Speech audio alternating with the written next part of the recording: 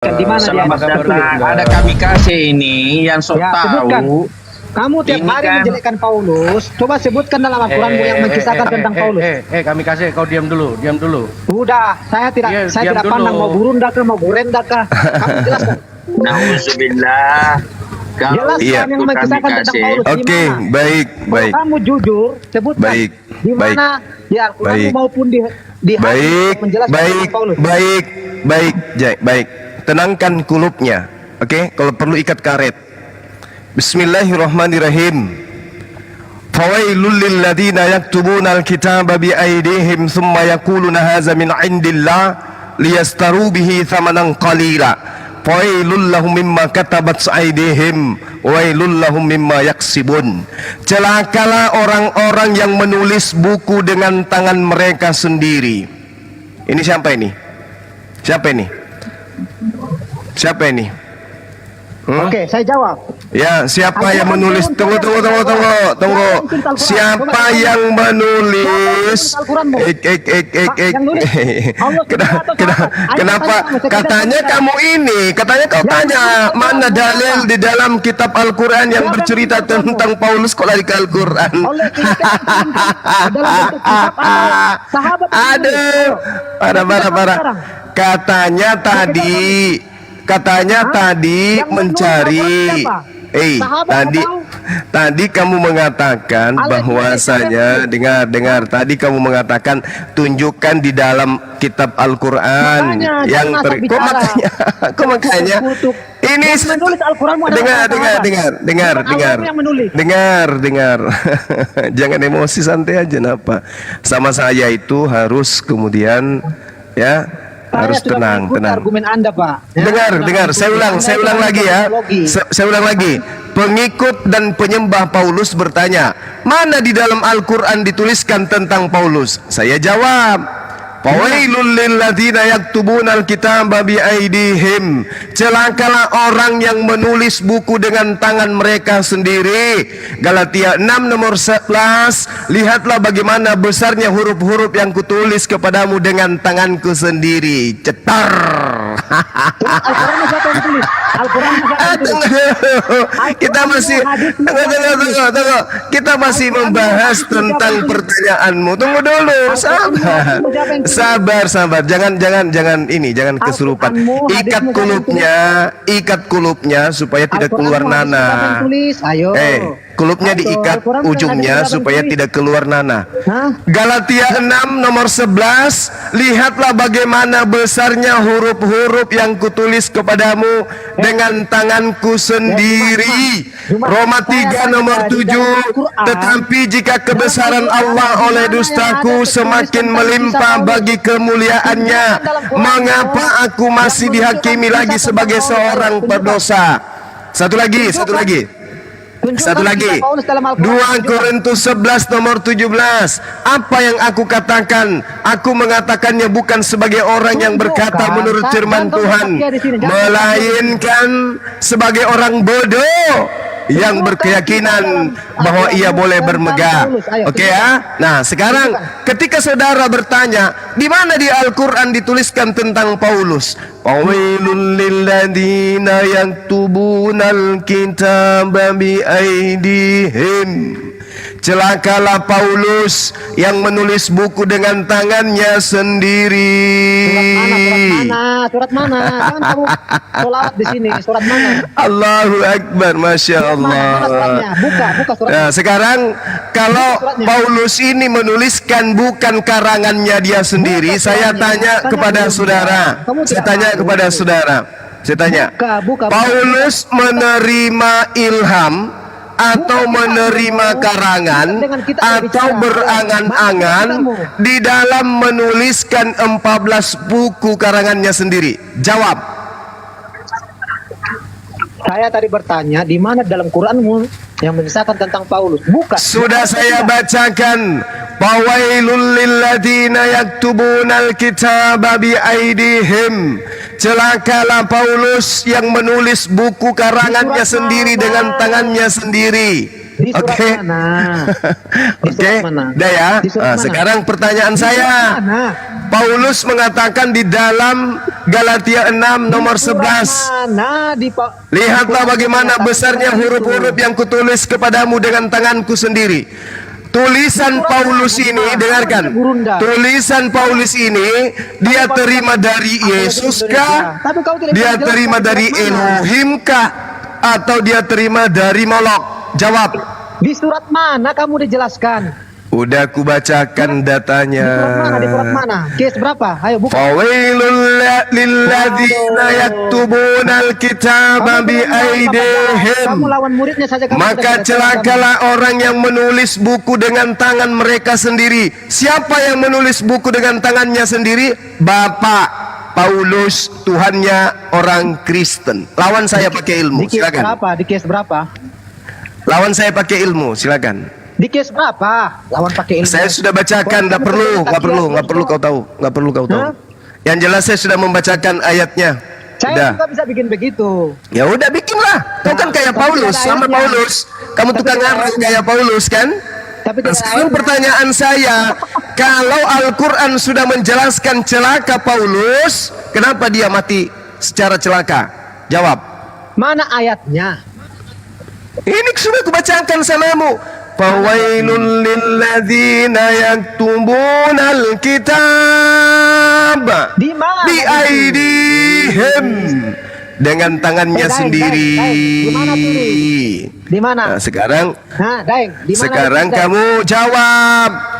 Jawab sekarang. Paulus menulis 14 buku itu, dia dapat ilmu dari mana? Jawab. Kamu nggak malu? Tentang Kenjo. Ini Kamu tentang nggak malu? Kenjo. Al-Quran menceritakan Ini bukan tentang tentang Kenjo, Paulus? Daeng. Hah? Makanya saya tanya samamu. Saya tanya samamu, dari mana Paulus mendapatkan ilmu sampai menulis 14 buku setebal itu, tapi isinya dongeng? Dari mana? Jawab. Pertanyaanku belum kau jawab. Saya sudah jawab. Fawailul lilladzina yaktubunal kitaba bi aidihim thumma yaquluna hadza min indillah liyastaru bihi thamanan qalila fawailul lahum mimma katabat aidihim Saya tahu. wa wailul lahum mimma yaksibun. Saya non muslim, saya tahu. Celakalah orang yang menulis buku dengan tangannya sendiri, kemudian dia mengatakan ini ilham dari Roh Kudus untuk menjualnya kepada Romawi dengan harga murah. Kita buka loh. Maka celakalah dia karena tulisan tangan dia sendiri, dan celakalah dia karena apa yang dia perbuat. Ini Al-Quran. Jangan kau nangis. Sekarang kau jawab saya. Kan pertanyaanmu sudah kujawab. Sekarang giliran saya bertanya.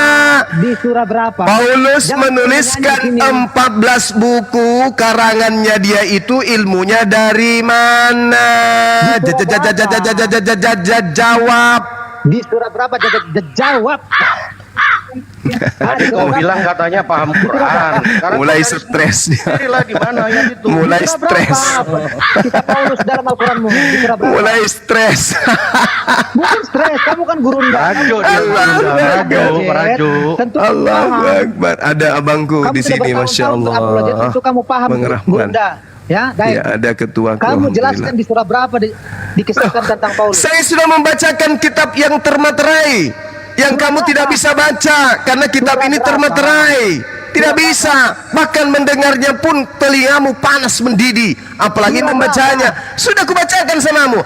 Fawailul lilladzina yaktubunal kitaba bi aidihim thumma yaquluna hadza min indillah liyastaru bihi thamanan qalila fawailul lahum mimma katabat aidihim wa wailul lahum mimma yaksibun.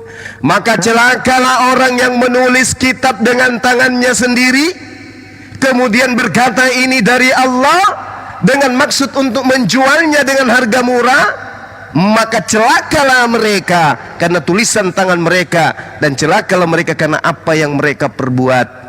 Paulus menulis 14 buku. Pertanyaan saya, kalau bukan Paulus yang diceritakan di sini, tolong tunjukkan Paulus mendapatkan karangan-karangan dongeng kayak begitu itu ilmunya dari mana? Jawab. Di surah mana dulu? Ayo, kamu kan gurunda. Jawab. Di surah mana? Ayo, saya buka. Saya kan nggak paham nih. Di surah Jawab. mana, ayo? Di surah mana? Jawab. Di surah mana? Biar saya buka. Saya kan nggak paham. Coba. Jawab. Nah, kamu kan nggak bisa kan? Gurunda apa ini? Jawab. Gurunda apa gurunda ini? Jawab. Di mana? Di surah mana? Kamu katanya punya hantu halus di dalam tubuhmu yang kau pinjam dari Quran, Roh Kudus. Itu kan hantu halus. Hantu halus yang ada di dalam tubuhmu. Tanya, itu tadi ayat suci Al-Quran atau apa? Malu bilang surat Yasin. Tanya. Bilang Surah surat Yasin. Yasin. Hah? Malu bilang surat Yasin. Malu. Malu Surah bilang surat Yasin. Yasin. Surah Yasin Surat Yasin, katanya. bos. Buka surat Yasin, buka. Surah Yasin katanya. Buka surat Yasin, buka. Kamu malu kan? Kamu malu kan? Kamu tanya roh halus yang ada di dalam tubuhmu yang kau katakan roh suci itu. Kau tanya roh halus yang ada di dalam tubuhmu. Bukan Ya, surat Yasin. tanya roh halusmu itu surah apa? Ayat berapa? Katanya punya roh halus. Gimana sih? Kamu semua yang ada di sini.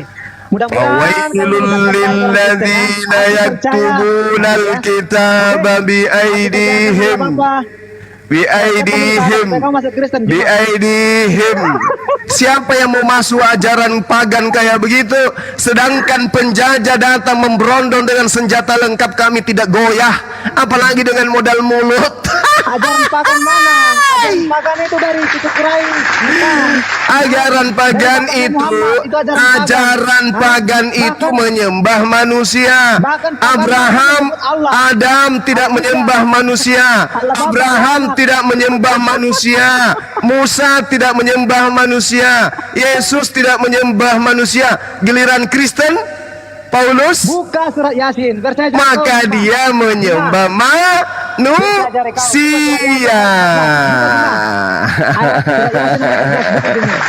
Allahu Akbar, Masya Allah, Masya Allah. Surat Yasin nomor 14. Kenapa di sana? Ada apa di sana? Ada apa? Ada apa? Kau bacakanlah. Kau Buka surat bacakan. Yasin nomor Kau 14. bacakanlah samaku. Ya ampun. Malu bilang ada Paulus dalam Al-Quran. Oh, ada Paulus dalam Al-Quran. Oke, saya bacakan ya. Kamu katakan di dalam Al-Quran ada Paulus. Berarti kamu sudah mengakui bahwa Allah Subhanahu wa taala mengutus Paulus, gitu. Gitu. Buka dulu. Loh, kok buka dulu? Kamu sudah mengakui bahwa Allah Subhanahu wa taala dan Nabi Isa alaihi salam itu nabi dan adalah pencipta langit dan bumi.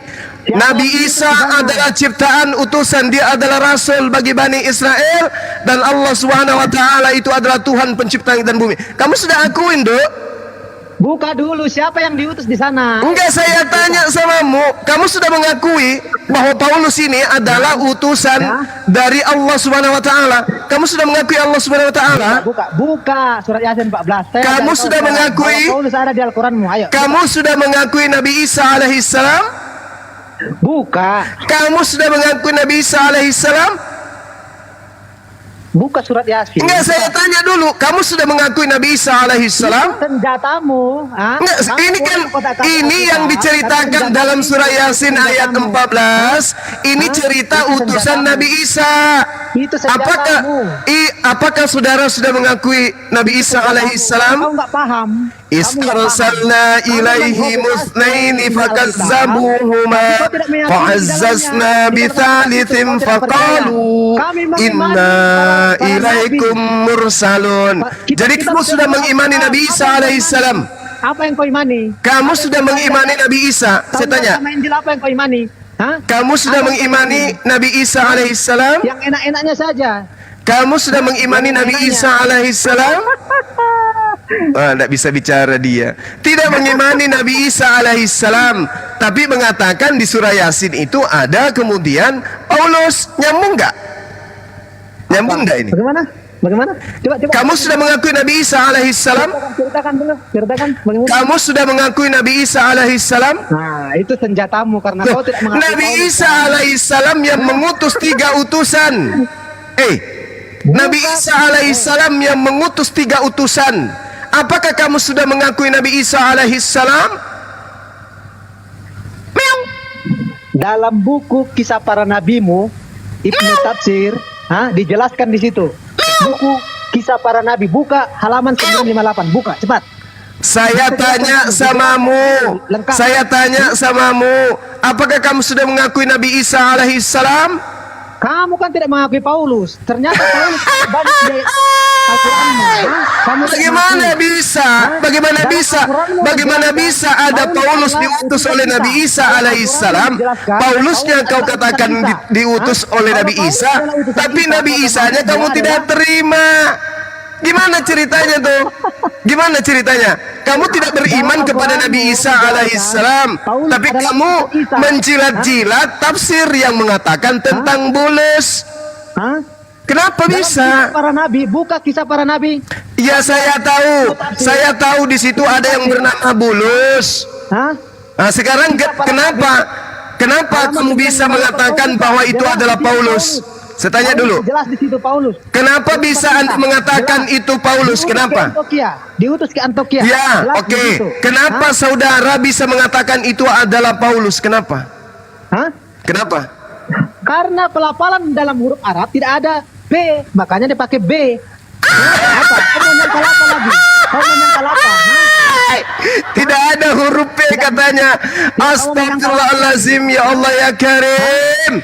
Yukhadi'una Allah walladina amanu wa ma yakhda'una illa anfusahum wa ma yasurun. Kafir laknat ini ingin menipu umat Islam, tetapi sesungguhnya dia menipu diri dia sendiri. Dia katakan di dalam Al-Quran tidak ada huruf fa katanya. Padahal di situ di ayat 14 surah Yasin huruf fa-nya di sana itu ada 4, ada 3. Is arsalna ilaihi musnaini fakazzabuhuma fa'azzazna bitalithin faqalu inna ilaikum mursalun. Huruf fa jelas di sana dengan tanda fathah. Faqalu. Kamu katakan tidak ada huruf fa?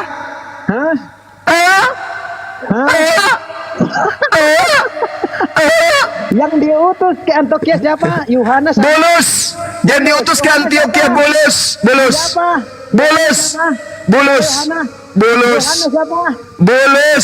Yohanes siapa? Bulus. Lihat. Bulus. Yang diutus ke Antioquia siapa? Nah, sekarang Bulus. Apa hubungannya dengan Pak Ulus? Sama enggak dengan dengan Pak? Itu dalam Alkitab yang diutus ke Antioquia. Sama tidak dengan Bulus dengan Pulus? Kau bikin Yohanes sama Bulus. Apa? Karena Bulus. kalian copy paste. Bulus yang diutus ke Antioquia itu Bulus. Siapa yang mengutusnya? Copy paste. Siapa yang mengutus Bulus ke Antioquia? Siapa? Dalam Al-Quranmu Isa mengutus. Sekarang apakah Anda sudah beriman kepada Nabi Isa? Sekarang apakah Anda beriman kepada Nabi Isa? Siapa yang paling Apakah Anda beriman kepada Nabi Isa?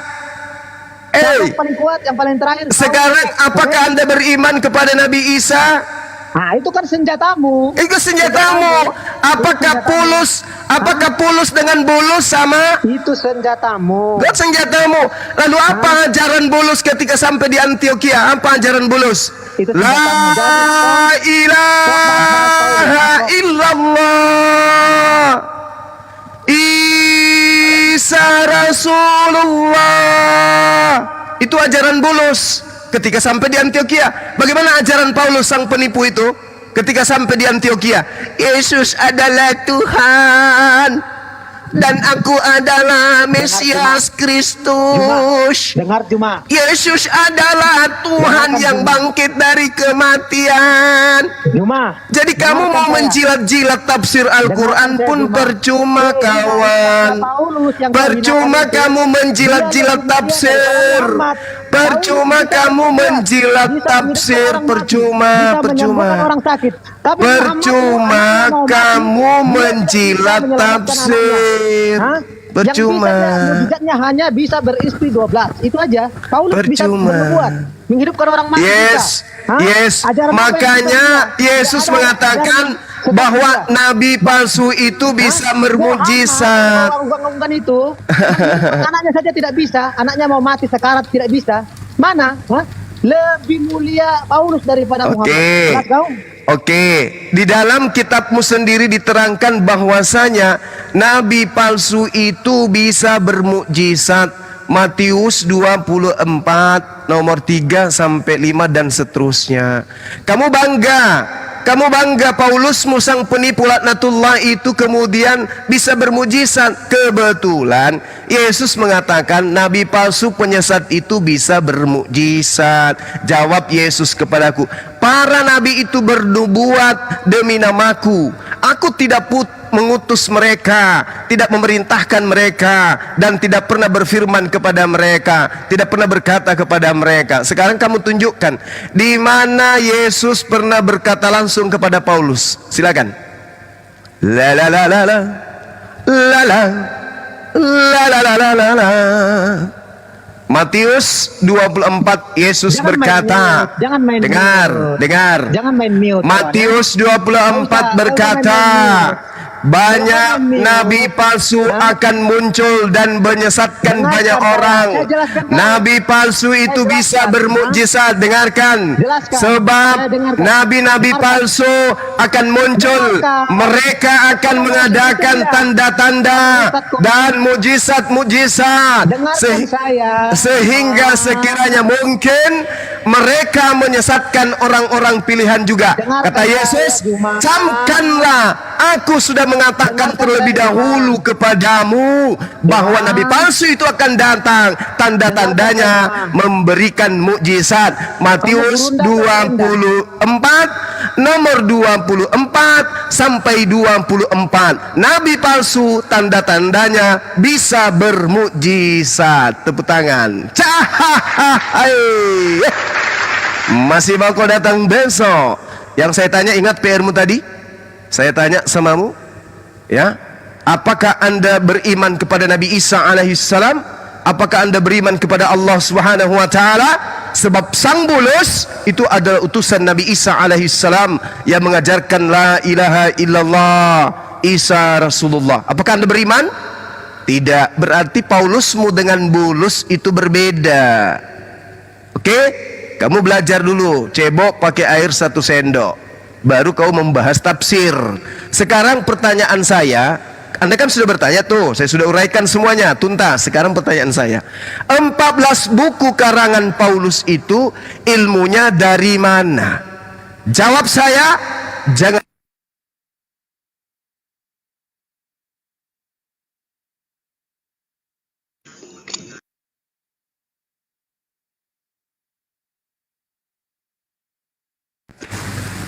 Ayo, silakan. Waduh. Kemana? Oh, ada. Silakan kami kasih jawab. Jawab saya, 14 buku karangan Paulus itu ilmunya dari mana? Silakan. Oke. Kamu tadi bilang masalah nubuat nabi palsu, oke? Pertanyaan saya apa? Pertanyaan saya apa? Pertanyaan saya apa? Pertanyaan saya apa? Pertanyaan saya apa? Pertanyaan saya, 14 buku yang ditulis nabi palsumu itu Paulus itu dapat ilmu dari mana? Pertanyaan saya, sang nabi palsu Paulus itu dapat ilmu dari mana nulis buku 14 kitab begitu tebal? Dari mana ilmunya sang nabi palsu ini mengarang? Jawab. Nabi tahu nggak artinya nabi palsu? Saya tahu. Nabi palsu itu datang mengajar mengatasnamakan Yesus. Kalau kamu bilang Paulus nabi palsu, saya tidak bisa jelaskan karena dia bukan nabi palsu. Saya buktikan samamu. Kisah para rasul, dengar. Kisah para rasul 13:1, Saulus disebut nabi. Oke? Dia rasul. Disebut nabi Saulus, kisah para rasul 13 nomor 1. Kau belajar lagi. Jangan sampai kulempar kau pakai Bible. Kisah Para Rasul 13 nomor 1, Saulus adalah nabi. Sekarang pertanyaan saya, siapa nabi dan apa dasar pijakannya Saulus disebut nabi di Kisah Para Rasul 13:1? Dengan Anda menguraikan bukti kenabiannya, 14 buku yang dikarang itu berasal dari pewahyuan. Buktikan kalau dia menerima wahyu. Saya Silakan. jawab, kamu bilang tadi nabi palsu, oke? Buktikan sekalian, kau buktikan pertanyaan saya. Jangan sampai ku lempar kepalamu Bible. Kamu dengar. Lempar kepalamu Bible, ini berat Bible saya ini, berat Bible saya ini berat. Ada 3 kilo. Ku lempar kepalamu bisa pingsan kau. Ku tanya samamu, 14 buku dongeng yang ditulis Paulus itu terima dari mana ilmunya? Jawab. Kalau kamu bilang dia nabi palsu, ya saya tidak akan bisa jawab. Makanya buktikan dia bukan nabi palsu, buktikan dia bukan nabi palsu, buktikan dengan cara kamu memaparkan 14 buku yang diterima itu dari mana ilmunya. Jawab. Kamu bisa bedakan nubuat nabi palsu dengan nubuat nabi saya tanya, saya tidak lagi bernubuat, saya tidak menjelaskan nubuat, saya sudah menuduh Paulus itu nabi palsu. Buktikan bahwa saya salah dengan Anda menjelaskan 14 buku dongeng karangannya itu, surat kabar yang dituliskan itu adalah wahyu dari Allah. Buktikan kepada saya sekarang, silakan. Tidak ada dia nabi palsu. Kalau kamu bilang nabi palsu, kita tidak masuk. Jangan kau katakan tiada dia nabi palsu. Buktikan. Saya sudah mengatakan samamu dia nabi palsu. Mengarang buku 14 buku. Mengarang 14 buku yang tidak tahu sumbernya dari mana. Ingat tadi saya sudah tunjukkan samamu. Dengarkan. 2 Korintus 11:17. Apa yang aku katakan? Aku mengatakannya bukan sebagai orang yang berkata menurut firman Tuhan. Paulus sudah mengatakan dia menuliskan, dia mengajarkan buku-bukunya bukan berdasarkan firman Allah. 2 Korintus 11:17. Maka muncul pertanyaan, kalau dia bukan nabi palsu,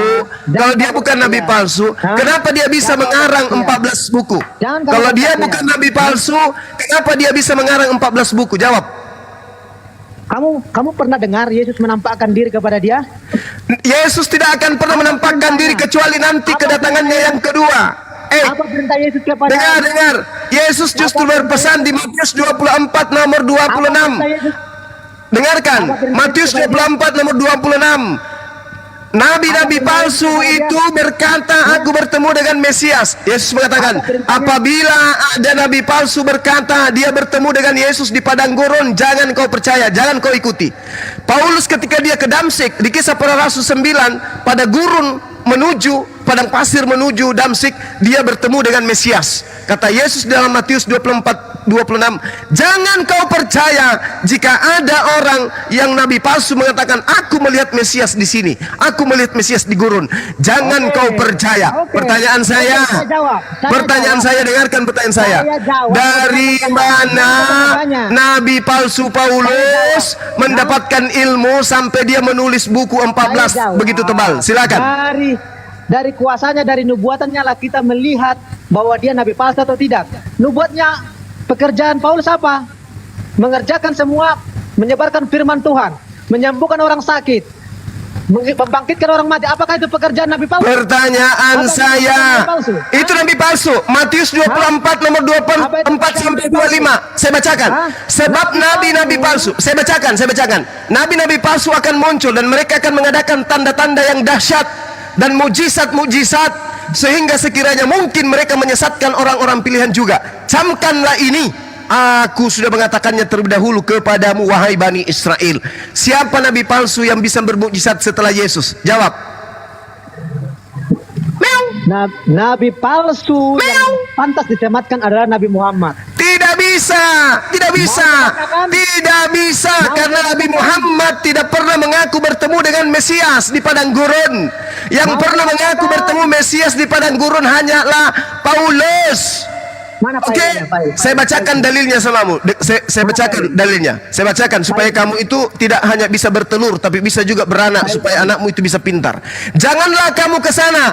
Jika seorang nabi palsu berkata bahwa aku bertemu Mesias di padang gurun, siapa yang mengaku bertemu dengan Mesias di padang gurun ketika dia menuju ke Damsyik? Jawab saya. Jawab.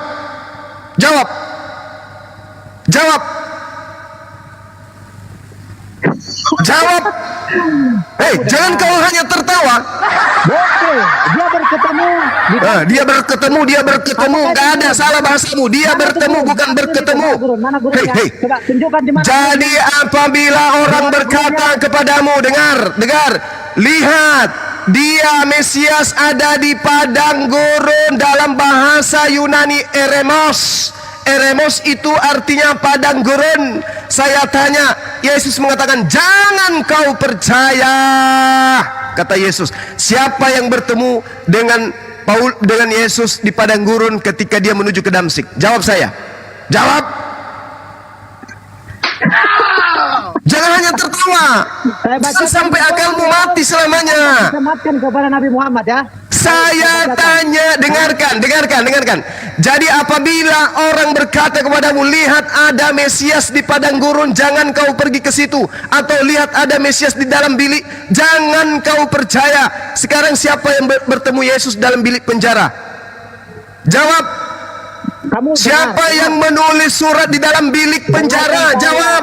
Kamu mau dengar ke tidak? Saya mau dengar, tapi jawab pertanyaan saya. Jawab. Sekarang Paulus bertemu siapa? Mesias. Dia bertemu Mesias katanya. Kalau dia bertemu Mesias, apakah itu masuk dalam kategori nabi palsu? Yes, sebab di sini jelas dikatakan. Dengarkan.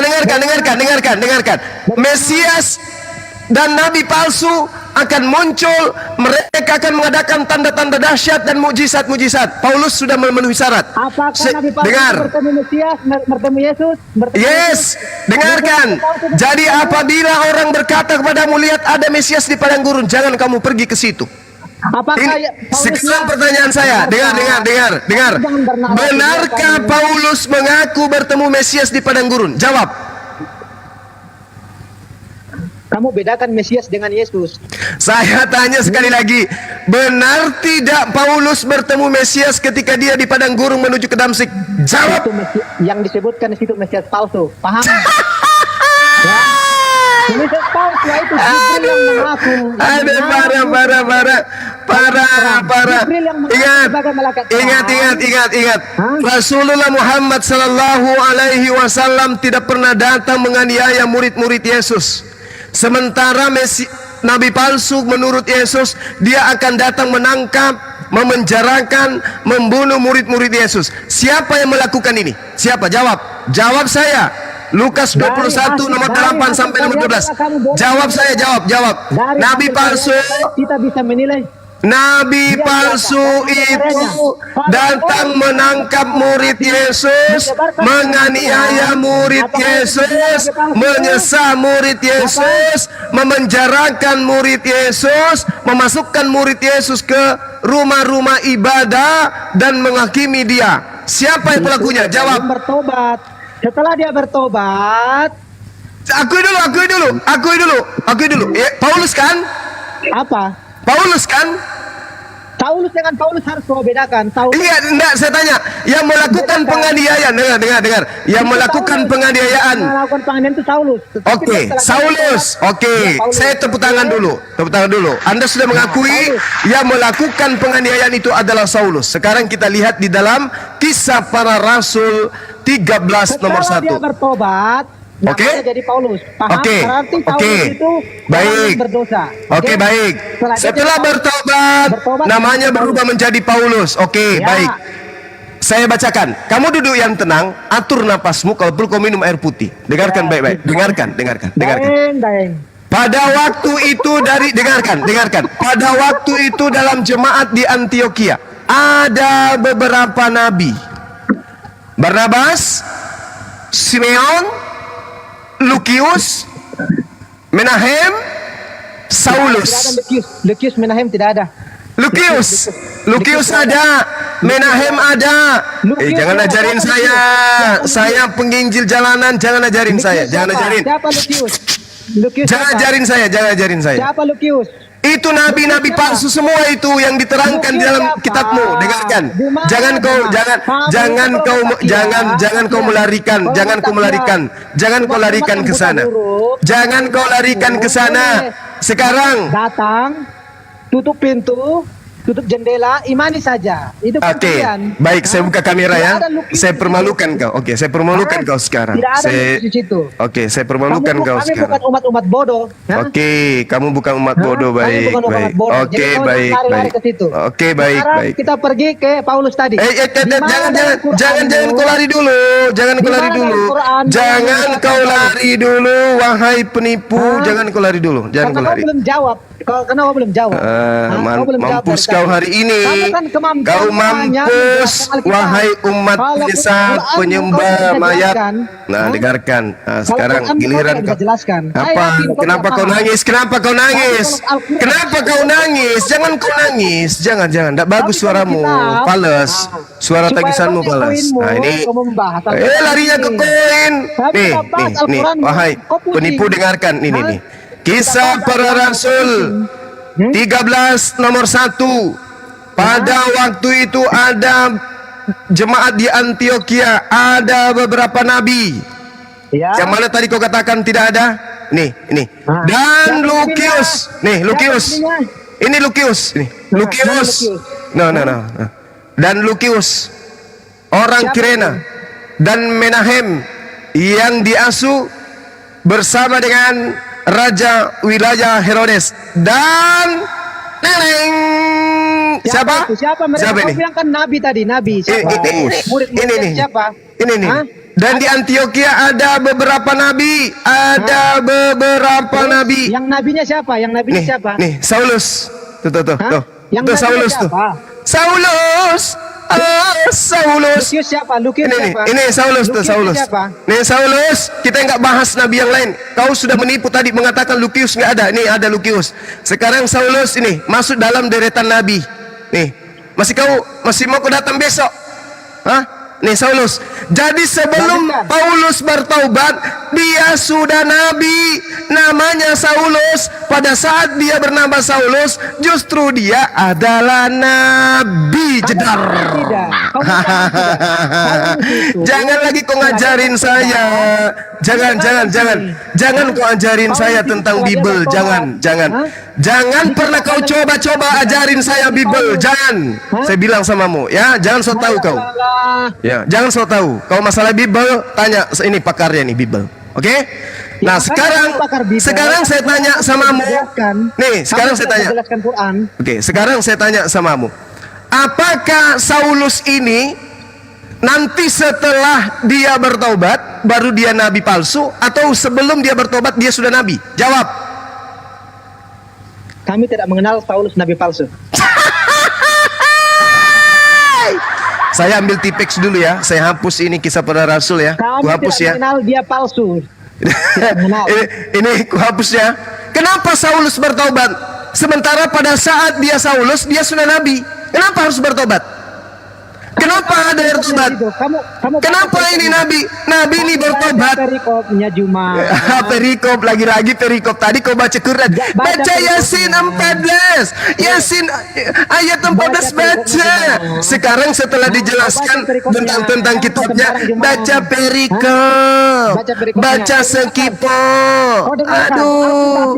Ini jemaat-jemaat mingguan kayak begini nih. Kalau cuman bisa menghujat, menista, jangankan Al-Quran, Bibelnya saja mereka buta.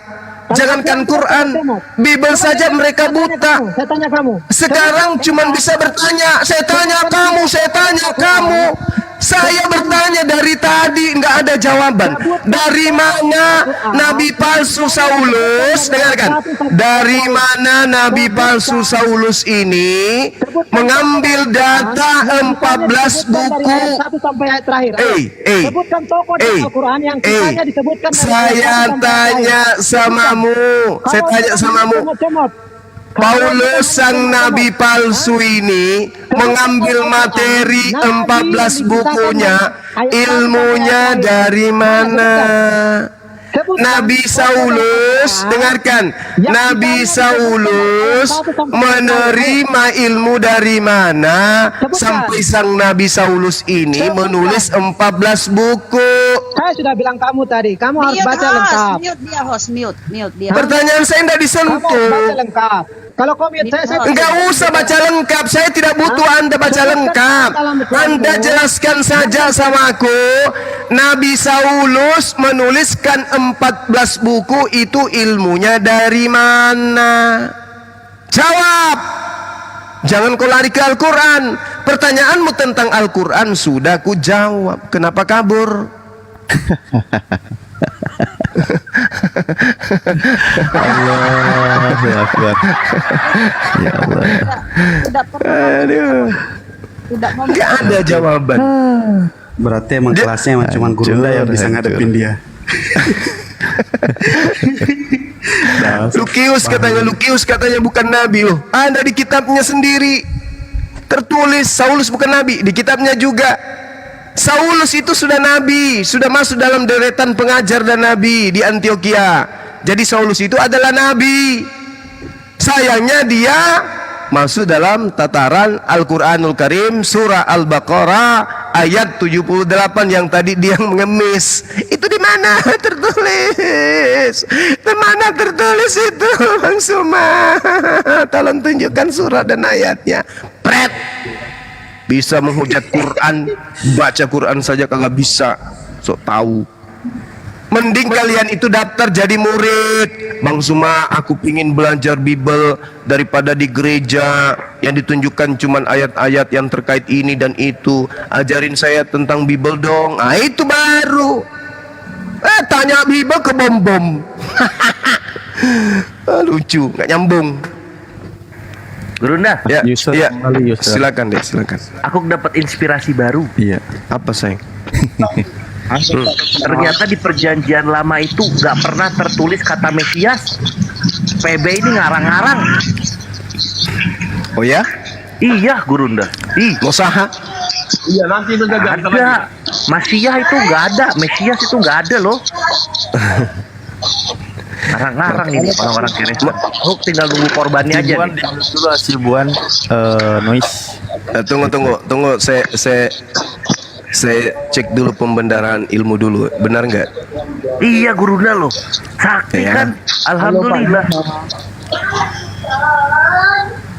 Karena dia tertolak kan sebagai Mesias. Dia tertolak. Makanya pas orang Kristen ngomong ini nubuatnya ada tentang Mesias, nubuatnya ada tentang Mesias. Oh iya, memang betul. Nggak ada, betul. Tepuk tangan. Hehehe. Masya Allah, betul. Saya cek di Waduh, kan yang ngomong Mesias aku. Kenapa yang kalian report Gurunda? Kenapa? Selamat siang Juma. Nanti masih di report sama kawan-kawan Kristenmu. Sabar ya.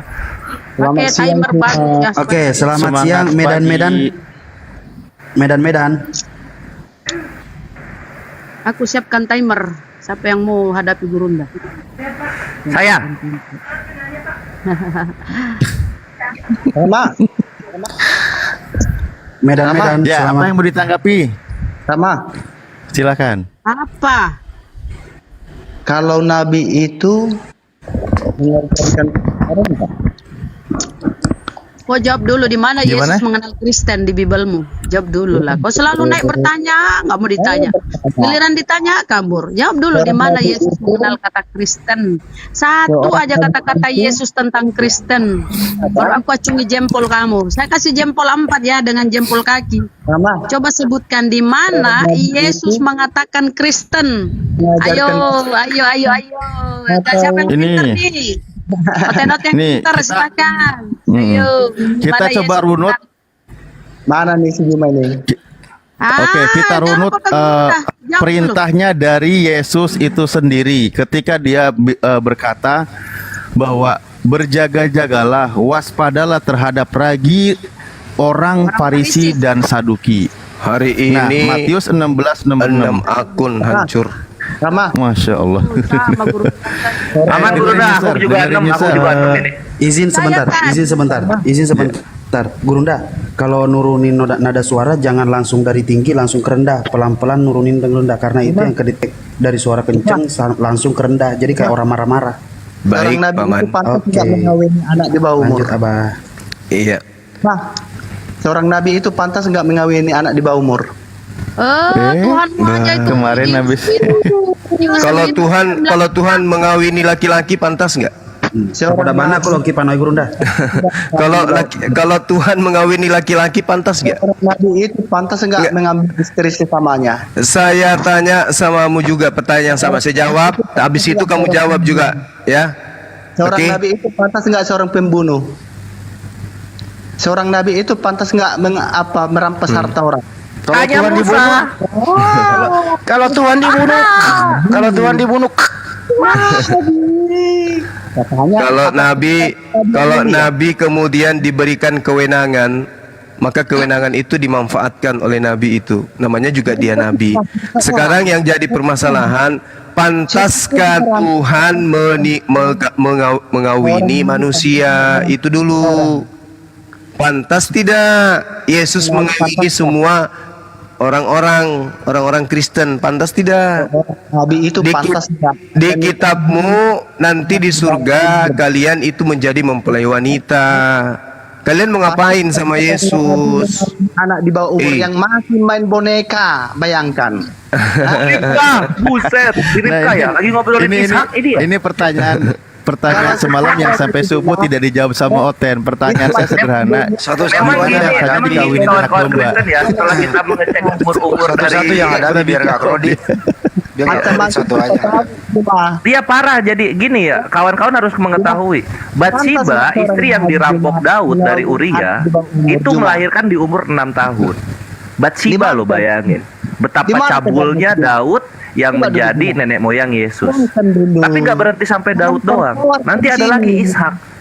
Dengan otak Kristen 2023, Ishak menjadi cabul karena Ribkah baru umur 3 tahun dikawini. Bayangin itu anak umur 3 tahun. Meledak nggak itu? Meledak nggak itu? Harta orang. Udah. Belum lagi nanti ya. Bayangin nanti. Ini baru dan Ishak sama siapa tadi lagi Daud. Wah, istrinya umur 3 tahun semua. Nanti berikutnya bilangan 31 nomor 36. Tuhan meminta bocil-bocil perawan sebanyak 32. Anjir, ini agama apa Tuhan kok keturunan pedofilia semua? Gimana ini? Belum nanti, oh ya Yosef itu bapak tirinya Yesus umur 90 tahun. Udah diturunkan Mengawini aja, Maria, turunkan. itu umurnya 12 tahun, bayangin. Diturunkan, orang gila dia ini. Maria Host, Ribka adipuri nono sama cemo Batsiba. host. Nabi itu Buset dah, Host. kasihan. Lemparkan turun comberan orang kayak gini. Gimana tuh? Oke, pesannya Makanya dia. jangan dituhankan. Lanjut terus Kores. Iya gitu loh. Makanya ini kawan-kawan Kristen ya, gimana kalian tidak menjadi nomor 1 negara LGBT dan pedofilia dan juga pengempor bokep-bokep porno kaum Kristen ini? Karena dari Tuhan kalian, ampe nabi-nabi kalian, ampe Tuhan kalian lagi ya, itu semuanya cabul, pecinta anak kecil. Bilangan 31 36. Minta bocil perawan sebanyak 32. Itu pertama. Itu Tuhan. Nanti nurun tuh. Ishak mengawini Ribka masih umur 3 tahun. Jijik. Nanti turun lagi tuh Daud. Daud rampok bininya orang namanya Batsiba, terus diprot-prot umur 3 tahun, melahirkan Salomo di umur 6 tahun. Agama apa ini? Itu turun. Ini Tuhan salah nih. Ini Tuhan salah nih. Dia harusnya ke siapa? Ke udah hilang. Silakan Gurunda. Yam.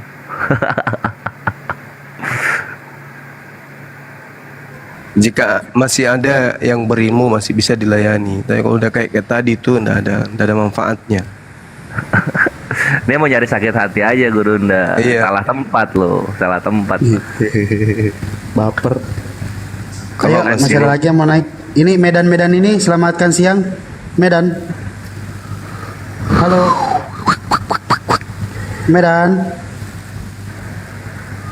Nah, ketemu Kombo. Oh kan, cuma ngedengerin doang, tumbang langsung. Gugur sebelum bertempur dia. Gugur sebelum bertempur. Tidak.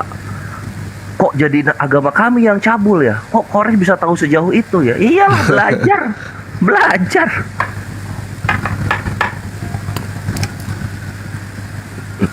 Sepertinya mereka ini terstruktur bener ya, silih berganti gitu ya. Di samping Lempar yang baru selamat masuk. siang.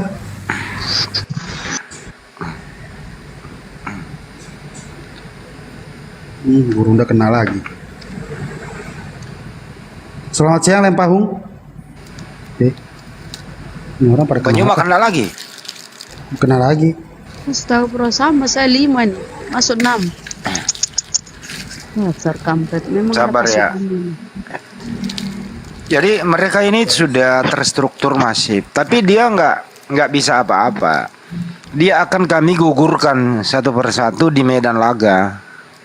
Kenapa? Ya kemampuan berdiskusinya, bahasanya, sopan santunnya, datanya nggak ada. Jadi mereka ini seperti ada bosnya yang memberikan mereka peralatan, apa itu, mencabut akal sehatnya, kemudian didoktrin kebencian, silakan menyebar, yang penting lu hidup, nggak perlu ilmu gitu. Itulah yang terjadi. Tapi satu persatu kami tabok, kami hajar di area diskusi. Nah teman-teman juga kami himbau kalau ada kayak gitu, cukup 1-2 orang lah yang hadapi, karena mereka ini memang mengharapkan tuh kredit. Dia ngomong, kita 5 orang ngomong, tuh dia mengharapkan agak kredit gitu. Kalau kredit, kalau kacau, menang dia gitu. Dia maunya tuh dia hujat, terus umat Islam marah, bareng-bareng ngomong. Nah itu dia seneng, menang dia kalau gitu. Jadi untuk kedepannya gitu ya, kalau ada kayak gitu cukup 1-2 lah yang hadapi, supaya Komal juga nggak kredit. Di YouTube juga, ya semua orang bisa mendengarkan dengan baik. Kira-kira sih begitu.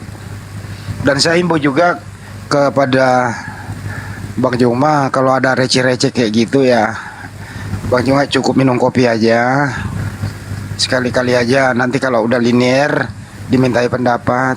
Sayang loh akunnya silih berganti gugur. Kalau mereka ini giginya copot, Bang Juma akunnya yang copot. Gitulah, kira-kira gitu. Sudah 7 hari ini ya Allah. Jadi hari ini azan dulu. apa yang Lanjut terjadi? dulu, Satu persatu. Azan dulu menjelar. Satu persatu Gurunda. penghujat gugur di medan laga. Selamat malam Jamaluddin. Selamat sore. Kok malam sih? Jamaluddin lumayan muslim itu. Assalamualaikum. Jamal kereba tundi. Mari cedeng. Tuh kan dia Naik bang. Ada Ya, tuh. itu kan. Lucky Boy selamat siang, sore, malam, apalah itu. Halo, Lucky Boy. Halo, Ya, selamat siang. selamat siang Bang. Ya, Kristen. Muslim Bang. Oke, apa yang mau disampaikan Pak? Lucky Boy sama Jamaluddin, silakan. Ini kan kita juga suka berdebat ya sama orang-orang Kristen ya. Kira-kira modal apa sih yang buat mereka kita fix gitu? Kita pengen Aduh suaranya kecil. Izin Pak Lucky Boy, suaranya kecil sekali dan noise Pak, tidak terdengar. Izin ya Pak ya, Bapak posisi di mana? Nanti kalau ada kesempatan mungkin bisa ini lagi ya Pak ya. Soalnya berisik banget Pak. Mohon maaf. Enggak, to the point aja menyampaikan apa gitu loh Pak. Jangan usah pakai pengantar. Ya, langsung aja Pak. untuk membaca kitab apa sih yang bagus gitu untuk menghadapi mereka? Oke. Banyuma bisa dijawab apa yang perlu disiapkan untuk menghadapi penghujat? Mas Sempajang Gurunda. Gurunda sholat. Mas Sempajang Gurunda. Ya. Ya untuk persiapkan diri. ya benteng pertahanan kuat, terus serangan juga kuat. Ya dasarnya adalah ya perkuat akidah Islam, minimal bisa speak, kemudian bisa ngerti Bible Kejadian sampai Wahyu, tapi bukan mengimani ya, ngerti tapi itu supaya ada alat serangnya gitu, Pak. Ya. Makasih. Satu lagi, Bible atau Wahyu yang bisa dibaca yang seperti apa ya? Bahasa Indonesia aja, Ini Pak. aku mau nambahin, Bang Ya. Andi, mau nambahin. Monggo. Ya, kalau mau les kristologi, Ya, Pak. Ya, Pak. nanti tunggu sebulan lagi akan ada itu di Apologet Islam Indonesia gitu. Apologet Islam Indonesia. Ya, ini aja dulu, daftar aja dulu apologetislamindonesia.org. Apologet Islam Indonesia. www.apologetislamindonesia.org. Ya, Oke. Makasih ya. ya. Sami-sami. Selamat berjuang. Terima kasih. Ya, bantu tambahkan, betul sekali. Bergabung di Apologet Islam Indonesia, di situ adalah yayasan yang memang berdiri untuk membantah ya fitnahan dan sebagainya kepada Islam dan juga bagaimana syiar Islam. Ketika untuk tadi kiat-kiatnya di awal, ya bagaimana juga seorang sensei dia melatih. Ingat yang paling awal itu kuda-kuda. Kuda-kuda dulu yang harus kuat, yang harus kokoh. Artinya apa? Pondasi iman kita itu harus kuat. Jangan sampai kita belajar menyerang tetapi kita tidak punya pondasi yang kuat. Nah, sebelum kita membahas arah serangan kemana, ya maka kita kuasai dulu keagamaan kita. Itu prinsipnya kan gitu. Karena hidup itu bukan untuk berdebat, tetapi memang untuk menguasai ilmu agama. Ketika diserang kita punya senjata. Nah, begitu kurang lebihnya. Setuju. Ya, oke, siap. Oke, siap. Makasih Pak Lucky Boy. Boleh aku diturunkan juga.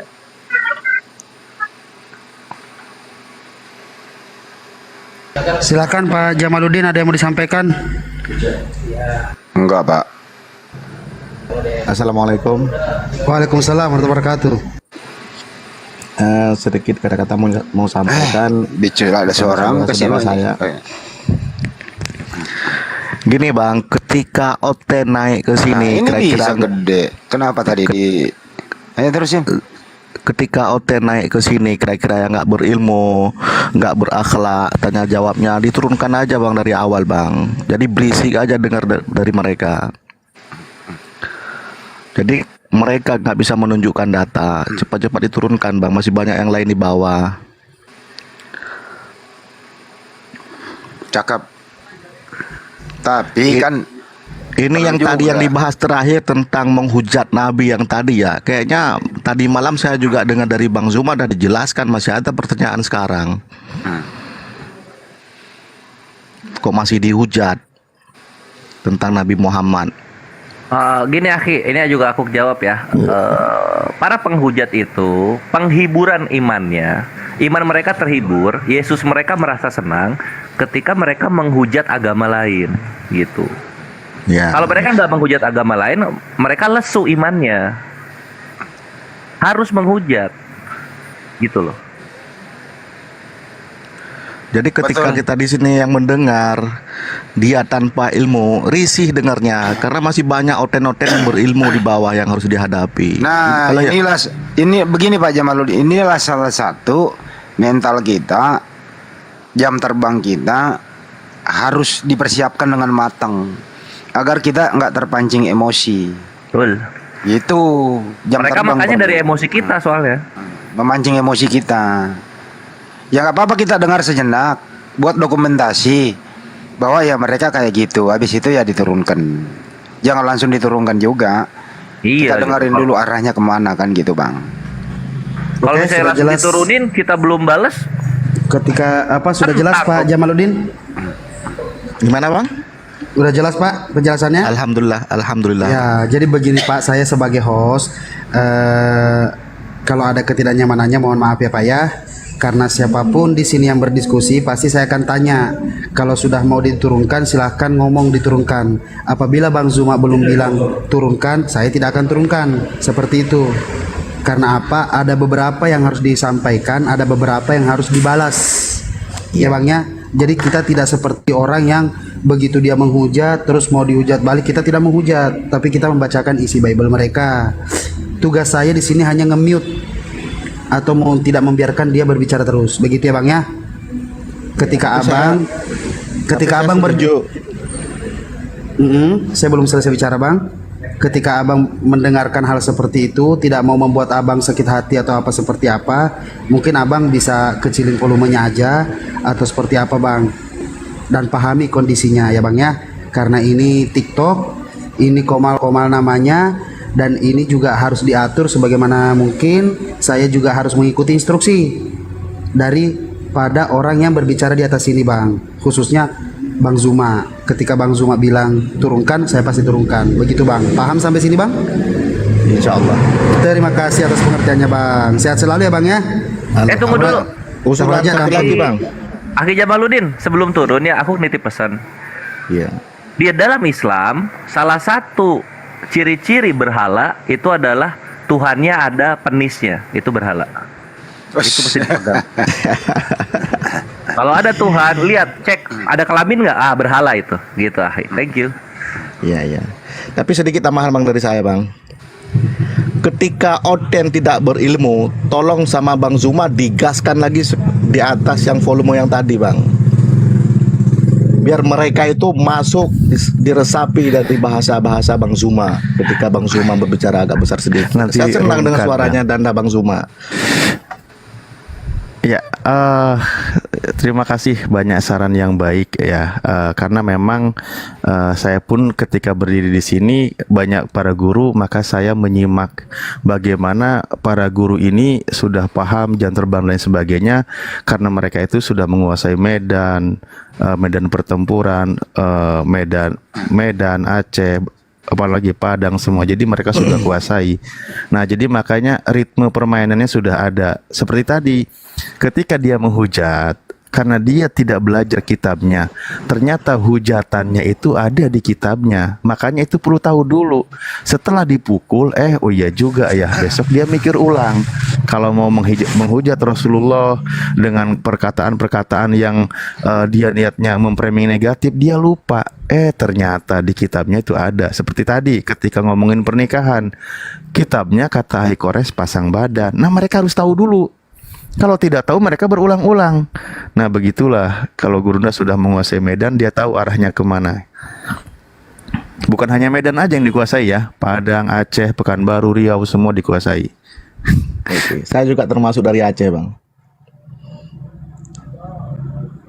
Mudah-mudahan nanti kalian semua kalau datang ke Aceh mampir ke rumah.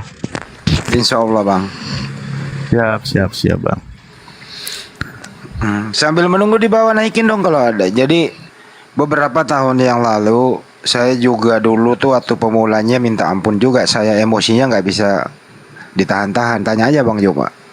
Mulai dari grup WA itu gue hajar dengan berbagai cara begitu. Tapi saya lihat kok nggak ngaruh gitu ya. Jadi kalau lagi di Zoom tuh ya, Bang Joma lagi diskusi atau Kores lagi diskusi dengan siapapun, itu pakai timer. Teratur gitu loh. Tapi kalau dia yang berbicara Bang, pasti sakit kuping. Makanya kalau giliran Kristen yang ngomong Bang, saya kecilin volumenya Bang, saya lihat timer. Nah, giliran Muslim lagi bicara, volumenya saya gedein Bang. Gitu loh. Itu kira-kira trik-triknya saja. Makasih ya Pak Jamaludin. Oke Bang, terima kasih atas perjuangan abang-abang semua ya. Lanjutkan perjuangannya Bang. Siap Bang, siap. Makasih banyak ya Bang ya. Assalamualaikum warahmatullahi wabarakatuh. Waalaikumsalam warahmatullahi wabarakatuh. Waalaikumsalam warahmatullahi. Ya, Oten yang mau naik silakan. Ada Nazmia, ada Nazmisha ini Islam. Arif Erhan ini siapa sih Arif Erhan ini, minta-minta naik mulu nggak jelas. Baby Anindya, Mama Sai, Duda, Rahmat Harudin, Potrex, Slebes 77. Ya. Slot di atas 2 untuk Oten ya. Betul. Silakan minta permintaan. Ditambah lagi Firda Jaya pakai jilbab. Anak bungsu ini apa? Oten. Kasih Krul. Ya ngomonglah kalau Oten, coba typing biar saya bisa langsung naikkan.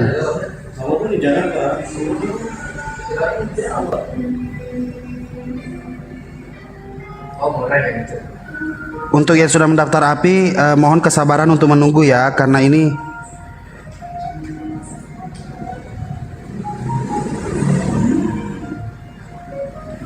sudah dalam proses pendaftaran 1.241 orang dari data yang sudah saya lihat.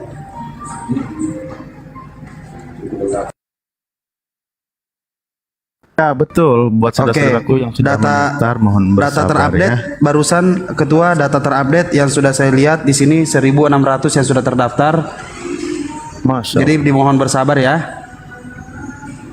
Karena kita Ayo. verifikasi ya, verifikasi satu persatu, jadi mohon antrian bersabar. Tapi ketika belum merasa apapun itu, kalian memang saudara kami, tidak ada beda-bedakan kok, aman, nggak ada masalah, kita semua sama, ya. Hanya perlu bersabar aja mengenai verifikasi.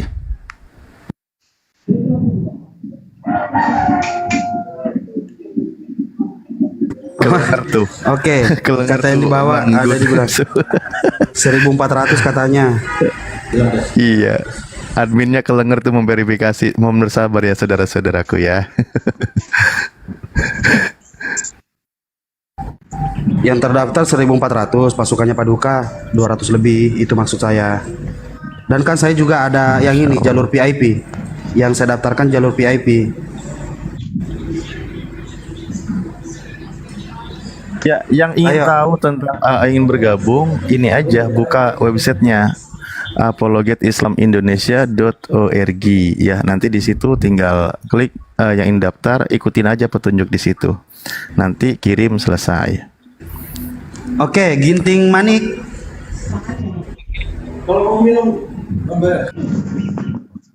Ya, halo. Ginting Manik, selamat siang. Ya, selamat siang. Protestan apa Katolik, Pak? Halo. Ya, halo. Selamat siang. Iya, selamat siang. Protestan apa Katolik, Pak? Protestan, Pak. Oke, silakan Ustadz Alif. Dilanjut dulu. Sebelum Gurunda datang. Begini memulainya kalau protes kata. Begini memulainya. Pak Ginting mau bertanya, mau ditanya, Bang? Apa ada mau ditanggapi, Bang? Mau bertanya. Tadi saya ada dengar itu katanya, tapi kurang jelas ya. Ada yang disebut menyetubuhi di bawah umur. Oh ini Pak Yusuf sama Bunda Maria. Ya. Oke, dia jelas. Pak Yusuf itu, Kores maju Kores. Dia tanya Pak Yusuf sama Bunda Maria, Ishak sama Rebeka Kores. Silakan Kores, lanjutkan kalau gitu Kores. Tunggu, belum jelas. Dia mau nanya yang di Islam atau ya nanya yang di Kres? Di Kres. Nggak, yang itu yang mau ditanya.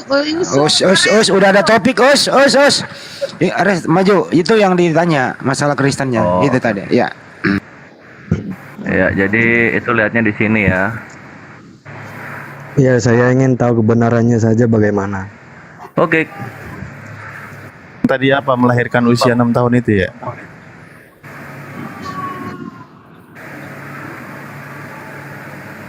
Aku pertama jelasin yang Maria dulu ya, Maria. Nah, di sini bisa dilihat di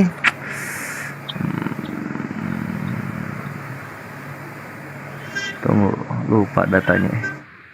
Mana dia ya? Moceia, iya argumen Moceia udah lama nggak dibawain.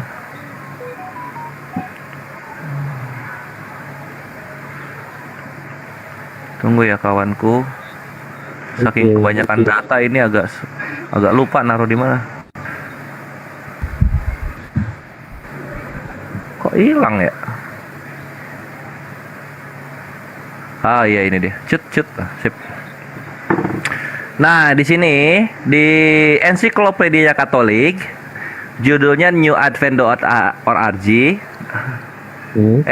Websitenya newadvent.org di The History of Joseph the Carpenter.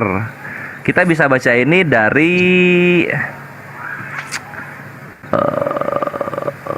12 sampai enggak.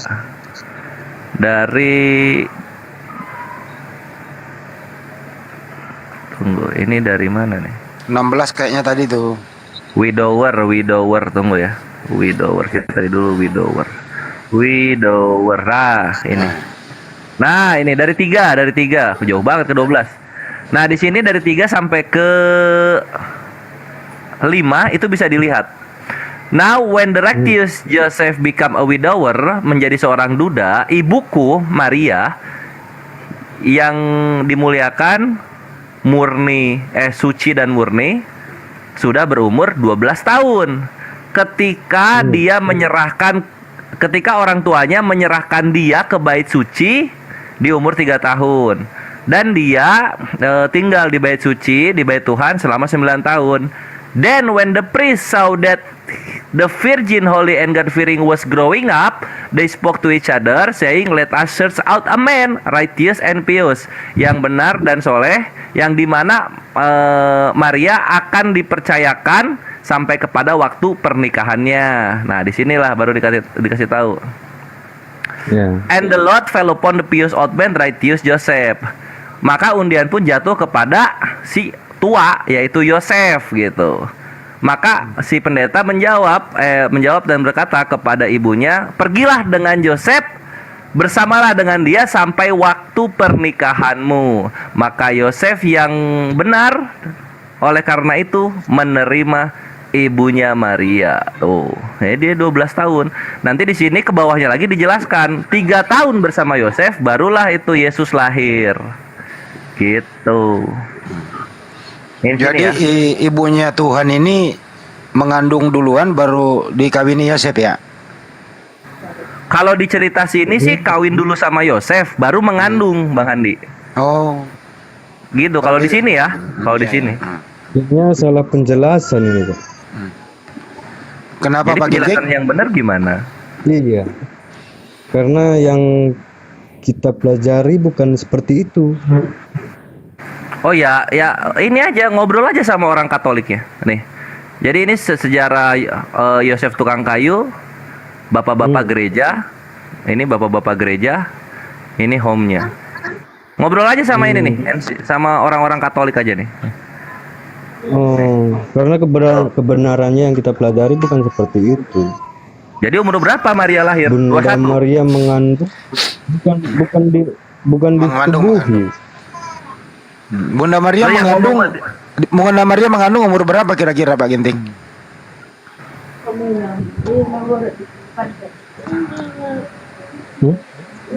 Bunda Maria umur berapa, Pak Yusuf umur berapa? Ya umurnya kita nggak tahu ya, tapi yang pasti itu dia diberikan anugerah. Iya, kita bertanya umur bukan diberikan apa, gitu loh. Nah ini sekarang umurnya Yosef Bang Hani. Umurnya Yosef ketika menikahi Maria ya. Jadi Maria tadi 12, Yosefnya berapa? Nah di sini dijelaskan. Dia hidup 40 tahun tidak menikah. Dan dia dan istrinya bersama dengan dia 49 tahun gitu. Jadi sama istri 49 tahun, hidup tanpa istri 40 tahun. Kurang lebih 90-an. Jadi 49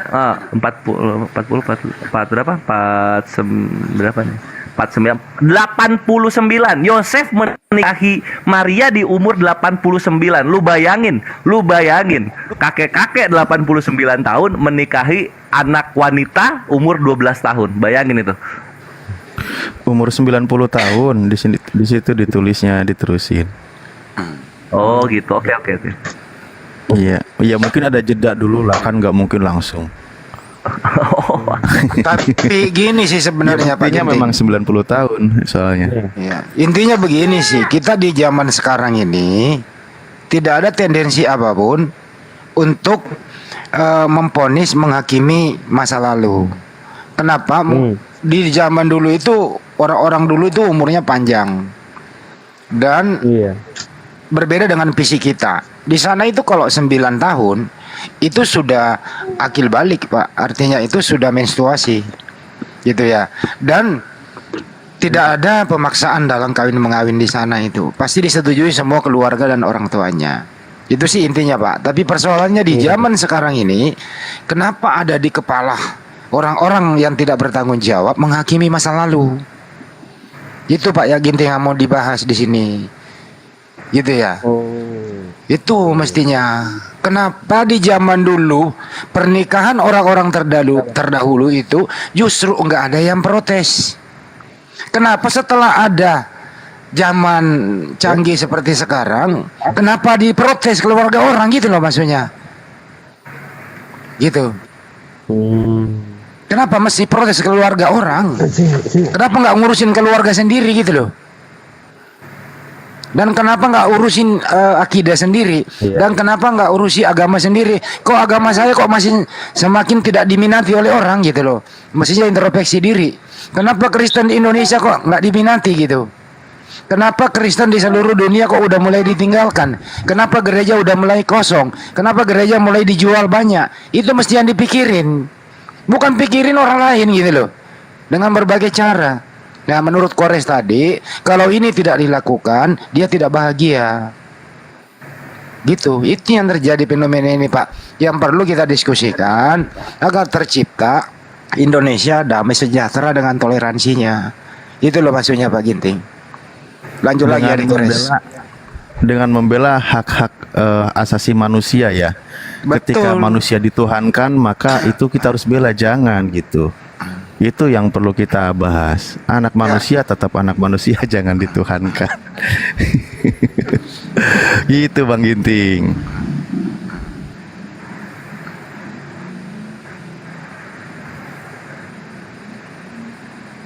Kenapa Kristen itu ada pendeta kemarin di 2040 nanti gitu ya, di Belanda Kristen punah, Jerman Kristen punah, di Roma juga akan Kristen punah begitu. Gereja udah hampir 500-an terjual. Bukti data ada udah menjadi masjid. Dan saya belum pernah menambahkan masjid dijual jadi gereja. Kalau ada kira-kira gereja mau dijual di Indonesia hubungi kami. Insya Allah kami siap membayarnya gitu. Dijadiin masjid atau dijadiin pesantren. Gitu loh Pak. Nah ini mestinya teman-teman Kristen yang suka hujat ini yang lu pikirin gitu loh. Pikirin ini loh. Nggak usah mikirin rumah tangga orang lain, mikirin rumah tanggamu gitu loh. Orang dapur udah nggak ngebul, makan ya susah, otak semakin sempit, populasi babi sudah mulai berkurang, alkohol udah nggak bisa lagi disebarkan secara serampangan gitu loh. Mikir gitu loh.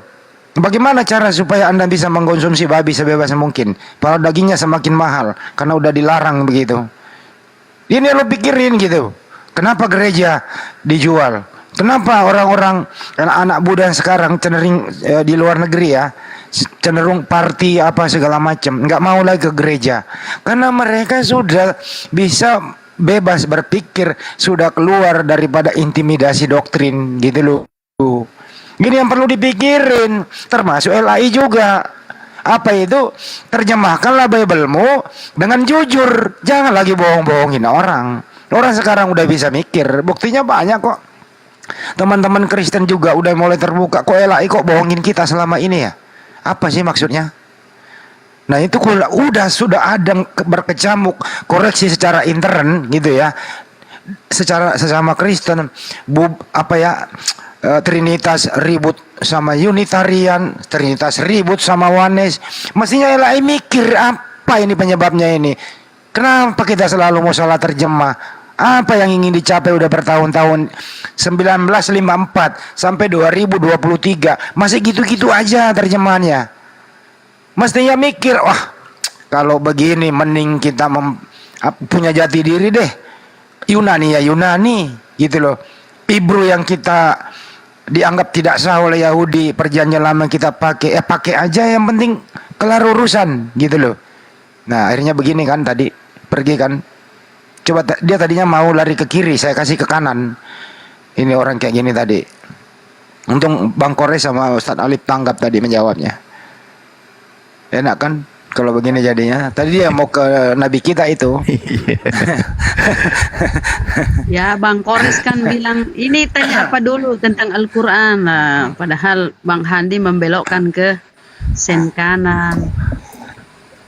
Itu namanya Bukan strategi. membelokkan, menyiapkan relnya. Diperhalus lah bahasanya. Iya, itu namanya Aku mau strategi. nanya padahal. strategi itu. Iya. Perlu jam terbang. Kuasai medan. Iya, supaya saudara kita di Sampai bawah ke tidak Lampung. lagi tersakiti, tapi terhibur sedikit-sedikit. Mantap kan di bawah teman-teman? Mantap di bawah. Kalau kayak gitu-gitu.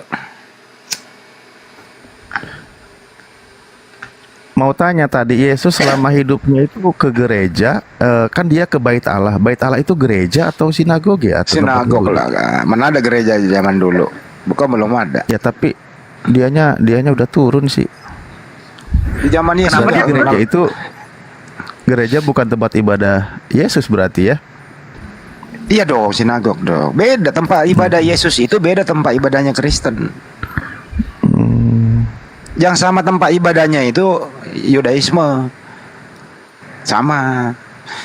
Kalau kita tarik sekarang nih, kalau misalnya nih mohon maaf ya, kalau Yesus masih hidup, dia ada di Indonesia nih, dia pengen misalnya dia Yudaisme ya. Dia lagi nyasar di Monas, di sana sebelah kanan ada katedral, sebelah kiri ada Istiqlal. 1000% dia pilih Istiqlal. Yakin itu saya. Yakin.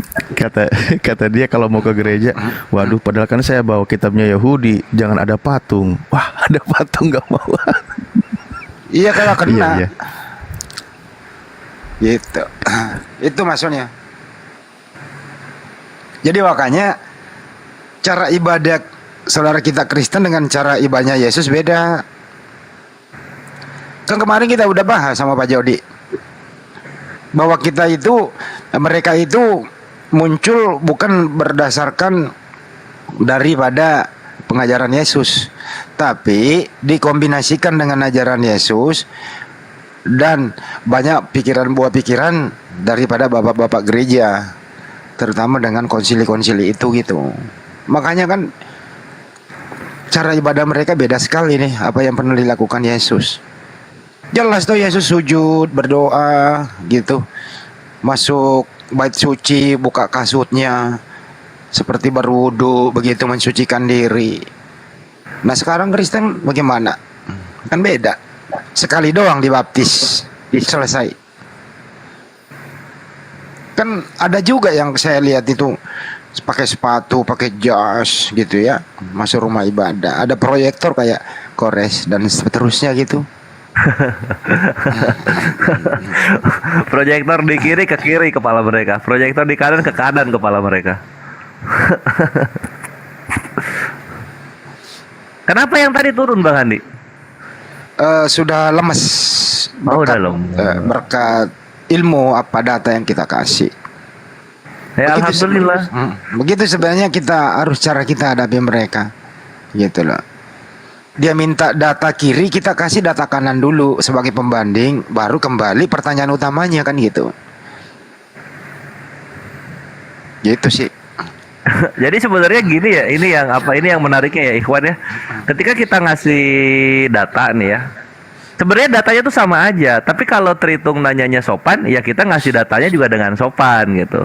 Tapi kalau Tritungnya sok-sok lagi belajar ngehujat, ya kita pun ngasih datanya dengan keras, tapi datanya itu aja gitu loh. Iya. Aduh. Bulat. Atau begini, saya minta tolong Ustadz Alif kerja dong. Ustadz Alif. Oh ini, udah beres ini. Oh ya. Darah aku ada yang Bang Juma juga nih. Gini ya. Ustadz Alif juga harus kerja sama Bang Juma gini. Kenapa di Al-Quran itu Ustadz, itu kisah para nabi itu tidak ada yang vulgar banget gitu loh. Nah, kenapa di kitab lain sana kok Nabi kok berbuat kayak gitu-gitu gitu loh? Kira-kira ini benang merahnya di mana ya? Apa benar kayak gitu? Kok saya sih nggak yakin loh. Bisa diterangin nggak sih seperti Daud lah, Lot gitu? Kok bisa ya? Gitu loh. Ini kejadian bener nggak sih? Kalau saya nggak yakin loh kejadian kayak gitu-gitu deh. Banyak Pak bisa terangin. Ya, kalau merujuk kepada Al-Quran ya tentu salah itu. Makanya tadi kan gurunya sudah membawa dalilnya.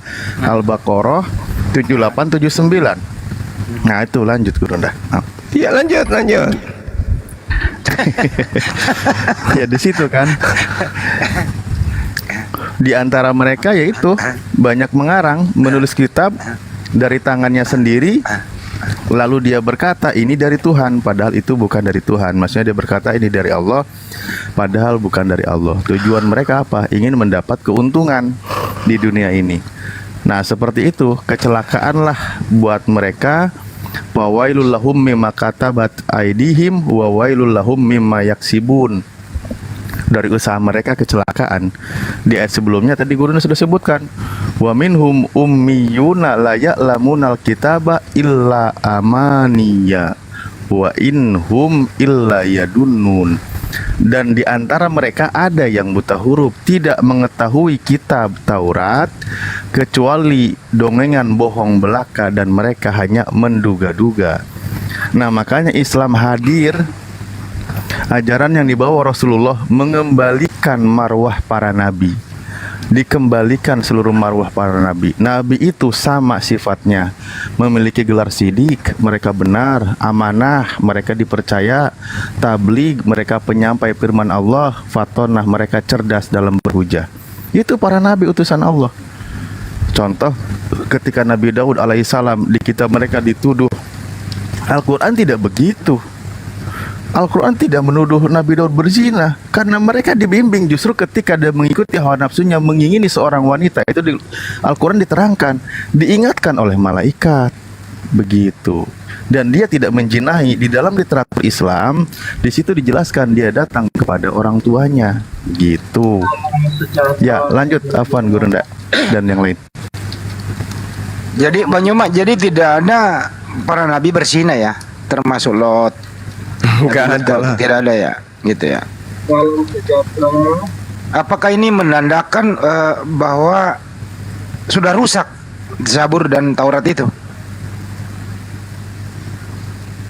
Ya jelas itu Bang, karena itu kan kita lihat sendiri bahwasanya misalnya dalam Taurat Ulangan 34 kan itu bukan tulisan Nabi Musa. Oh iya. Iya. Nah, itu termasuk kematian Nabi Musa, kok Musa yang nulis, nggak mungkin ya, ditulis orang lain ya. Iya betul. Terus kedua Banyumak ini gitu loh. Iya. Kenapa di zaman dulu masalah pernikahan itu nggak ada yang protes ya, di zaman waktu mereka pada menikah secara baik-baik, baik Bunda Maria maupun semualah begitu. Nah kenapa di zaman sekarang ini banyak yang protes gitu? Gimana Bang Handi? Di zaman dulu kan mereka pada menikah, para nabi menikah, nggak ada yang protes, orang tuanya malah jadi walinya begitu. Kenapa di zaman sekarang ini banyak yang protes? Kira-kira ada yang ingin dicapai nggak sih itu mereka? Ya itu dia, kesakitan hati terhadap eksistensi ajaran baginda Rasulullah Muhammad SAW dan pijakan umat Islam khususnya di Indonesia yang mayoritas ini konsisten di dalam menjalankan apa yang ada di dalam ajaran agamanya sejak Nabi Muhammad SAW sampai hari ini. Umatnya tetap memegang teguh kepada ajaran beliau. Nah sedangkan mereka ingin kembali kepada Yesus, Yesus tidak nyambung dengan agama mereka, ajaran mereka. Makanya Al-Quran menjelaskan salah satu di dalam surah Al-Anbiya diterangkan, Bismillahirrahmanirrahim, walakadistuhzi'a bi rusulin min qablika fahaqa billadzi sakhiru minhum makanu bihi yastahzi'un. Dan sungguh, jadi ini Allah ini menekankan dengan penekanan yang sangat serius. Dan sungguh rasul-rasul sebelum engkau wahai Nabi Muhammad pun telah diperolok-olokkan, maka turunlah siksaan kepada orang-orang yang mencemooh rasul-rasul yang selalu mereka perolok-olokkan itu. Jadi ini Allah menyatakan itu dengan jelas. Jadi kalau hari ini kita kemudian menerima informasi yang tidak sedap dari sebuah buku yang mereka katakan sebagai firman Tuhan, itu karena Al-Quran sudah menyatakan memang betul sebelum Nabi Muhammad SAW, Rasul yang datang kepada mereka itu selalu diolok-olok. Nah, kita buktikan kebenaran Al-Quran ini. Benar tidak itu terjadi. Nabi Adam diolok. Apa olokan mereka terhadap Nabi Adam alaihissalam? Penyebab dosa, yang mewariskan dosa kepada keturunannya. Ini fitnah. Ini adalah hinaan, memperolok-olok Nabi Adam alaihissalam. Nabi, bahkan istrinya pun tidak lepas dari hinaan, juga diolok. Nah, lalu kemudian yang paling terkenal Nabi Abraham atau Ibrahim alaihissalam, tidak lepas dari hinaan dan hujatan beliau, mereka. Bagaimana Nabi Abraham disebut tidak sabaran, disebut punya anak hasil zina, disebut menggauli gundi, budak dan seterusnya. Penghinaan demi penghinaan itu kemudian diteruskan kepada agama yang berdampingan dengan kita hari ini. Siapa lagi? Nabi Musa. Nabi Musa tidak lepas dari hinaan dan penistaan mereka. Nabi Daud, Nabi Lut, siapa lagi? Salomo, termasuk Yesus. Yesus pun tidak lepas dari hinaan dan olok-olok yang mereka pertontonkan di tengah-tengah kita hari ini. Itu fakta. Jadi Al-Quran kemudian tidak keliru. Nah, kalau kita ingin melihat benang merahnya, di dalam pengajaran Yesus, Yohanes 16, ketika ia datang, ya, sang penolong yang datang setelah Yesus, sang penghibur ini memuliakan aku. Jadi tidak ada lagi menghinakan. Nah, sekarang kita dengan mudah bisa melihat benang merah itu kemana perginya. Apakah ke baginda Rasulullah Muhammad SAW yang memuliakan Nabi Isa alaihissalam melalui perantaraan Roh Kudus, ataukah Paulus dan kawan-kawannya yang justru menghinakan Nabi Isa alaihissalam? Kalau di Islam kan jelas dikatakan mereka selalu memperolok-olok, dan itu terjadi terhadap Yesus. Nah, itu Bang Handi. Aduh. Masya Allah. Terus kedua nih, mudah-mudahan teman ya, sambil teman-teman kalau ada Kristen di bawah silahkan naik aja. Anda bebas kok bertanya. Yang penting benar-benar ingin tahu. Terus ingin nguji keilmuan boleh, tapi dengan cara yang baik-baik saja. Banyak yang klaim gini loh, Al-Quran itu kan kopas, mengcopy paste kan begitu. Kenapa sih Al-Quran menista agama kami? Kan Tuhan Yesus kan mati di salib begitu. Kenapa sih Al-Quran mau meluruskan gitu? Ini kan namanya cari ribut gitu loh. Gimana menjawabnya lagi Bang? Cari ribut katanya. Bukan. Justru itu adalah satu paket antara Al-Quran dengan buku-buku yang ditulis oleh tangan mereka. Justru kalau Al-Quran ini menarasikan seperti yang saya sampaikan tadi, di dalam Al-Quranul Karim surah Al-Baqarah ayat 78, ada sekelompok manusia yang kemudian tidak memahami kitabnya orang Yahudi, lalu menuliskan dengan kitab mereka sendiri, di mana cakupannya itu hanya angan-angan. Seperti itu Bang Handi. Maka Tuhan mengatakan celaka orang yang menulis sebuah kitab dengan tangan mereka. Kalau tidak ada kitab-kitab yang sampai di tengah-tengah kita ini yang ditulis berdasarkan ocehan-ocehan yang tidak jelas, maka kemudian Al-Quran ini gimana kita bisa kemudian mengatakan benar? Ini kita bisa ragu, ini orang-orang yang awam bisa ragu. Tapi dengan adanya Al-Quran menjelaskan fawailul lilladzina yaktubuna al-kitaba bi aidihim, celakalah orang yang menulis kitab dengan tangan mereka sendiri, kemudian dia berkata ini dari Allah, ini dari pencipta langit dan bumi, dengan maksud untuk menjualnya dengan harga yang murah. Nah, sekarang permasalahannya adalah Al-Quran yang menerangkan ini, apa betul ada sebuah buku yang bukan firman Tuhan tapi dianggap sebagai firman Allah? Ada. Maka bersyukurlah kita dengan adanya pembuktian kitab itu. Cuman yang perlu kita telaah lebih jauh, di situ diterangkan celakalah. Apakah penulis-penulis buku tadi itu celaka? Adakah mereka itu mati dalam keadaan stabil, normal, selayaknya orang benar yang meninggal? Tidak. Tidak. Semua matinya mengenaskan. Dan buku yang dituliskan juga tidak ada sedikit pun indikasi itu adalah wahyu. Tidak ada sedikit pun, 0 sekian persen pun tidak ada. Bahkan disebut sebagai hadis sahih pun tidak bisa lolos. Berarti Al-Quran semakin berat untuk dilumpuhkan kebenarannya oleh orang-orang yang tidak beriman. Ini fakta Bang Handi. Beriman dan berilmu. Iya. Sedangkan ketika Al-Quran diterangkan, Allah Subhanahu wa taala mengatakan apa? Madalla sahibukum wa ma gawa. Pembawa Al-Quran itu yaitu sahibmu baginda Rasul Muhammad sallallahu alaihi wasallam, dia bukan orang yang sesat dan dia juga bukan orang yang keliru. Wa ma yantiqu anil hawa. Apa yang terlontar dari ucapannya itu bukan menurut keinginannya. Jadi wahyu yang keluar dari mulutnya itu seirama, lagi-lagi kembali kepada buku yang muncul di tengah-tengah kita. Di dalam Ulangan 18, aku akan menaruh firmanku di mulutnya. Berarti mulut dari Nabi yang sama seperti Musa inilah yang menjadi corong, menjadi sumber satu-satunya. Nah, bagaimana dengan mulut atau tulisan-tulisan orang yang menulis tidak jelas ini? Kan bukan firman Tuhan yang ditaruh di mulutnya. Sementara Al-Quran, Allah Subhanahu wa taala memberikan legitimasi, wa ma yantiqu anil hawa. Apa yang keluar dari mulut baginda Rasulullah Muhammad sallallahu alaihi wasallam, apa yang dilisankan, apa yang diucapkan yang adalah Al-Qur'an, itu bukan menurut nafsunya. In huwa illa wahyu yuha. Melainkan apa yang keluar dari mulut beliau adalah wahyu yang diwahyukan kepada beliau.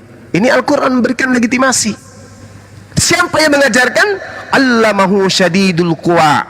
Diajarkan oleh Roh Kudus yang sangat kuat. Subhanallah. Makanya Al-Quran itu menjadi batu sandungan. Nah, mereka ingin menghujat Al-Quran susah. Mereka ingin membenarkan kitab mereka juga susah. Al-Quran menelanjangi kitab-kitab terdahulu. Itu Bang Handi. Makasih. Ya, makasih Bang Joma.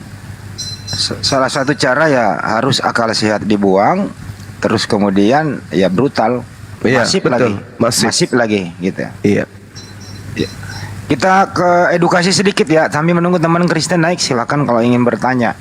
Ini sambil menunggu Indomie saya dingin. Iya.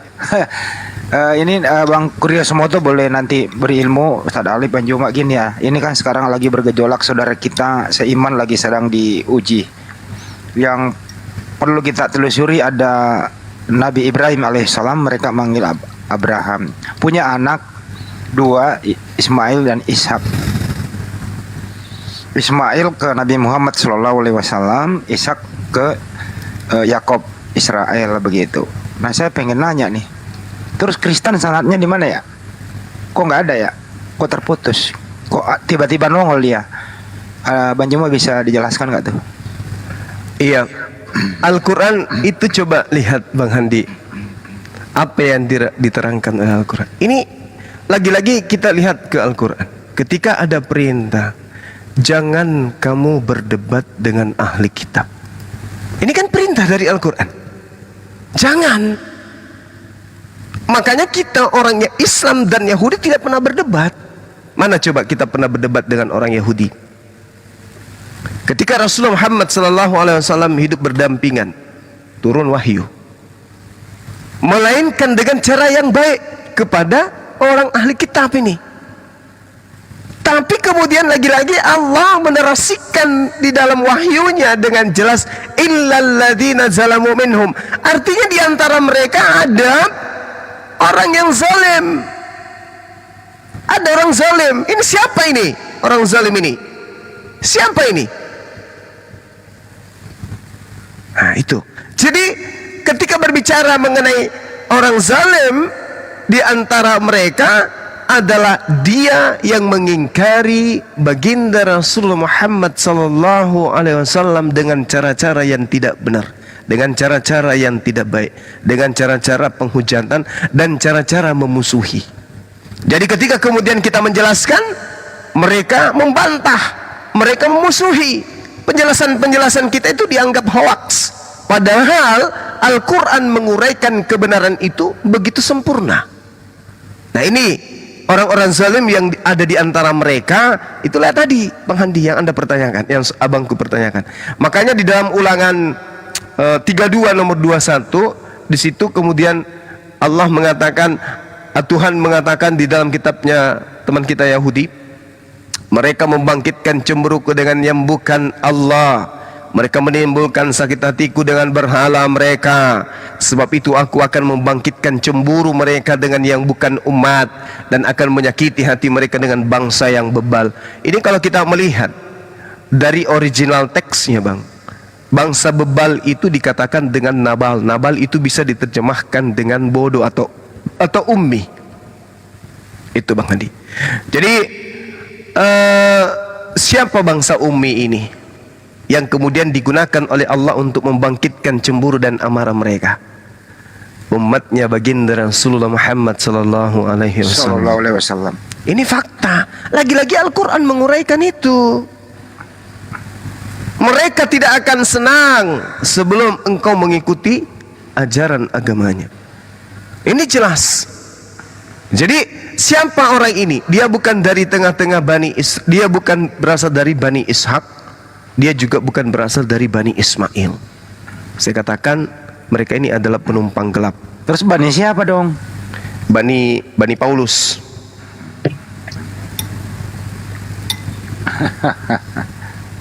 Iya, Bani Iblis, Bang, kalau boleh saya katakan. Karena Yesus mengatakan iblislah yang menjadi bapakmu. Kan perintahnya jangan kau menyebut bapak siapapun di langit maupun di bumi, karena hanya ada satu bapakmu, yaitu Elohim, Adonai Elohim. Nah, Paulus mengaku bapak. Oke, lanjut yang lain. Saya 5 menit izin, silakan. Ya. Makasih banyak, Pak. Sebelum lanjut, disambut dulu Besya Muhammad. Kok namanya gini banget sih? Petrus. Silakan. Petrus, silakan. Sejahtera dari sorga, dari Raja kita yang menciptakan langit dan bumi, Yesus Kristus. Buset. Oh, jadi Yesus yang menciptakan langit dan bumi? Iya, Bang. Datanya mana, Bang? Coba Anda, saya beri waktu sebentar. Saya berikan Anda waktu, Petrus. Saya beri Anda waktu 3 menit. Anda dengarkan dulu. Inilah belum selesai. Saya beri Anda waktu 3 menit. Opening statement dulu. Buktikan pakai data Yesus itu maha kuasa menciptakan alam semesta dan manusia. Silakan, kita beri waktu 3 menit. Monggo. Yohanes 1, segala sesuatu dijadikan oleh Yesus, dan tanpa Yesus tidak ada sesuatu pun yang telah jadi dari segala sesuatu yang telah dijadikan. Oke. Itu dia, selesai, tidak panjang-panjang. Oke, berarti Yesus yang menjadikan Bunda Maria ya? Iya, Yesus yang menjadikan. Jadi anak kandung menjadikan ibu kandung. Iya, Maria bukan ibu kandung Yesus. Oh, ada lagi penyangkalan nih. Yesus tidak pernah memanggil Maria ibu. Oh, terus yang dikandung Bunda Maria siapa kemarin tuh? Iya, Maria hanya dipilih sebagai wanita, sebagai nubuat Kejadian 3 ayat 15. Saya pengen nanya baik-baik. Bunda Maria pernah mengandung nggak? Ya, menjawab baik-baik. Bro Petrus. Maria hanya wanita yang dipilih. Bro Petrus, Bunda Maria pernah mengandung nggak? Oke, saya akan buka bahwa Maria tidak pernah dipanggil ibu oleh Yesus. Iya, saya nggak nanya itu. Bunda Maria pernah mengandung nggak, Petrus? Bunda Maria pernah mengandung? Ah? Bunda Maria pernah mengandung? mengandung tetapi itu bukan hasil hubungan. Iya, baik. Yang Jadi dikandung dia bukan, yang dikandung Bunda Maria itu Yesus tidak pernah mengakui Maria itu. Hup. Petrus, yang dikandung Bunda Maria itu siapa? Yesus tidak pernah mengakui ibu. Oh, jadi Yesus menyangkal ibunya sendiri. Iya. Oh, Yesus memang anak durhaka juga ya. Dia menyangkal ibunya ya. Terserah, nggak apa-apa kok. Selagi bisa menghujat, hujat aja. Nggak ada kok yang melarang. Anda yang memisahkan antara anak dan ibu loh. Nggak apa-apa. Lanjut aja. Pertanyaan saya jawab terus. Ya, izin sebentar. Gini, coba kamu gimana? Yang durhaka itu Yesusnya yang tidak manggil ibunya atau kamu yang menyangkal Yesus manggil ibu? Nggak Karena ada di Yesus kitabmu, manggil ibu. Di mana Yesus manggil ibu? Yohanes 19. Yohanes 19. Ya. Ayat 26. Yohanes 19. Buka ya. Yohanes 19 ayat yang ke-26 dikatakan seperti ini. Yesus aun idon ten matera kaiton materen petreta hon egapa lege tu materi gunai perempuan. Sudah? Ya, jadi kau jangan terkena dari terjemahan LAI. LAI itu diawasi oleh Katolik. Katolik itu mengawasi LAI. LAI salah ya, Bang? Ya, kok malah nyalahin? LAI memang ini LAI ini. Doktrin mereka adalah doktrin Ratu Sorga, begitu ya. Oke, dia manggil Gunai. Terus kalimat berikutnya apa? Gunai katanya di situ kan. Ide ho yuyos ya, inilah anakmu katanya. Perempuan Petrus, Yohanes, Yakobus, murid-muridku, inilah anakmu, bukan aku. Kata Yesus, inilah anakmu. Ke siapa dia situ bilang inilah anakmu? Murid-muridnya, makanya lanjutnya ayatnya. Kok murid-muridnya? Gak apa-apa, biarin. Bunda Maria punya anak banyak. Udah, biarin. Baca ayat lanjutnya, Bang. Bikin Baca happy ayat aja, lanjutnya, Pak. Baca ayat selanjutnya. Pokoknya. Oh, jadi itu aja, Ustaz. Jadi Bunda Maria tidak punya anak ya? Jadi bukan Bunda Maria, Ini kata Yesus. Kata Yesus. Bunda Maria. Oh ya. Jadi Maria nggak punya anak ya? Inilah anakmu. Dia menunjuk Yesus kepada sendiri yang murid-muridnya, inilah anakmu katanya. Bukan aku anakmu. Lalu dia menunjuk kepada murid-muridnya. Udah Ustaz, jangan dilawan, Tad. Biarin aja. Dia Maria nggak punya anak, udah. Maria nggak punya anak. Jadi Maria nggak punya anak ya, Bro? Ada, setelah Yesus masih ada anak-anaknya bersama Yusuf. Yang bayi itu yang dibungkus lampin taruh di palungan itu anak siapa? Anak daripada Bapa Surgawi. Oh, jadi Bapak yang turun ke bumi melahirkan? Yesus pernah ngaku aku anak Maria. Pernah dia bilang. Oh, iya. Jadi yang bersalin di jangan maksa. Cari dulu ayatnya Alkitab, ada nggak Yesus ngaku aku anak Maria? Coba dulu tunjukkan sama. Iya, udah. Yang kejang-kejang tunggu dari tadi. Udah dibilang tunjukkan ayatnya Yesus ngaku dia anak Maria. Iya. Itu ya, bayi itu siapa? Yang lahirkan bayi itu siapa? Dia adalah anak Bapa Surgawi, udah. Oh, jadi Bapak turun ke bumi melahirkan. Menciptakan daging, udah. Jadi Yesus itu ada di bumi keluar lewat mana? Dia adalah seperti taruk tumbuh. Oh, taruk tuh. Dia seperti taruk tumbuh. Ya. Tulang tumbuh di hadapan Bapa. Ini orang. Dah. Jadi Lukas 2:11 itu yang Maria melahirkan apa? Maria memang melahirkan karena dia sudah dinubuatkan. Iya. Tapi Maria bukan ibunya. Coba dulu saya kasih tahu. Jadi yang disusui Maria siapa? Yang disusui. Tertib. Iya. Jika istrimu tidak bisa punya anak karena spermamu lemah atau kandungan dia itu kandungan di istrimu itu lemah atau buah kandungannya itu lemah, lalu dititipkan kepada adikmu kandungan apamu itu, sel telur dan sperma istrimu itu dimasukkan ke dalam rahim adikmu. Siapakah yang akan menjadi ibu daripada anak ini, yang melahirkannya adikmu atau istrimu yang jadi ibunya nanti? Kami tidak membahas keluarga di sini, nggak Bang? Ini bukan tempat praktek silsilah keluarga. Sekarang kita kembali ke topik.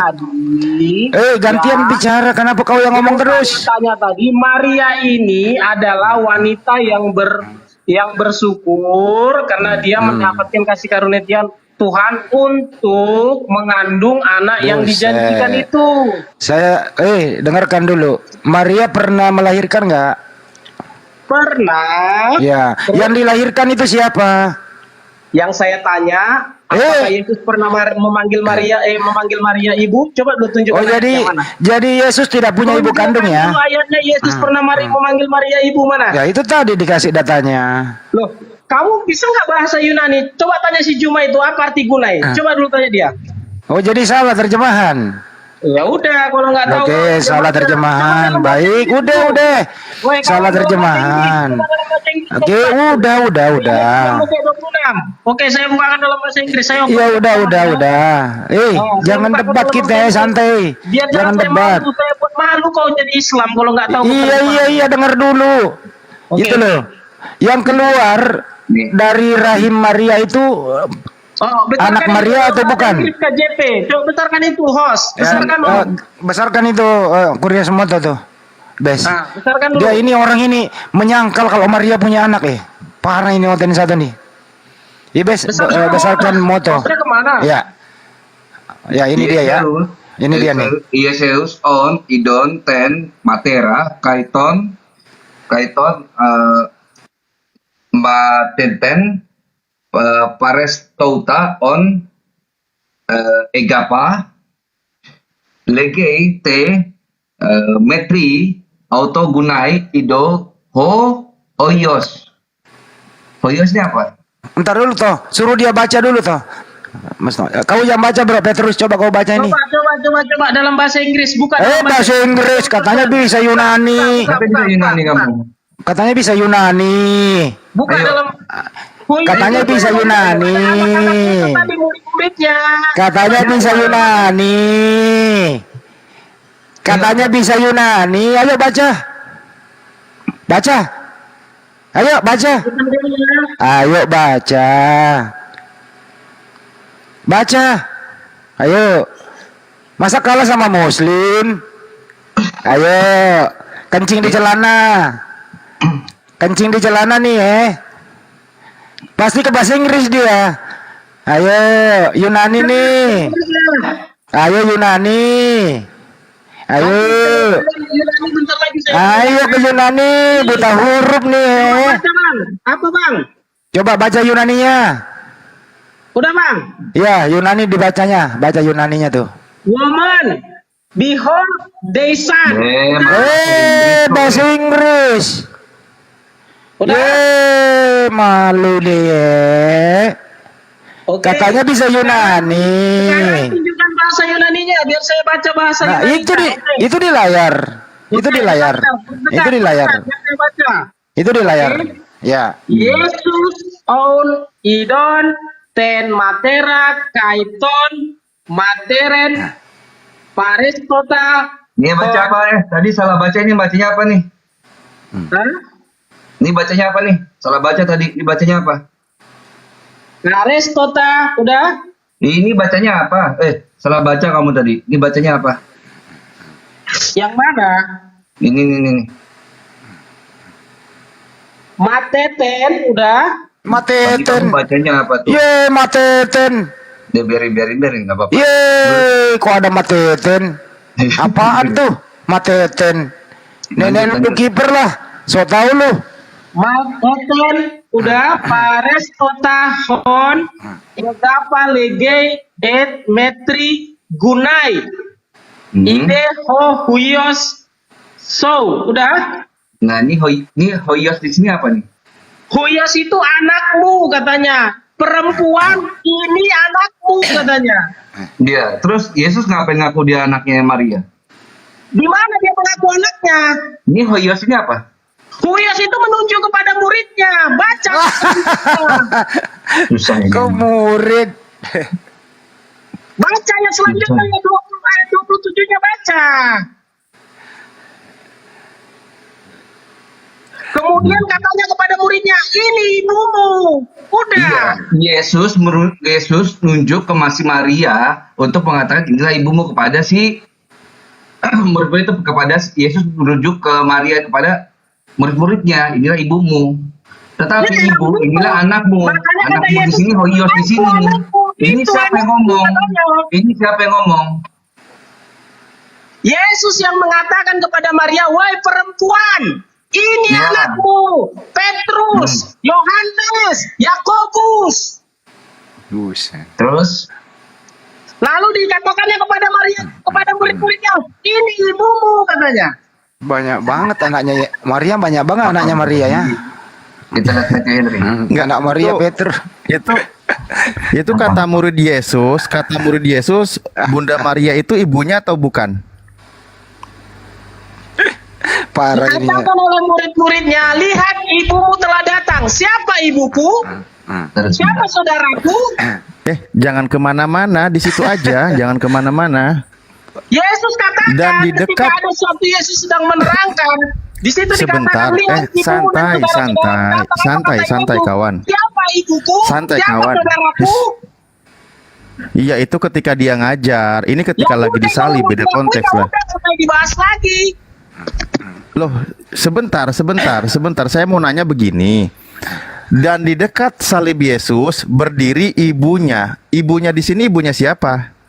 Itu adalah narasi penulis. Bang Moto, Lukas 2:11 aja Bang Moto. Original teksnya Lukas 2:11. Bukan firman Tuhan. Langsung kok ada yang melahirkan di situ. Itu adalah yang keluar dari mulut Yesus.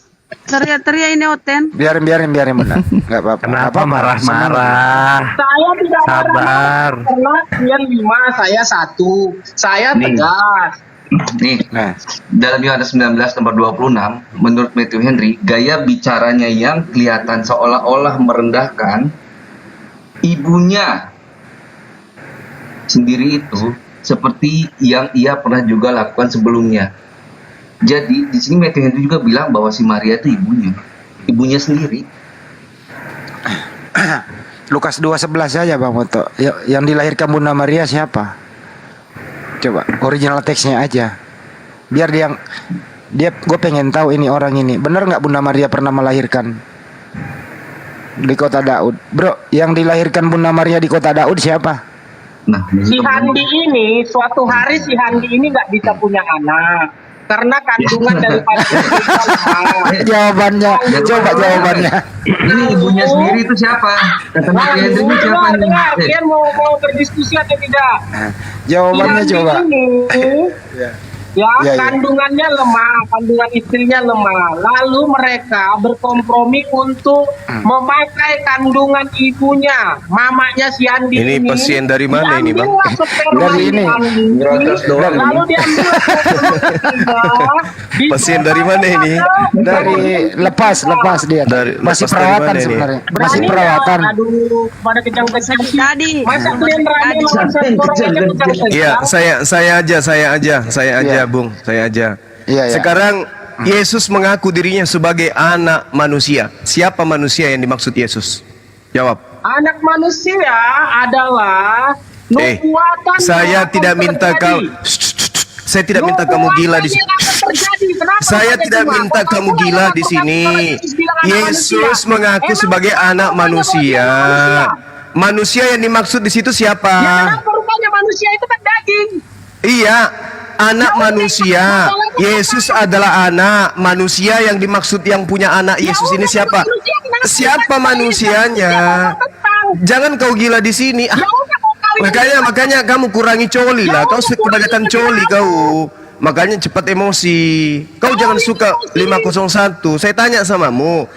Anak manusia. Yesus mengaku aku adalah anak manusia, kata Yesus. Nah, Kenapa rupanya? manusia yang dimaksud siapa? Manusia yang dimaksud di sana siapa? Yesus ngaku anak Maria. Manusia yang dimaksud Yesus siapa? Jangan kesurupan Molok kau, santai aja. Jangan kesurupan Molok, santai aja. Saya tanya samamu, Yesus mengaku sebagai anak manusia. Siapa manusia yang memperanakkan Yesus? Jangan teriak-teriak apa? Kamu kayak, kalau kamu teriak ada isinya masuk akal, gak apa-apa. Ini kok cuma teriak-teriak kayak Paulus disunat pakai gergaji mesin. Saya tanya samamu, Yesus mengaku sebagai anak manusia. Siapa manusia yang dimaksud Yesus memperanakkan dirinya, kok dia bisa disebut sebagai anak manusia? Aku juga anak manusia. Iya, kamu karena mamamu manusia. Sekarang mamanya Yesus itu manusia atau bukan? Bapakmu juga anak manusia. Iya, mamanya Yesus itu manusia atau bukan? Ya. Nenekmu manusia atau bukan? Mamanya Yesus itu manusia atau bukan? Nenekmu manusia atau bukan? Kok jadi nenekku? Yesus mengaku sebagai anak manusia. Dapat di mana Yesus Jangan kamu kesurupan Dewa Molok di sini. Dia mengaku anak manusia sama dengan dia mengaku sebagai anak Maria. Kuceluk. Saya bacakan dalilnya. Saya bacakan. Oke, saya tunjukkan dalilnya. Kamu diam, saya tunjukkan dalilnya. Yesus mengaku anak Maria. Dengarkan. Matius. Saya akan tunjukkan. Dewa Moloknya disuruh tenang dulu. Oke? Dewa Molok yang ada di dalam dirimu itu suruh tenang. Oke, saya jelaskan. Yesus mengaku sebagai anak Maria. Matius 26, dengarkan. Tetapi Yesus tetap diam. Lalu imam besar itu bertanya kepadanya, demi Allah yang maha hidup, katakan kepada kami, wahai Yesus, anak Tuhan, atau tidak, ataukah kamu itu tidak mau berbicara sama sekali? Jawab Yesus, engkau telah mengatakannya. Tetapi aku Yesus berkata kepadamu, mulai sekarang kamu akan melihat anak manusia. Manusia yang dimaksud di sini siapa? Maria. Karena Maria manusia melahirkan Yesus. Paham? Sampai di sana paham? Paham enggak? Yesus mengaku sebagai anak manusia. Mari kita cari siapa manusia yang telah melahirkan Yesus. Elizabeth? Bukan. Maria Magdalena? Bukan. Bu Uti? Bukan. Bu Darni? Bukan. Lalu siapa? Maria istri Yusuf sang tukang kayu yang telah melahirkan Yesus. Kenapa dia tidak pernah di data kitab kalian tidak pernah memanggil nama ibu? Ibu, Yesus pengen nenen. Bu nenen. Kenapa tidak demikian? Karena tidak diceritakan sejarah kehidupan Yesus mulai dari bayi secara lengkap. Paham? Ibu, ada. Itu pasti dilakukan oleh Yesus. Nah, sekarang kalau Anda bertahan di situ, Anda dua pilihan. Yesus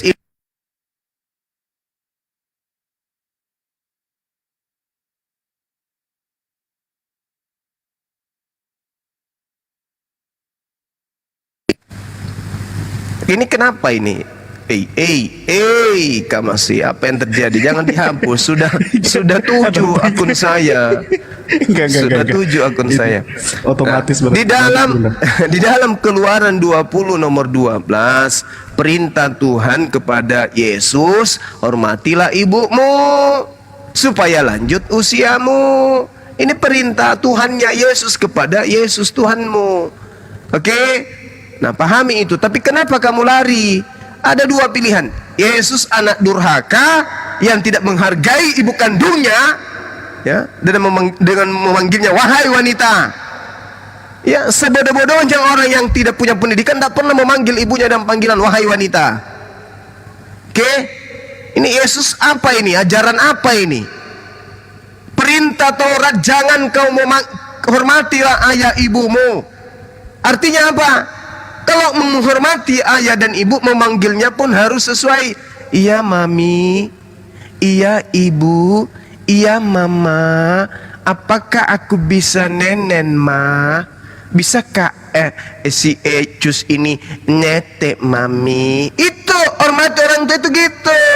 Ini malah perempuan. Kak dia mana ada kayak begitu?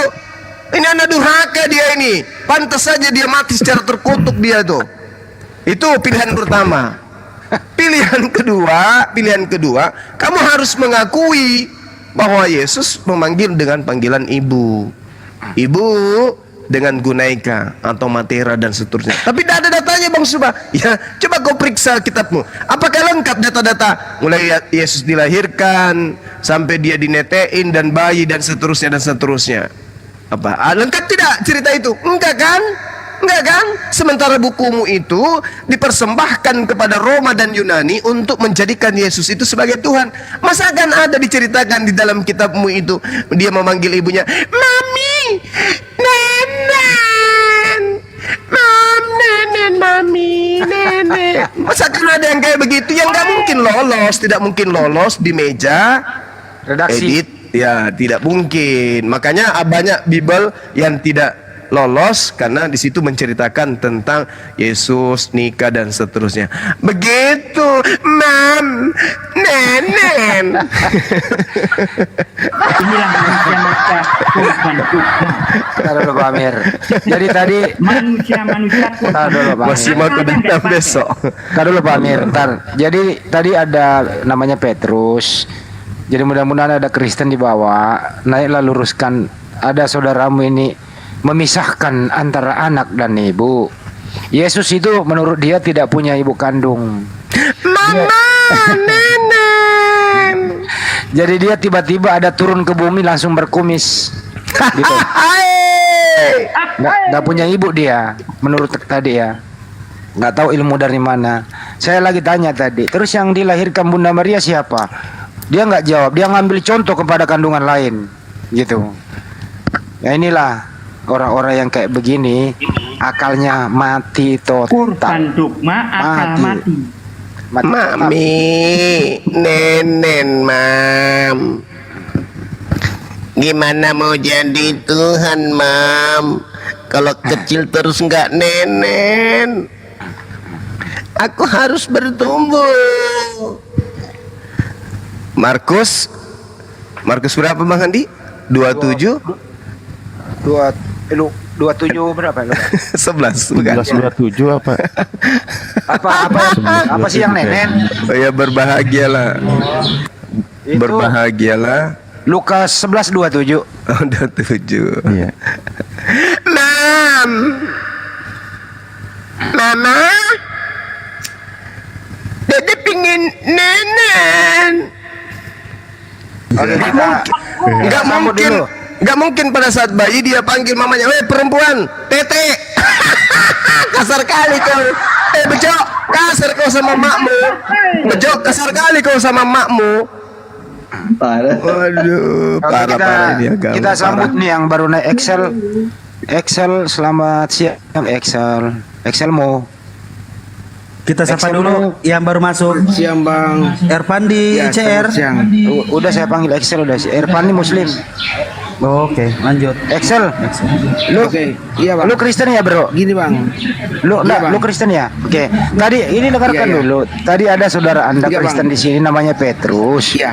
Dia menyangkal itu udah- kalau Bunda Maria itu anaknya Yesus. Dia menyangkal Yesus punya ibu kandung. Katanya Yesus tidak punya ibu kandung. Menurut kamu bagaimana? Silakan. Enggak Bang. Saya gini ya Bang, mumpung ada Bang Suma di sini ya. Iya. Saya ingin tanya sekarang saya buka almari orang tua saya dan saya menemukan Al-Qur'an dan terjemahan tahun 1996. Bukan ini dulu yang Saya mau diluruskan tanya ini, Ini dulu. Enggak. Ini dulu jangan Enggak, pindah Bang. topik Saya dulu. kesini bukan mau berdebat Bang. Saya mau Enggak, cuma ini buat dulu tanya baru aja. ke situ. Jawab dulu. Setujukah Anda kalau Yesus tidak punya ibu kandung. Setuju atau tidak? Kalau di Alkitab kami sebenarnya ibu kandung berarti itu Maria udah ya. Oke, berarti Oten tadi Gabriel ya. Ya udah, terusin. Ya betul ya. Ya gini Bang, kan saya buka-buka lemari orang tua saya kan udah meninggal. Dia kan mantan pendeta. Sekarang saya menemukan Al-Quran tahun 1996. Nah itu ada dimulai dari juz 21 sampai 30 dan terjemahannya. Dan seperti ini Al-Qurannya. Aku nggak mau berdebat ya, pingin tanya aja Bang, apa ini ya, surah apa? Satu Surah bukan apa? ya? Surah apa? Ya, ya sebentar Bang. Ya, gimana? Isi dulu BDS ini. BDS. Iya, dibesarin. Iya, saya bisa klaim. Wow. Ya ini. Apa ini? Al-Quran. Ya, terus? Ya. Ini tahun sebentar.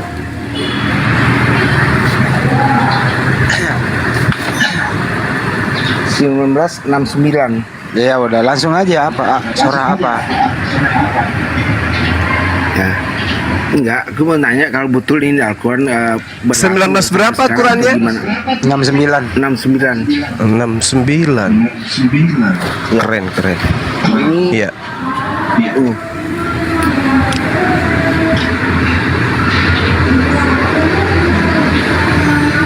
Silakan ke isinya Bang. Oke. Karena Al-Quran tidak berubah. Ya. Di kitab ini Bang, di sebab ini. Di ayatnya yang ke-43. Surah apa Bang? Apa sama kaum Saba? Saba. Iya, Sabah ayat. Ayat yang ke-43. Iya. Dan apabila dijadikan, bentar ya. Gimana sih? Dan apabila dijadikan kepada mereka ajat kami yang terang, mereka berkata, orang ini tidak lain seorang laki-laki yang ingin menghalangi kamu dari apa aja disembah oleh bapakmu. Dan mereka berkata, Al-Quran ini tidak lain hanyalah kebohongan yang adakan saja. Dan orang-orang kafir ya berkata terhadap kebenaran, tak kalah kebenaran itu datang kepada mereka ini tidak lain hanyalah sihir yang nyata. Gimana Bang tentang ayat ini? Apa yang Anda pertanyakan di situ? Permasalahannya apa? Ya, apa betul dikatakan di sini bahwa Al-Quran itu hanya kebohongan? Yang berkata dan di bawahnya orang kifar, di bawahnya hanyalah sihir aja. Dan di bawahnya itu deh. hanya sihir. Orang-orang kafir itu yang berkata. Nah, di bawahnya juga dikatakan hanya sihir. Orang yang kafir nyata. yang menuduh Al-Quran itu adalah sihir. Orang kafir yang berkata bahwa Al-Quran itu adalah kebohongan. Orang kafir yang berkata. Orang kafir ya. Orang kafir ya. Betul. Iya. Waqala alladziina kafaru. Waqala alladziina kafaru. Dan berkatalah orang-orang kafir itu. Kan ada ayat-ayat itu di situ tertulis dengan jelas. Ya, untuk berarti ini noise di mana ya? Yang noise dong. Oh, dianya yang noise. Oke. Terus kemana lagi, bro? Ya itu udah jelas banget kok. Iya, 69 loh itu, dan masih sama dengan hari ini. Iya, sih sama ya. Iya. Saya buka hari ini sama. Ya, cuma mereka kafir. Dan apabila ayat ya, ini dibacakan betul. oleh orang-orang kafir, Jadi, orang ini tiada lain berarti hanya ayat ini merujuk kita kepada orang kafir ya bang? Iya, betul. Betul. Orang kafir itu siapa bang? Orang-orang kami ya, orang Kristen. Iya. Bukan Kristen di sini. Bukan Nasrani. Kristen yang dibahas di sini. Orang musyrik, orang-orang kafir yang kemudian, waduh, noise-nya minta ampun. Terus di mute dulu bang, di mute dulu biar Bang Juman nerangin bang. Anda Ya. di mute dulu. Ini menceritakan kedurhakaan dan pengingkaran orang-orang kafir kepada Al-Quranul Karim yang datang kemudian pada masa baginda Rasulullah Muhammad SAW. Ini ceritanya tentang orang-orang kafir Mekah, orang-orang Quraisy. Mereka menuduh baginda Rasulullah Muhammad SAW hanyalah manusia biasa, tapi kok bisa menyampaikan sebuah kalimat yang rasa bahasanya itu lebih tinggi daripada penyair-penyair Arab pada masa itu. Sehingga beliau mengatakan bahwa ini pasti sihir ini kebohongan ini. Ini orang-orang kafir Quraisy, orang-orang kafir yang ada di sekeliling baginda Rasulullah Muhammad SAW pada masa itu. Iya. Ini surah Makiyah ya. Iya, sama dengan Al-Quran As-Saffat ayat 14-15. Mereka menghina, mereka memperolok-olokkan baginda Rasulullah Muhammad SAW dengan mengatakan beliau membawa sihir yang nyata. Begitu juga di dalam surah Al-Qamar.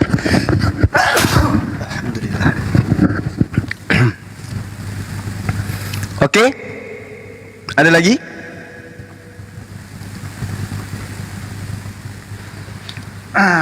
Mama nenek ma. gamblang banget ayatnya. Udah Ya, jelas penjelasannya ya, begitu, Bang tadi Bang. siapa? Mana tadi? Pak Excel. Udah jelas penjelasannya Pak Excel.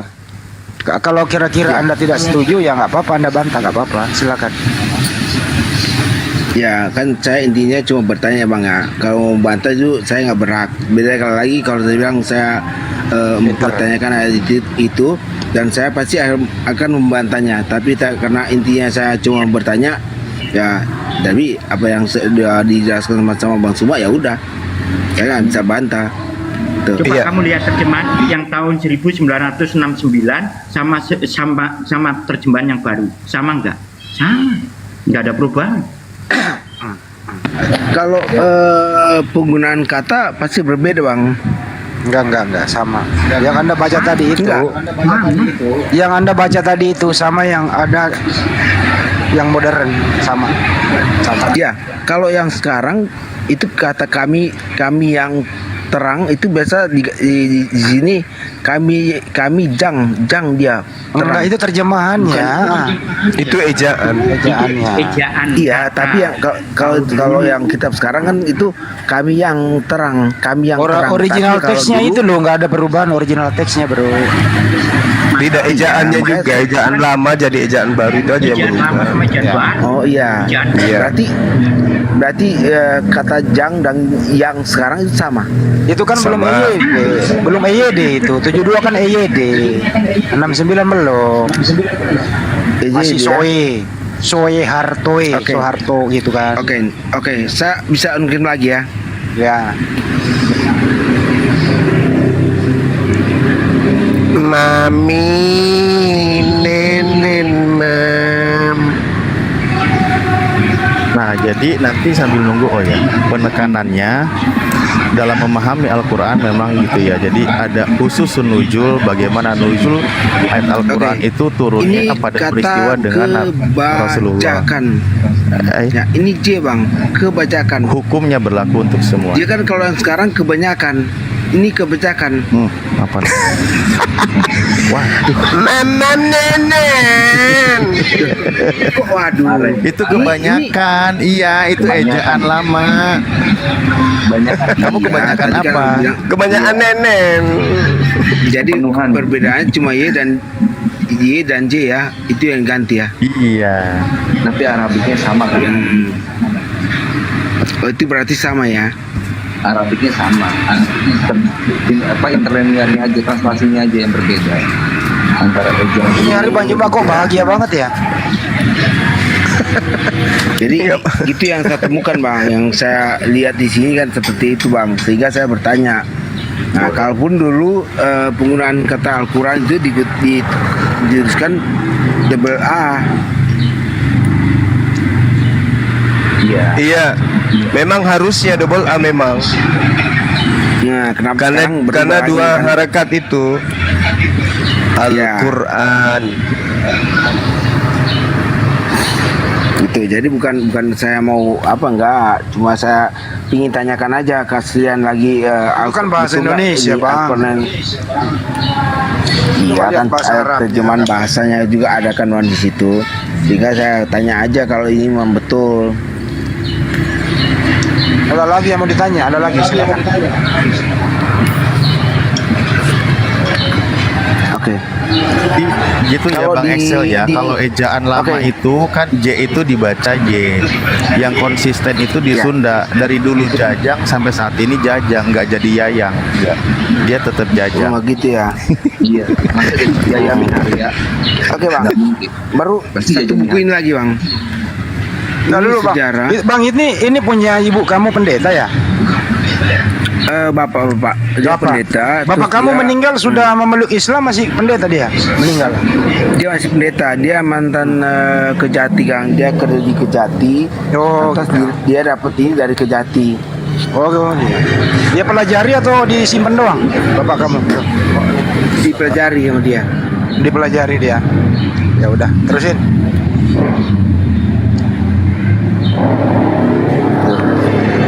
Nah, terus sama ini Bang. Sama dia masih ada lagi monitor Pamir.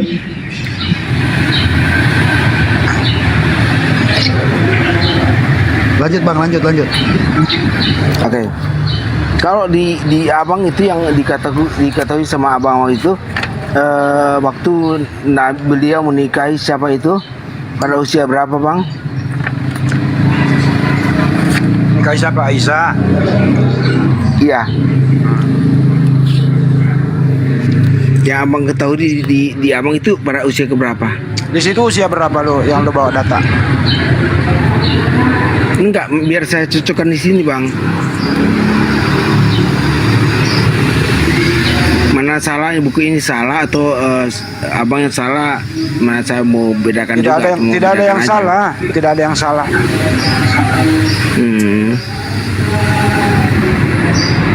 Jelas jawabannya, tidak ada yang salah. Ya udahlah kalau gitu Bang. Ya udah Bang, itu aja Bang mau kutanya Bang.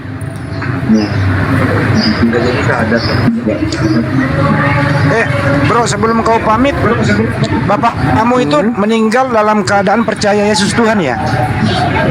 Iya. Kamu juga ikut-ikutan? Iya, betul. Tapi itu kan Yesus anak Maria, kenapa lo tuangkan? Oke, bentar ya. Biasa siapkan bukunya juga. Ya, coba nanti.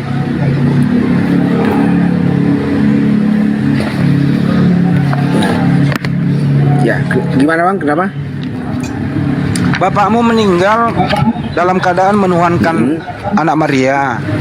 Kamu juga ikut-ikutan menuhankan anak Maria. Kok bisa ya? Alasannya apa? Asalnya karena kami tahu di dalam sejarah Yesus Kristus semenjak dia dari kelahirannya sampai disalib, kematian sampai terangkat ke surga, kami tahu sejarahnya seperti apa. Dan kami sangat melihat apa yang diajarkan oleh Yesus kepada kita, ajaran-ajarannya seperti apa, sehingga kami percaya bahwa Dia adalah Tuhan gitu. Maksud saya tadi kan kamu kalau di Al-Quran kamu dapat data tuh. Coba kamu cari data di Bible. Masa bapakmu nggak punya Bible sih? Coba ambil Bible di bapakmu, buka di situ. Oh bener nih anak Maria adalah Tuhan. Coba ada nggak datanya tuh? Kalau kita mau merujuk, sebenarnya jelas sekali sebetulnya. Cuma ya karena dasarnya kita berbeda sehingga Anda mengatakan anak Maria itu adalah Tuhan. Ya. Enggak, gue pengen tanya Di sama dalam- lu. Bapak lu meninggalkan Bible nggak? Ada nggak Bible di rumahmu? Jangan kan Bible, bro. Apa aja punya, Bang. Ya coba buka Bible di situ, buka kira-kira yang mana ya bahwa Yesus itu anaknya Maria itu Tuhan. Coba nanti ditanggapi sama Bang Juma. Coba cari. Pada waktu kelahiran Yesus ya di dalam Matius 1 ya ayat 18 kelahiran Yesus Kristus ya di sana sudah dikatakan tentang roh itu ya, roh yang ada di dalam Maria itu. Nah, kalau Anda berbicara roh yang ada di dalam Maria, itu roh Kristus. Ya, saya juga punya buku tentang roh itu. Roh itu dari mana? Ya, roh itu dari Allah. Kenapa dia dikatakan Tuhan? Karena roh itu adalah Allah. Oke. Jadi pada Bang Juma, waktu Yusuf ini bergizi nih, Bang mendapatkan Juma. mimpi, Siapa yang mau atau masuk malaikat nih? Ini bergizi mendatangi nih. Yusuf, ya. Kenapa? Ya, silakan ditanggapi Bang Ya, Juma apa siapa? pada waktu Ya. Yusuf tidur dan dia mendapatkan mimpi dari malaikat, dia mengatakan, janganlah kamu takut mengambil Maria sebagai istrimu karena kandungan yang ada dalam Maria adalah dari Roh Kudus. Nah, dan kalau kita mengambil kenapa kami mengatakan dia Yesus adalah Tuhan, ya kita lihat roh yang dikandung Maria itulah adalah roh Allah, sehingga kami mengatakan dia adalah Tuhan. Seperti itu, Bang.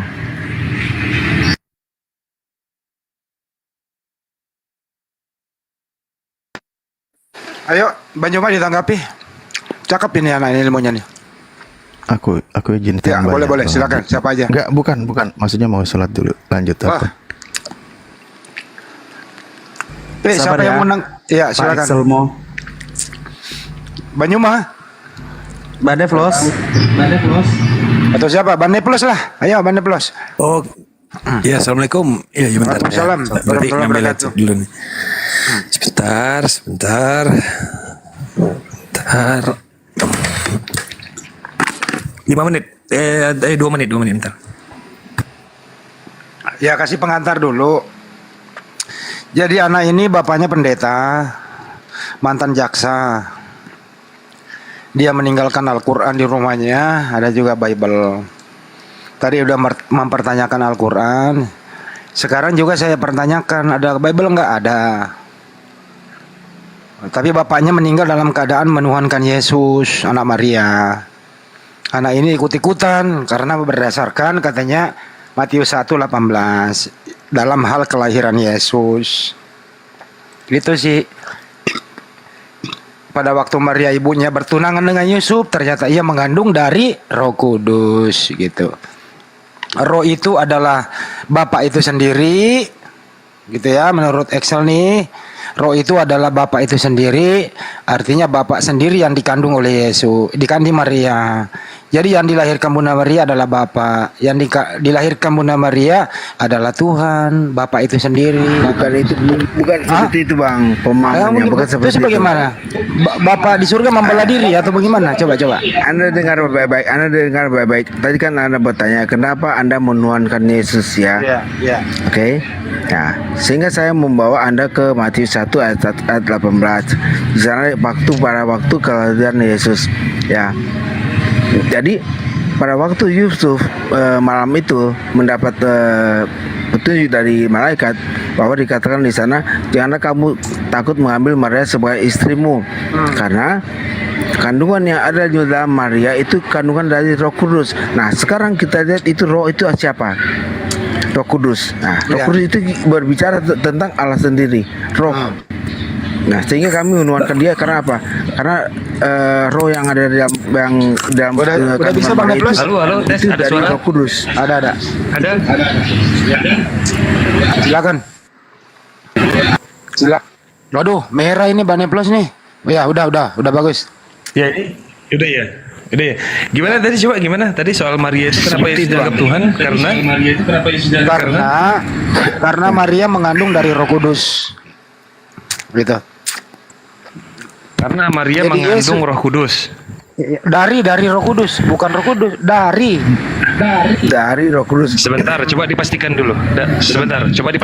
Yang ada di dalam kandungan Maria itu dari Roh Kudus atau Roh Kudus? Oke, saya bacakan ayatnya juga ya biar nanti. Dari Roh Kudus, bro. Nggak usah dibaca. Dari Roh Kudus ya. Saya kan tunjukkan ayat tadi. Ya, saya akan tunjukkan ayat tadi di Matius 1 ayat 18 ya sampai 25 ya. Iya. Gitu. Jelas itu di 20-nya. Udah. Dari Roh Kudus catat ya. Iya, di dalam kandungannya adalah dari Roh Kudus, bukan Roh Kudus, dari gitu loh. Silakan. Ya, sekarang yang mau saya tanya begini, ada tidak roh yang tidak kudus? Ada atau tidak roh yang tidak kudus, ada nggak? Ke-mute dia itu. Yo, Excelmo. Ya, Bang. Roh yang tidak kudus ada atau tidak? Ada.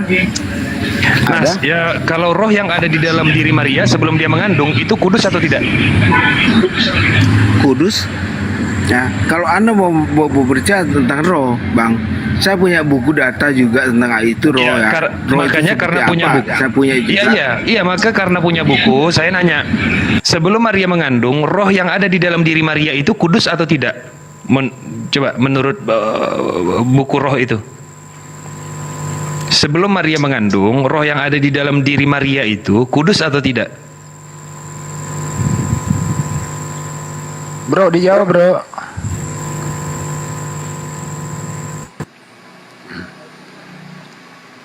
Kemiut itu bro. Bro, kemiut itu bro. Open mic dulu, open mic. Ya, kenapa saya mengatakan Maria Kudus? Karena dia menjadi salah satu perempuan wanita yang pada waktu itu dipilih untuk mengandung dari Roh Kudus. Tetapi Roh Maria memang kudus memang, sehingga dia dipilih. Kalau dia nggak kudus nggak dipilih. Nah, sederhana saja. Kenapa Maria tidak menjadi Tuhan? Kalaupun Anda mau menyamakan saya atau memaksakan saya untuk kenapa nggak menuhankan Maria, ya karena kita melihat dari isi Alkitab, dari sejarah juga ya, bahwa memang pada dasarnya memang Maria dipilih.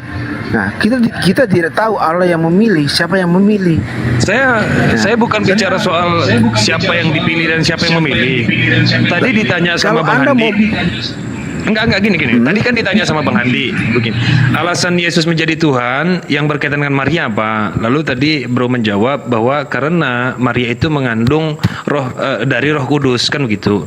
Oh, ternyata itu alasan Yesus menjadi Tuhan. Lalu saya tanya, roh yang ada di dalam dari diri Maria itu kudus atau tidak kudus? Bro bilang.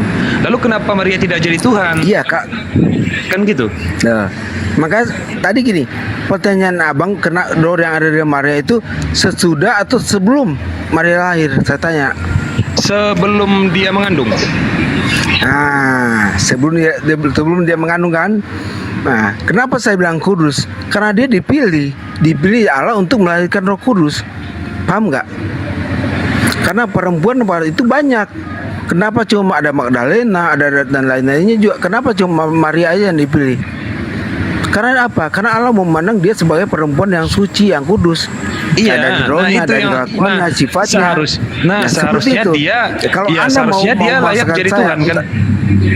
Oh, salah Bang.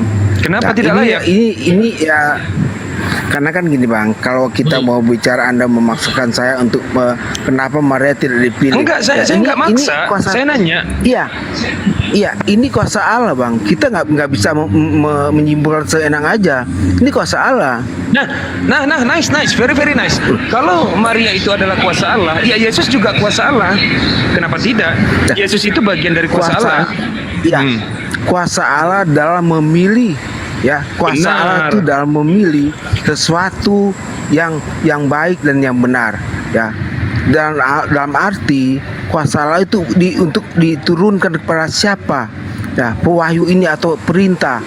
Nah, atau siapa yang sebentar. Allah pilih sebagai yang dikandung Maria itu adalah kuasa Allah atau Allah itu sendiri yang dikandung? Nah, itu dulu. Kan sudah saya bilang tadi Bang di Matius 1 ayat 18 ya. Kalau kita baca secara cerdas, Tinggal dijawab aja bro. Pertanyaannya sederhana itu loh. Yang dikandung Maria itu, yang dikandung Bunda Maria kuasa Allah atau Allah itu sendiri? Tinggal dijawab. Pilih Kalau dua dulu. saya mau, makanya Bang, kalau saya mau menjawab dengan spontan secara pemikiran saya bisa saja. Tetapi alangkah baiknya kalau kita merujuk pada data yang ada Bang. Seperti itulah. Boleh izin masuk boleh Ya. dilanjutkan. Kalau kita mau menjawab dengan logika, bisa aja Bang. Sebentar aja tanpa pikir panjang saya bisa jawab. Tapi kenapa saya harus kembali kepada data supaya kita bisa lihat kebenaran Besarin yang ada. Moto loh. Nanti Bang Moto besarin. Bes. Kalau hanya perkara Yesus itu dituhankan karena dalam kandungan Bunda Maria dia ada Roh Kudus atau penuh dengan Roh Kudus. Coba kita lihat di dalam Lukas 1 nomor 41. Ya, dan ketika Elizabeth mendengar salam Maria, melonjaklah anak yang di dalam rahimnya, dan Elizabeth pun penuh dengan Roh Kudus. Jadi anak yang di dalam rahim Elizabeth ini akan melahirkan siapa? Yohanes. Yohanes pun penuh dengan Roh Kudus. Jadi kalau hanya alasan abang mentuhankan Yesus karena dia di rahimnya itu penuh dengan Roh Kudus, Yohanes pun waktu dikandung sama ibunya bernama Elizabeth pun penuh dengan Roh Kudus. Oh, salah Bang, maaf Bang, saya potongnya maaf Bang ya, maaf banget ya. Kalau itu perkataan namun tadi itu salah, bukan seperti itu yang saya katakan ya, bukan seperti itu Bang. Karena tadi abang bertanya, pertama abang bertanya sama saya ya, kenapa saya mentuhankan Yesus? Ya, saya menjawab dari mana saya mentuhankan Yesus? Dari pertama Yesus lahir ya, dari Matius 1 ayat 1 ya. Sudah jelas di sana dikatakan bahwa Maria itu mengandung dari Roh Kudus. Roh Kudus. Nah, berarti tidak semua roh itu kudus Bang. Elizabeth ini juga dia mengandung dengan Roh Kudus juga. Apa bedanya? Kalau Elizabeth itu mengandung dari hubungan antara selain jenis Bang. Ya. Kalaupun Anda mau menyamakan semua, bisa aja semuanya orang hamil atau manusia yang lagi hamil sekarang itu dari Roh Kudus. Seperti itu kah yang Anda mau paksakan saya untuk mengatakan seperti itu?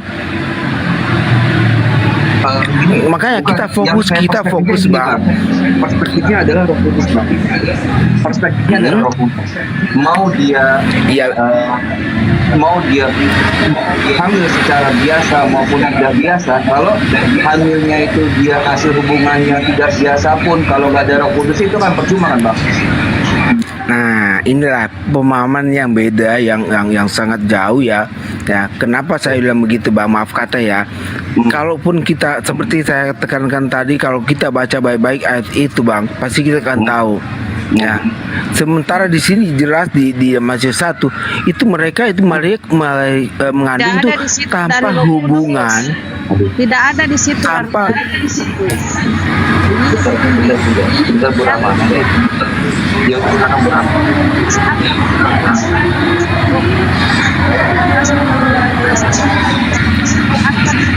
Tahu. Ya. Itu enggak ada Roh Kudus. Bentar, nak. Ya. Lanjut Bang. Lanjut Bang Moto. ya. Oke, ya. Jadi kalau Maria hamil itu tanpa melakukan hubungan dengan Yusuf ya. Sementara pun kalau kita lihat dia Jangan dipotong, kok biar dipotong dia terus sih. Jangan dipotong, kasih kesempatan, kita harus adil lah. Dia orangnya sopan kok. Terusin Bang Mo. Ya, kalaupun kita mau melihat dari isi bunyi Alkitab ayat yang saya bawakan, kita bisa lihat kalau Maria itu mengandung tanpa hubungan apa-apa. Sementara abang tadi menunjukkan bahwa tadi siapa yang melahirkan itu mereka melakukan hubungan. Nah, ini satu mujizat, katakanlah apa ya, kalau kita pemikiran kita yang sangat tidak masuk di akal lah, orang kok nggak berhubungan kok bisa hamil ya. Sementara juga Maria pada waktu itu umurnya udah sekian tahun ya. Itu pemikiran kita kalau kita berpikir baik. Nah, kenapa itu bisa terjadi? Bentar Bang. Kenapa itu bisa terjadi? Tidak lain tidak bukan itu hanyalah kuasa Allah. Betul? Oke. Seperti Baik, kalau itu, begitu Bang, kita pemahaman persingkat. Kita persingkat gini aja. isi kandungan Bunda Maria itu apa? A. Manusia yang namanya Yesus. B. Manusia dan Tuhan. Itu aja dulu Bang, dipersingkat aja, isi kandungan dulu, langsung cek. Silakan. Oke, berarti yang saya jawab yang dipertanyakan tadi pertama sama saya, kenapa saya mentuankan Yesus, jelas ya, udah jelas ya. Isi kandungan Bunda Maria Bang, apa? Oke, sebentar. Jadi yang kedua, kita perlu lihat juga di Alkitab bahwa dikatakan di sana, nah, Allah menjadi manusia. Nah, kalau kita berpikir, kalau kita melihat secara manusia, ya betul memang di kandungan itu Maria itu betul manusia. Oke. Tetapi kita perlu lihat bersama-sama yang sangat penting itu ayat itu ada Allah. Pertanyaannya menjadi isi manusia. kandungannya dulu Bang, baru nanti ya. Jadi isi kandungan Maria apa? Manusia atau Tuhan? Ya, kalau makanya Abang kalau saya mengatakan manusia juga nggak bisa juga. Kalau terus saya apa? mengatakan Allah juga nggak bisa. Terus apa? Karena ayat di Alkitab ya Allah menjadi manusia, paham ya? Iya, jadi isi kandungan Maria itu apa? Manusia atau Tuhan? Makanya saya bilang tadi Bang, kalau saya bilang Allah atau Tuhan, pasti Anda membantahnya. Kalau saya bilang manusia, pasti Anda membantahnya. Di mana Tuhannya? Makanya saya merujuk pada ayat yang mengatakan Allah menjadi manusia. Enggak, menurut ini aja, jangan bohongi bro, jangan bohongi publik, jangan bohongi kata hati lu. Sesuai kata hati lu aja, belakang persoalan. Sekarang isi kandungan Maria itu apa? Ya, saya berbicara sesuai data, bukan logika ya Bang. Ya sesuai data, isi kandungan Maria apa? Ini ya, saya tahu cara menjawabnya begini. Begini ya, saya tahu cara menjawabnya pasti begini. Isi di dalam kandungan Maria itu adalah manusia yang awalnya dia adalah Allah, betul atau enggak? Ya, kalau pun memang seperti itu ya, kalau awal Anda mau masukkan betul atau ya tidak? Udah, saya nggak masalah. Bukan Ya, jangan nggak masalah. Ini saya bantu loh. Betul Bang, aku bantu. Betul. Betul ya. Sebentar, saya nggak mengikuti. Betul. Karena saya sesuai data. Karena di perjanjian lama telah dinubuatkan abangku. Jawab yang pasti aja lah. Bukan, dengar ya. Sebab telah dinubuatkan di kitab perjanjian lama abangku bahwa akan lahir seorang anak yang berkuasa, raja di atas segala raja. Gini, itu udah dibuatkan di dalamnya saya Bang. Ya, coba perhatikan ya. Tadi saya bilang manusia yang sebelumnya dia adalah Allah, sesuai dengan Yohanes 1 ayat 1 ya, pada mulanya. Jelas ya, pada mulanya adalah Allah. Betul nggak? Betul kan? Pada mulanya adalah firman, firman adalah Allah, akhirnya kan gitu. Berarti pada mulanya adalah Allah, betul kan? Berarti pada mulanya adalah Allah, betul kan? Kita lihat dulu pertanyaan Bang seperti apa Bang pertanyaannya. Loh, ini ngaco. Ini dibantu loh. Ini dibantu biar cepat diskusinya. Saya nggak mengikuti. Sebentar. Loh, saya tidak mengikuti apa yang kalian katakan ya. Karena kenapa? Coba yang Kristen ada berapa orang kita sini? Berbeda. Enggak, cuma saya. Ya, kalaupun Anda memberikan itu Katolik, itu Katolik, berdamai. Itu Katolik. Ya, kalaupun Anda mau menjelaskan, saya juga harus pikir dulu, timbang dulu betul nggak ini. Bukan timbang dulu, coba kamu cerna bro. Kamu tadi bilang bahwa kalau saya bilang manusia pasti saya disalahin. Kamu bilang kalau saya bilang Allah pasti disalahin. Tapi kamu bilang awalnya Allah, lalu dia mengambil rupa seorang hamba. Ya benar dong jawaban saya. Yang dikandung Maria itu adalah manusia yang sebelumnya dia adalah Allah. Apa yang salah bro? Ya oke. Ya betul. Terus gimana? Bukan manusia. Jadi Allah yang telah ada sebelumnya. Bukan yang di kandungan Maria maksudnya, bro. Yang di kandungan Maria itu adalah manusia. Aku hanya tambahkan karena mengenai Yesus ini telah dinubuatkan di Yesaya 9 ayat 6. Sebab seorang anak telah lahir untuk kita, seorang putra telah diberikan untuk kita. Lambang pemerintahan ada di atas dan bahunya, dan namanya disebut orang, penasehat ajaib, Allah yang perkasa, Bapa yang kekal, Raja damai. Betul. Jadi kekuasaannya dia ada di memang bahunya udah ya. Allah hakikatnya. Tahta ada di atas di bahunya Dia ya. memang Benar ya? Allah yang perkasa, Allah yang perkasa. Sabar. Pak Berdamai, coba jawab pertanyaan saya. Matius 28 ayat 18. Kepadaku telah diberikan kuasa di sorga dan di bumi. Begitu bunyinya ya. Matius 28 ayat 18. Begitu bunyinya ya. Kepadaku telah diberikan kekuasaan di sorga dan di bumi. Betul ya? Ini jangan main-main bawa data. Coba, benar atau benar? Biar kita bedah nih satu persatu. Matius 28 ayat 18. Coba dibuka teman-teman Kristen. Itu tadi kan bicara soal bahu-bahu. Halo?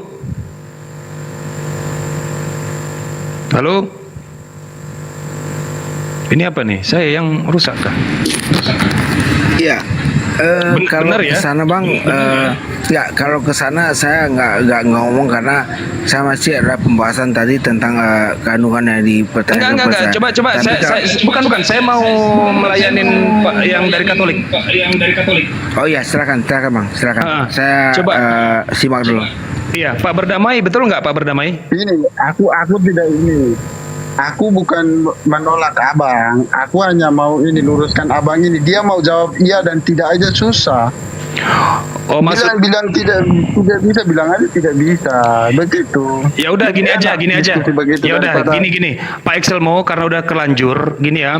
Kita langsung aja lah by data. Kita nggak usah stuck lah di urusan Maria. Kita berdua sepakat, Islam dan Kristen sepakat bahwa ada satu wanita suci ya yang mengandung seorang manusia yang agung, gitulah ya.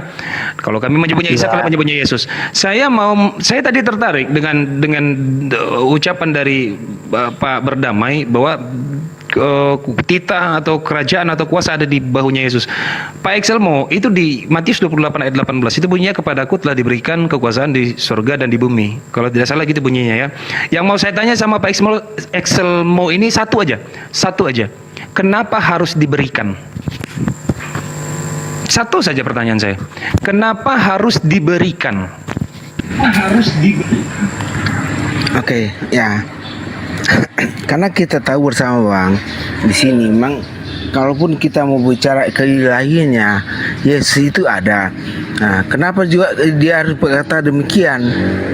Nah, supaya kita manusia yang ada pada waktu itu melihat dia bahwa dia Yesuslah diberikan kuasa Allah. Ya, bukan berarti dia menurunkan derajatnya sebagai Allah, bukan. Tetapi karena dia hidup pada waktu itu sebagai manusia, bukan berarti dia menghilangkan keilahiannya. Siap. Kalau dia tidak diberikan kuasa, dia berkuasa atau tidak, Pak Excelmo?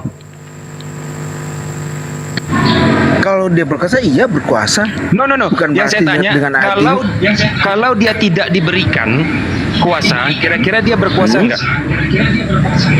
Oh, kalaupun jawaban pertanyaan Anda seperti itu, saya menolak. Karena kenapa? Karena di awal kelahirannya sudah diberikan kuasa kepada dia. Sebenarnya dia berada dalam kandungannya. Benar. Yang menjadi masalah kita hari ini, yang menjadi masalah kita hari ini adalah begini. Bapak itu, coba doubling Pak, di dulu bentar. Ini perhatikan ya, Kristen seluruh Indonesia ya. Bapak itu kuasanya tidak diberikan, masalahnya. Bapak itu dapat kuasa dari siapa? Dari Yesus? Tidak. Bapak itu tidak diberi kuasa. Yesus yang diberi kuasa. Yang menjadi pertanyaan saya tadi ada dua. Pertama, kenapa Yesus harus diberi kuasa? Yang kedua, kalau Yesus tidak diberi kuasa, kira-kira dia berkuasa enggak? Ya enggak lah pasti jawabannya. Ya enggak lah pasti. Kalau Bapa jelas kekuasaannya memang sejak awal ada di dalam dirinya sendiri. Kalau Yesus enggak diberikan, ini yang jadi masalah. Kenapa dia harus diberikan kuasa? Ini yang jadi masalah. Kenapa? Oke. Anda memaksakan saya untuk kesana ya Bang ya. Jadi gini Bang, pemahaman yang Anda bawa tadi itu tentang kuasa itu ya diberikan kepada Yesus nanti berusia umur 12 tahun misalnya, kita lihat ya di dalam ayat ini. Nah, pada waktu Yesus memberitakan Injil, Sehingga pada waktu ke ayat yang ke-18 Yesus mengatakan kepada murid-muridnya, para umatnya pada waktu itu, bahwa dia memperkenalkan diri, bahwa dia ini diberikan kuasa. Apa yang diperkenalkan diri oleh Yesus? Iya, saya tahu. Dia diberi kuasa. Iya, sebentar. Yang saya tanya, kenapa dia diberi kuasa oleh Bapa? Kenapa dia diberi kuasa oleh Bapa? Bukankah seharusnya dia berkuasa sejak awal karena dia adalah Allah itu sendiri? Kalau Allah, yang namanya Allah, nggak perlu dikasih kuasa, dia sudah berkuasa. Tapi Yesus sendiri mengaku dia diberikan kuasa. Abang tanyakan tentang ayat ini toh. Nah, kenapa ayat ini bunyinya demikian? Karena pada waktu itu ya sedang memberitakan Injil, berarti dia memperkenalkan. Contoh gini bang, tidak mungkin saya kenal abang kalau abang nggak memperkenalkan diri abang sama saya. Seperti itu. Tiba-tiba abang berbicara dengan saya ya tentang keselamatan atau tentang uang yang hilang atau apa yang hilang. Nanti saya bertanya, abang ini siapa ya? Oke. Karena dia memperkenalkan diri. Catat ya teman-teman Kristen seluruh Indonesia ya. Di sini letak logikanya. Catat ya. Karena dia hendak memperkenalkan diri. Sabar.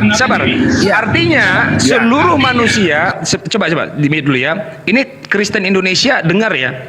Dia ingin memperkenalkan diri sehingga dia diberikan kuasa. Kata Pak Exelmo, ini fatal banget, fatal. Lihat ya racunnya di sini. Kalau memang, sebentar Pak Exelmo ya, kalau memang dia hendak memperkenalkan diri, seharusnya semua manusia mengenal dia sesuai dengan apa yang dia perkenalkan tentang dirinya. Masalahnya dia tidak pernah memperkenalkan dirinya bahwa dia adalah Allah. Kalian harus konsisten. Sebentar, kalian harus konsisten.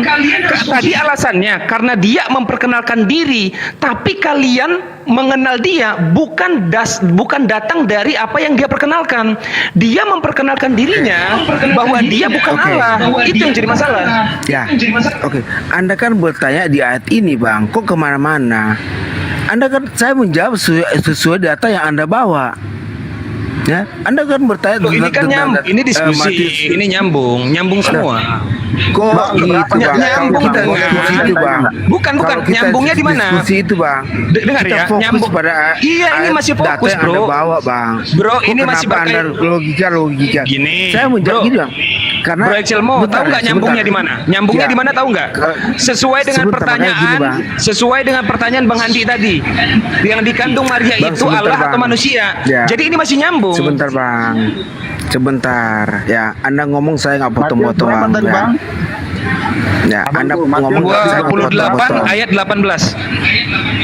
Ya, Anda kan bertanya tentang ayat ini bang. Sesudah kebangkitan ya. Sesudah kebangkitan. Ya, Anda bertanya tentang ayat ini. Kenapa saya menjawab seperti demikian? Karena kenapa saya menjawab Yesus memperkenalkan diri pada waktu itu? Ya, kenapa saya memperkenalkan itu? Karena orang-orang yang pada waktu itu belum ada yang lain sudah mengenal dia dan ada yang belum mengenal dia, sehingga dia memperkenalkan diri dalam ayat ini. Dia mengatakan lagi seperti itu bang di ayat ini. Ya. Bukan berarti dia harus perlu lagi orang sudah tahu kok diperkenalkan di dalam bukan sedikit enggak? Bentar bang. Karena orang menurut pemahamanku ini amanat agung, perintah Yesus kepada muridnya untuk memberitakan Injil ke seluruh dunia. Kalau ayat itu, kalau saya baru baca ya, karena dikasih tahu saya baru baca, itu pemahaman saya. Itu perintah agung setelah kebangkitan Yesus. Perintah kepada murid-muridnya. Iya, begitu. Kalau apanya tidak ada hubungannya dengan yang kelahiran tadi.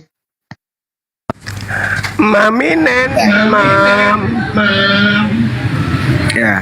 Jadi kalau abang mau bertanya kenapa mesti berkenalkan diri, Anda baca lagi di ayat yang ke-17. Di situ ada orang masih ragu-ragu, sehingga dia berkatakan demikian, janganlah kamu takut, kepada aku diberikan segala kuasa di bumi dan surga.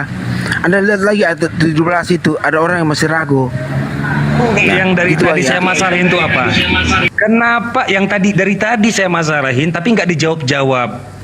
Nggak ada solusinya. Saya tadi nanya kenapa harus diberi kuasa. Yesus itu kenapa harus diberi kuasa? Yang namanya Allah nggak perlu diberi kuasa sama dia. Dia sudah berkuasa sejak awal. Tapi kenapa Yesus mengaku bahwa dia diberi? Ada apa ini?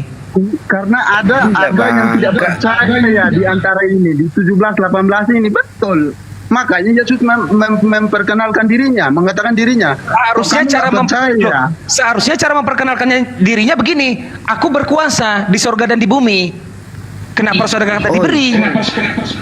Oke bang, itu pemahaman abang seperti itu bang ya. Tetapi data yang ada, kalaupun Anda mau mengarah ke pemahaman sana, saya, gini, catat ya, saya kasih bukti. Pemahaman saya ini sama dengan pemahaman murid-murid Yesus. Kenapa? Seluruh murid-murid Yesus menangkap cara Yesus memperkenalkan diri, membuktikan bahwa murid-murid Yesus tidak pernah memanggil Yesus Allah. Itu masalahnya. Jadi cara saya ini menangkap Yesus sama seperti cara murid-murid menangkap pesan Yesus. Seluruh 12 murid Yesus tidak pernah memanggil Yesus Allah. Tidak pernah. Satu saja, coba tunjukkan. Mama nenen mam.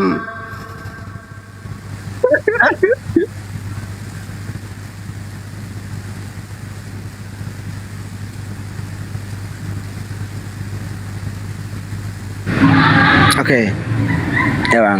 Jadi gini bang, ya, yang saya fokus bang tentang pertanyaan kamu tadi. Kan ada murid yang tidak percaya. Dia tunjukkan tangannya supaya ditunjuk ke jarinya, ke apanya, ke lubang apanya itu kan. Saya tahu. Dia sujud menyembahnya itu. Saya tahu. Dia bilang ya Tuhanku ya Allahku, betul nggak? Ya. Betul nggak? Betul. Siapa nama muridnya itu? Thomas kalau nggak salah ya? Ya betul abangku. Thomas ya. Nah coba buka di Bible itu ada dan nggak di situ? Ya Tuhanku dan Allahku. Ada dan nggak? Saya tahu ini mainannya pasti di sini. Kalau saya tanya murid Yesus pernah nggak memanggil Yesus Bapa? Pasti ini ayatnya. Nggak tahu saya. Pasti ini ayat yang dibawa. Tapi jangan salah, tidak semudah itu. Yohanes 14:8. Yohanes 14:8. Coba bunyinya itu si Filipus mempertanyakan itu. Yang mana sekian lama kau ikut dengan aku? Mana Bapak itu? Sekian lama kau ikut aku, kau masih bertanya di mana Bapak itu, gitu. Betul kan? Itu bertanya, bukan menyebut saya, bukan memanggil. Saya bertanya, ada tidak murid Yesus yang memanggil Yesus wahai Allah atau wahai Bapa? Yang ada wahai Tuhan. Tapi wahai Allah atau wahai Bapa nggak ada. Nah ini. Gitu.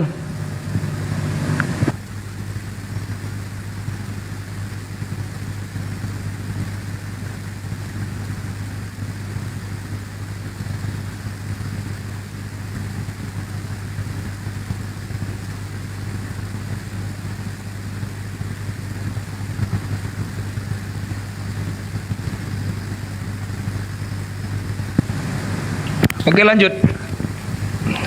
Bang Andi, Sensei, lanjut silakan. Mama nenen.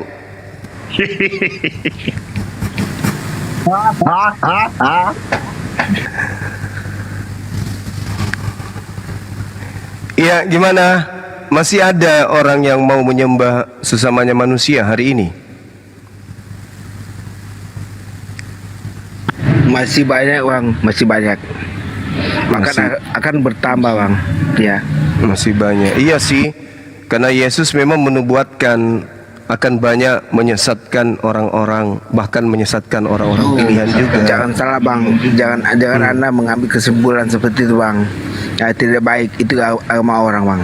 Ya, Matius 24 nomor 11, banyak nabi palsu akan muncul dan menyesatkan banyak orang, bukan sedikit. Jadi kalau semakin banyak yang menyembah nabi palsu itu Bang Juma, aku mau tanya dulu Bang Juma. Oke, gimana baik. ciri-ciri nabi palsu itu? Baik. Nabi palsu ciri-cirinya mengaku bertemu Mesias di padang gurun. Kedua, datang kepada pengikut Yesus orang-orang Yahudi mengaku sebagai murid Yesus dan mengaku bertemu Mesias.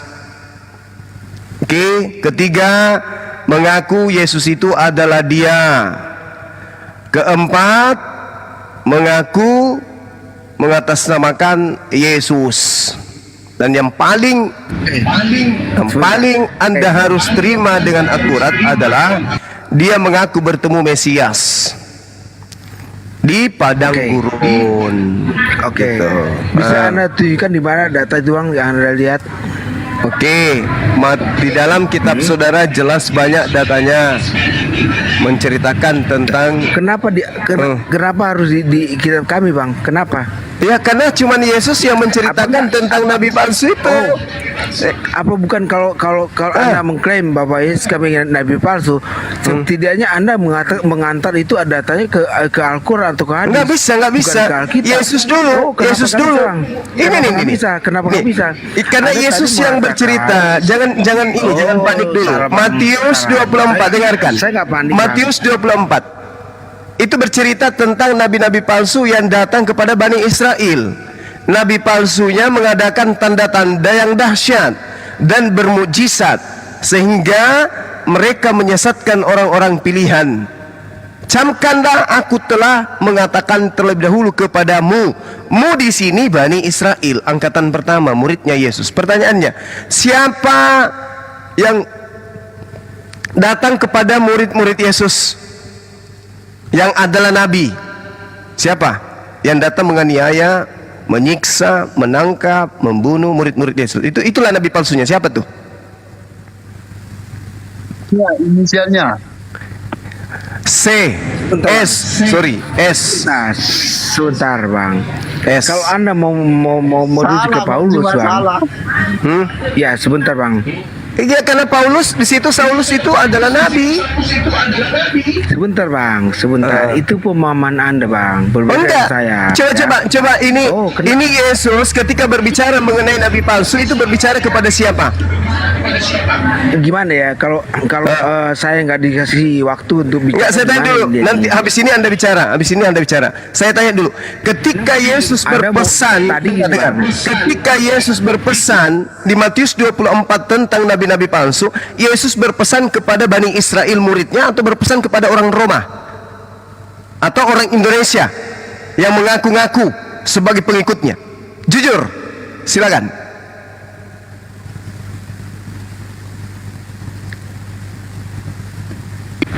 Oke, kalau Anda harus masukkan saya ke sana Bang, ke apa yang Anda katakan tadi, ya. Sementara Anda mengatakan kami itu yang ada itu nabi-nabi palsu di kami.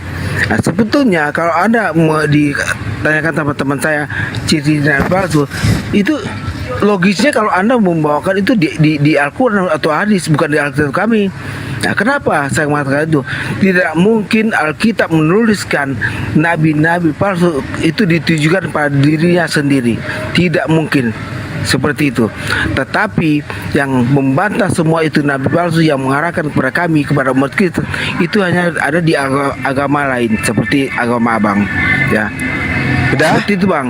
Sudah? Ya, seperti itu. Oke, sudah. Jadi gini.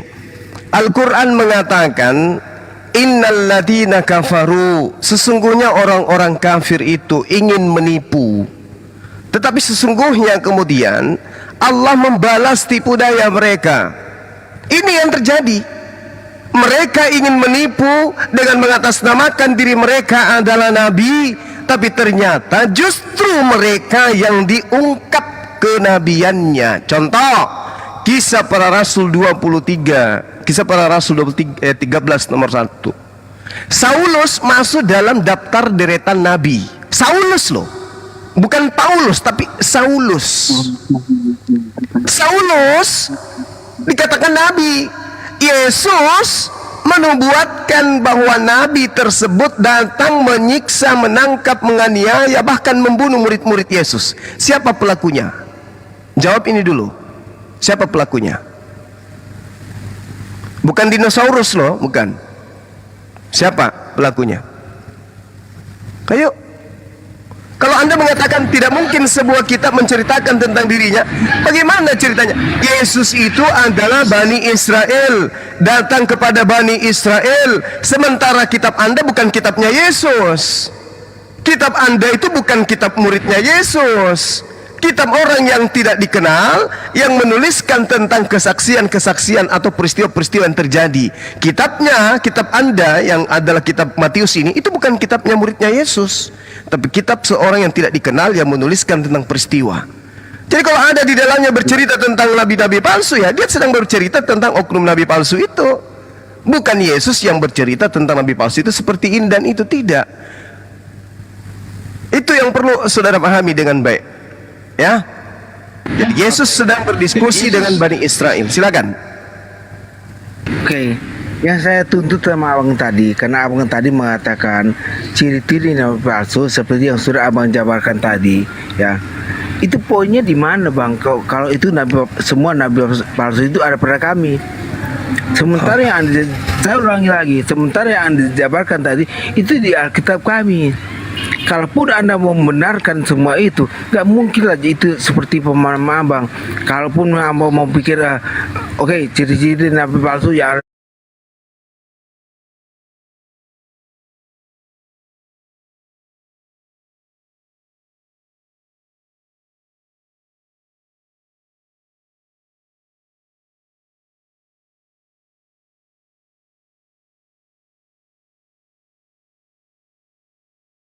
ya, Anda tadi mengatakan ciri-ciri nabi palsu itu ada pada kami. Di mana sehingga datanya? Di mana datanya? Anda kembalikan ke Alkitab, ke kami. Tidak mungkin Alkitab menuliskan. Kok tidak mungkin? Faktanya begitu. Loh, kata siapa? Itu pemahaman abang. Kalau enggak. Izinkan saya membuktikan. Boleh? Oke. Sekarang Anda buka kitab saudara. Jadi yang menelanjangi dirinya sendiri adalah kitab saudara. Kenapa? Ini bukan firman Tuhan. Coba lihat 2 Yohanes 1 nomor 7. Sebab banyak penyesat telah muncul dan pergi ke seluruh dunia yang tidak mengaku bahwa Yesus Kristus telah datang sebagai manusia.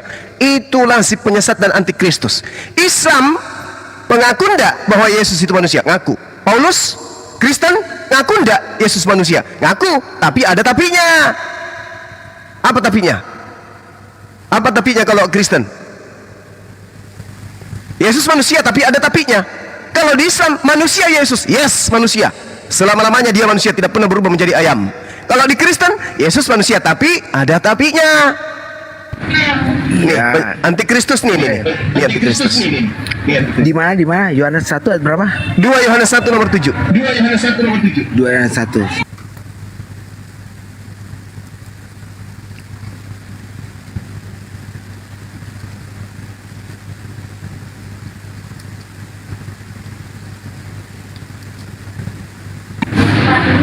Gimana menurut Anda? Ya. Jelas kan? Apa bunyinya?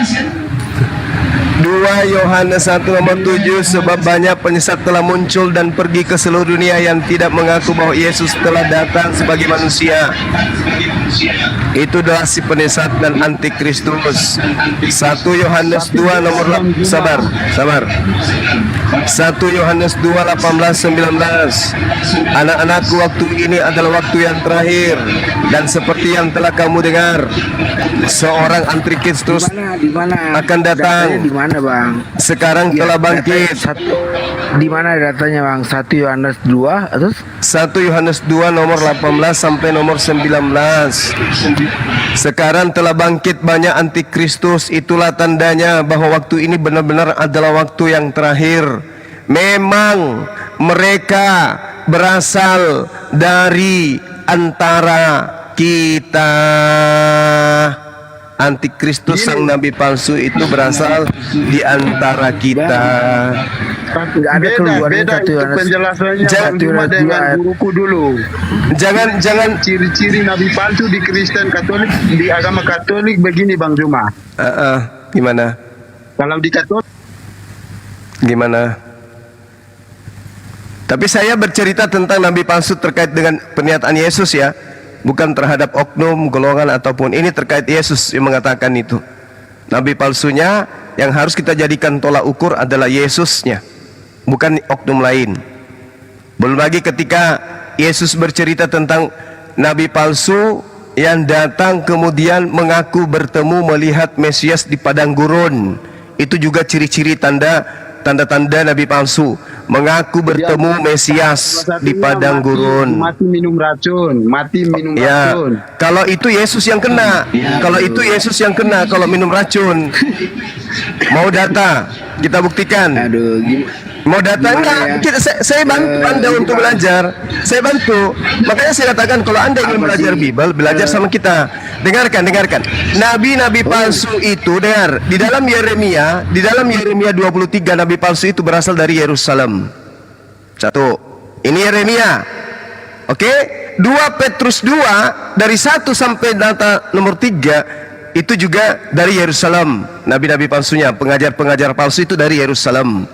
Kemudian dikatakan di Mazmur 69, bahkan mereka memberi aku makan racun, dan pada waktu itu aku haus, mereka memberi aku minum anggur asam. Itu di dalam Mazmur 69 nomor 21. Minum anggur asam. Nabi palsunya minum racun, sebab nabi dari Yerusalem telah meluas kefasikan dan bumi. Jadi nabi yang minum racun itu, dengar, nabi yang minum racun itu berasal dari Yerusalem. Oke? Nah sekarang racun yang diminum itu adalah anggur asam. Yohanes 19:30, sesudah Yesus meminum anggur asam, Yesus mengatakan sudah selesai, lalu menundukkan kepalanya dan maka matilah dia. Siapa nabi palsu dari Yerusalem yang minum anggur asam? Siapa? Kata siapa harus mati pada waktu minum anggur asam? Ciri-ciri yang kedua itu satu begini Bang Juma. Ya, ciri-ciri pertama sudah terpenuhi kan? Ciri-ciri yang pertama sudah terpenuhi, bahwa dia minum racun. Dan itu terpenuhi oleh Yesus di atas tiang salib. Yang kedua, nafsunya kepada banyak perempuan. Oke, di mana tertulis? Di mana tertulis itu, di mana? Karena kalau itu ada tertulis seperti Daud, Salomo, Abraham, Musa dan seterusnya, itu nabi palsu semua. Karena mereka istrinya orang pun diambat, anak-anak kecil pun diambat. Yeremia bab 20 ayat 3. Oke, Yeremia 20 nomor 3. Baik, tetapi ketika keesokan harinya mengeluarkan Yeremia dari pasungan, berkatalah Yeremia kepada Tuhan akan menyebut namamu bukan pasir melainkan apa ini? Apa Anda sebutkan Yeremia 20 nomor 3? Apa yang Anda ingin pertontonkan? Coba. Ya, suara saya masih kedengaran? Mama Nanan. Masih kedengaran suara saya? Masih. Jadi nabi palsu pertama itu dari Yerusalem, minum racun anggur asam. Oke, ada yang menggantikan Nabi Isa alaihissalam di atas tiang salib yang minum anggur asam. Ya, saya kasihan sama nabi palsu ini. Kemudian yang kedua, menurut Yesus nabi palsu itu berasal dari tengah-tengahnya sendiri. 1 Yohanes 2 nomor 18, nomor 19. Dari tengah-tengah Bani Israel muncul antikristus yang adalah nabi palsu itu sendiri. Oke? Kemudian yang ketiga, nabi palsu itu menangkap murid Yesus, menganiaya murid Yesus, memenjarakan murid Yesus. Yang keempat, nabi palsu itu membawa-bawa nama Yesus kemana-mana. Yang kelima, menganggap Yesus itu Tuhan dengan mengatakan akulah dia. Yang keenam, bukan. Ini data bung. Lukas 21 nomor 8. Oke? Lukas 21 nomor 8. Oke, itu nabi palsu. Bukan. Kemudian nabi palsu menurut Yesus itu mengaku bertemu Mesias di padang gurun. Matius 24 nomor 26. Sekarang saya tanya sama Anda, Kisah Para Rasul 13 nomor 1, Saulus mengaku nabi. Dikatakan nabi di sana. Kemudian Saulus mengaku bertemu Mesias di padang gurun ketika dia ke Damsyik. Kisah Para Rasul 9 nomor 6. Masih adakah yang bisa Paulus lolos dari nabi palsu ini? Masih ada? Sudah salah. Dari semua ayat yang Anda bawa tadi itu salah sekali, Bang. Jauh sekali. Kok jauh? Kenapa saya bilang jauh? Coba saya bacakan. Dengarkan. Saya bacakan. Baca dari atas, jadi Bang. apabila orang berkata kepada melihat, coba Dia ada di padang gurun. Mesias ada di padang gurun. Janganlah kamu percaya. Makanya dengarkan dalilnya. Kamu tidak bawa dalil dari tadi. Dengarkan. Di mute dulu. Aduh, gak dikasih saya kesempatan. Di mute. Dengarkan saya. Habis itu saudara bicara, tapi pakai data. Bantah saya pakai ilmu, bukan asumsi. Oke? Ya, saya Bang Suma dari Facebook. Sudah hampir 20 tahun. Saya dikenal penginjil jalanan. Saya membacakan data dari kitab saudara. Bantah saya pakai ilmu. Jangan cuman curhat. Mama, nenen. Ini Matius 24 nomor 26. Jadi apabila orang berkata kepadamu, lihat Mesias ada di padang gurun. Ini Mesias berkata, ada di padang gurun. Apa kata Yesus? Jangan kamu percaya. Ketika Saulus, sang Nabi Saulus berjalan ke Damsyik di padang gurun, dia bertemu dengan Mesias. Betul atau salah? Jawab, buka mulut Anda, silakan. Oke, ya. Data yang Anda bawakan tadi, ya, sementara pembicaraan kita yang pertama, ciri-ciri nabi palsu. Sebetulnya kalau Anda mau mengatakan nabi palsu itu yang ada pada kami, Anda itu membawa data Anda ke sini, bukan data kami yang dipelintir, bukan, ya. Kok saya pelintir, Bang? Jangan curhat, jangan nangis Anda. Bang, ngapain nangis? Di mute lagi, saya terangkan lagi. Host, di mute lagi. Mute. Mama, nenen. Jadi dengarkan. Untuk membuktikan uang itu palsu, tidak perlu kita mengambil uang lain. Misalnya nih, Anda belanja di toko saya menggunakan uang palsu. Untuk membuktikan kepalsuan uang Anda yang harus saya teliti, uang Anda yang harus saya berikan kepada Anda untuk membuktikan. Ini loh kepalsuan uang Anda. Masakan uang Anda yang palsu saya pakai uangnya tetangga untuk saya teliti membuktikan kepada Anda? Tidak begitu caranya. Yesus mengatakan tentang nabi palsu itu, dan itu tertuang di dalam kitab saudara. Kenapa Anda alergi? Saya ulang lagi. Saulus adalah nabi berdasarkan Kisah Para Rasul 13 nomor 1. Dia belum bertobat, dia sudah disebut nabi. Dengar, dia belum bertobat, dia sudah disebut nabi. Lagian di dalam Galatia 1 dia mengatakan, aku dipilih dari sejak rahim ibuku. Jadi Saulus itu memang nabi menurut pengakuan kitabmu. 1. Yesus mengatakan, kalau ada yang mengatakan bertemu aku di padang gurun, jangan kau percaya. Sekarang pertanyaannya, apakah Saulus ketika menuju ke Damsyik mengaku bertemu Yesus, ya atau tidak? Jawab, buka mulutnya. Aduh, lucu ya Bang, kamu ya. Memang lucu, memang. Sekarang jawab. Ya, pemahaman Anda itu jauh Bang, berbeda Bang dengan saya ya. Ya memang beda. Kamu pengikut Saulus. Gimana sih kamu ngomong saya diam, sekarang saya ngomong kamu ngomong juga. Iya, karena saya minta Anda membantah data saya. Bukan, justru saya geli diskusi sama orang yang cuma modal mulut. Saya kasih data, tidak ada data. Ya, yang lucu itu mama nenen. Itu yang lucu. Ini tidak. Data. Ini. Matius 24:26. Apabila ada orang berkata, lihat ada Mesias di padang gurun, jangan kamu percaya. Siapa yang melakoni ini? Siapa yang mempraktekkan ini? Siapa yang menggenapi ini? Yang mengaku bertemu Mesias di padang gurun. Ini siapa? Jawab. Saya datang sama Anda, saya semua bawa data Bang, bukan modal congor. Saya bawa data semua. Betapa saya bawa ini, ya. Saya bawa data juga Bang.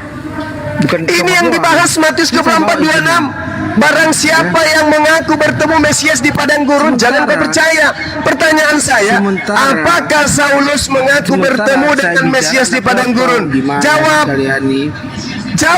Apakah Saulus mengaku? Jangan kau habiskan waktu saya, nanti ku suruh kick. Berulang Anda cuman. Kenapa kamu Saya tanya, apakah Saulus ini menggenapi nubuatan Yesus di Matius 24:26? Apabila ada orang berkata bertemu Mesias di padang gurun, jangan kau percaya. Pertanyaan saya, apakah Saulus mengaku bertemu Mesias ketika dia berada di Damsyik, padang gurun menuju Damsyik? Jawab ya atau iya. Itu salah satu pertanyaan jawaban. Pilih salah satunya. Jawab ya atau iya. Jawab kemana dulu. Iya, makanya jangan kemana-mana. Ini jangan kemana-mana. Kita bahas ini yang tadi. Apakah Saulus mengaku bertemu dengan Mesias di padang gurun? Ya atau iya? Jawab salah satunya. Ya atau iya? Jawab. Kamu turun. Kamu turun. Kamu nggak ada ilmu, nggak ada layak bicara tentang kebenaran nabi palsu. Omong kosong aja, kau cuma mau nipu-nipu. Ini sudah jelas, ini tak bacakan ini. Ya, fi qulubihim maradun fazadahumullahu marada. Sudah jelas-jelas dalam hati kamu itu ada penyakit. Data di dalam kitabmu sudah terbukti dengan akurat. Nabi palsu antikristus mengaku bertemu Mesias di padang gurun. Siapa yang bertemu? Yesus. Ya, aku adalah Yesus yang kau aniaya. Oh, itu siapa pelakunya? Disuruh ngaku nggak mau, malah lari kemana-mana. Fi qulubihim maradun fazadahumullahu marada. Di dalam hatimu itu ada penyakit. Ada penyakit. Ini ciri-ciri nabi palsu. Di dalam kitabmu dipenuhi oleh Yesus. Kamu lari ke racun, ternyata yang disalib di tiang itu juga memenuhi nubuatan nabi palsu dalam Yeremia 23. Nabi palsu berasal dari Yerusalem. Emang baginda Rasulullah Muhammad SAW dari Yerusalem? Emang baginda Rasulullah Muhammad SAW pernah bertemu dengan Mesias di padang gurun? Pernah.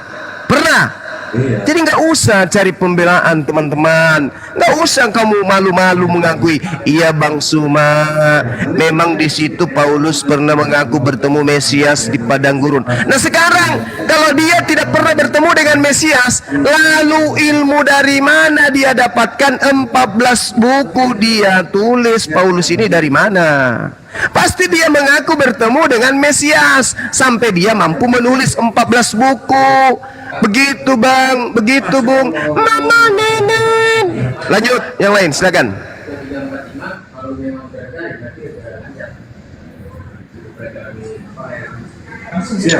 Ada Otin, udah lengkap semua gurunda.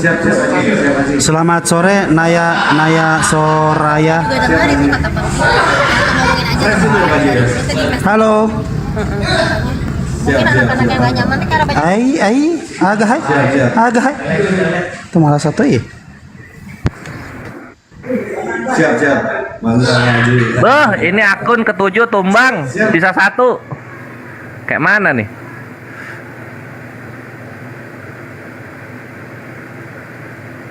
Jadi ini untuk rum-rum muslim ya, aku kasih tahu tadi Kores berpisah sejenak karena dapat laporan-laporan tritung-tritung panghujat itu menyerbu ke rum-rum muslim. Jadi yang keluar tadi si pipis kucing ya, pakai akun Christian Prince. Alhamdulillah bubuk. Bubuk Ikhwan, alhamdulillah.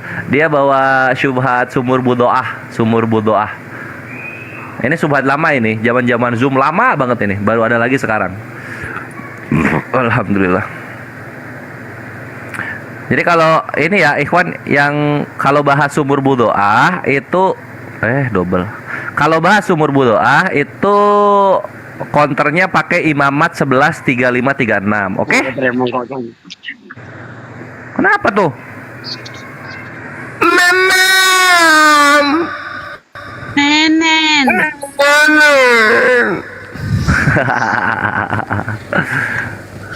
Istilah baru. Aduh. Ala, ayo bangun, minum susu dulu Ala. Makasih, Gune. Ala yang maha tinggi udah minum susu belum? Aduh, obrolan apa ya? Belum, Gune. Ya udah, ini susu dulu nih Ala yang maha tinggi. Mamaku yang adalah ciptaanku.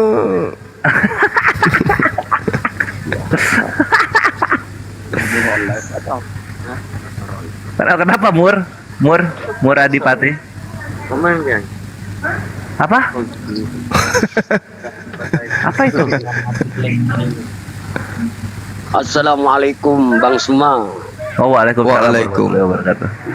Wah, saya ini kagum sama Bang Suma ini. Saya ngefan banget. Asal mana Bang Suma? Saya dari Makassar, Bang. Wah, ya salam dari Lumajang. Salam. Pinjam 100, ya, Bang. Lumajang, Jawa Timur. Pinjam 100 membeli cucu. Ya, semoga sehat selalu. Amin. Buat Bang Suma Alhamdulillah. memberantas Masyaallah. kezaliman. Semoga diberi sehat walafiat oleh Allah Subhanahu wa taala. Itu harapan dari Lumajang, Ya Bang. Rabbal Alamin. Teruskan Bang perjuangannya Nabi Muhammad, Bang. Amin. Amin. Ini tadi kenapa ada mamam nenen gara-gara Rasulullah Muhammad sallallahu alaihi wasallam dihujat. Allahumma sholli alaihi. Dihujat menyetubuhi anak kecil. Ya. Tuh awalnya tadi tuh. Maka kita menjelaskan berujung kepada pembuktian bahwa Tuhan Anda itu netek ketika Anda kemudian mengingkari dia bukan anak manusia. Ternyata Yesus mengaku dirinya anak manusia. Siapa manusia yang menjadi ibu? Nah, Maria. Mau lari kemanapun tidak bisa. Gitu ya teman-teman.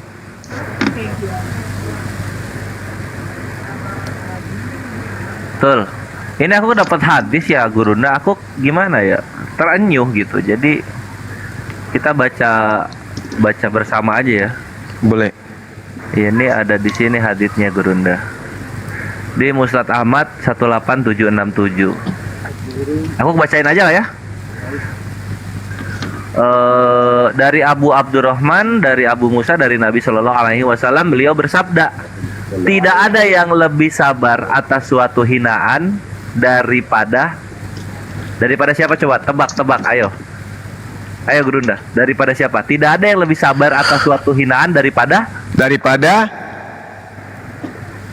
siapa? Ayo tebak.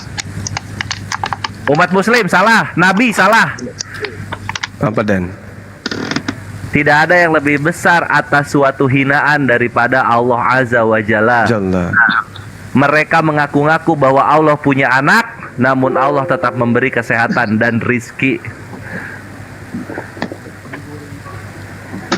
Gitu ya? Iya, ya Allah. Jadi memang benar mesti kita bubukin ini tritung ini nih, gitu. Karena mereka Allah tuh jadi maha sabar gitu. Dan Allah masih masih ngasih mereka kesehatan, masih ngasih mereka rezeki gitu. Walaupun hinaannya tuh sudah sampai segitunya. Makanya jadi makin kesal aku sama Tritung gara-gara ada hadits kayak begini.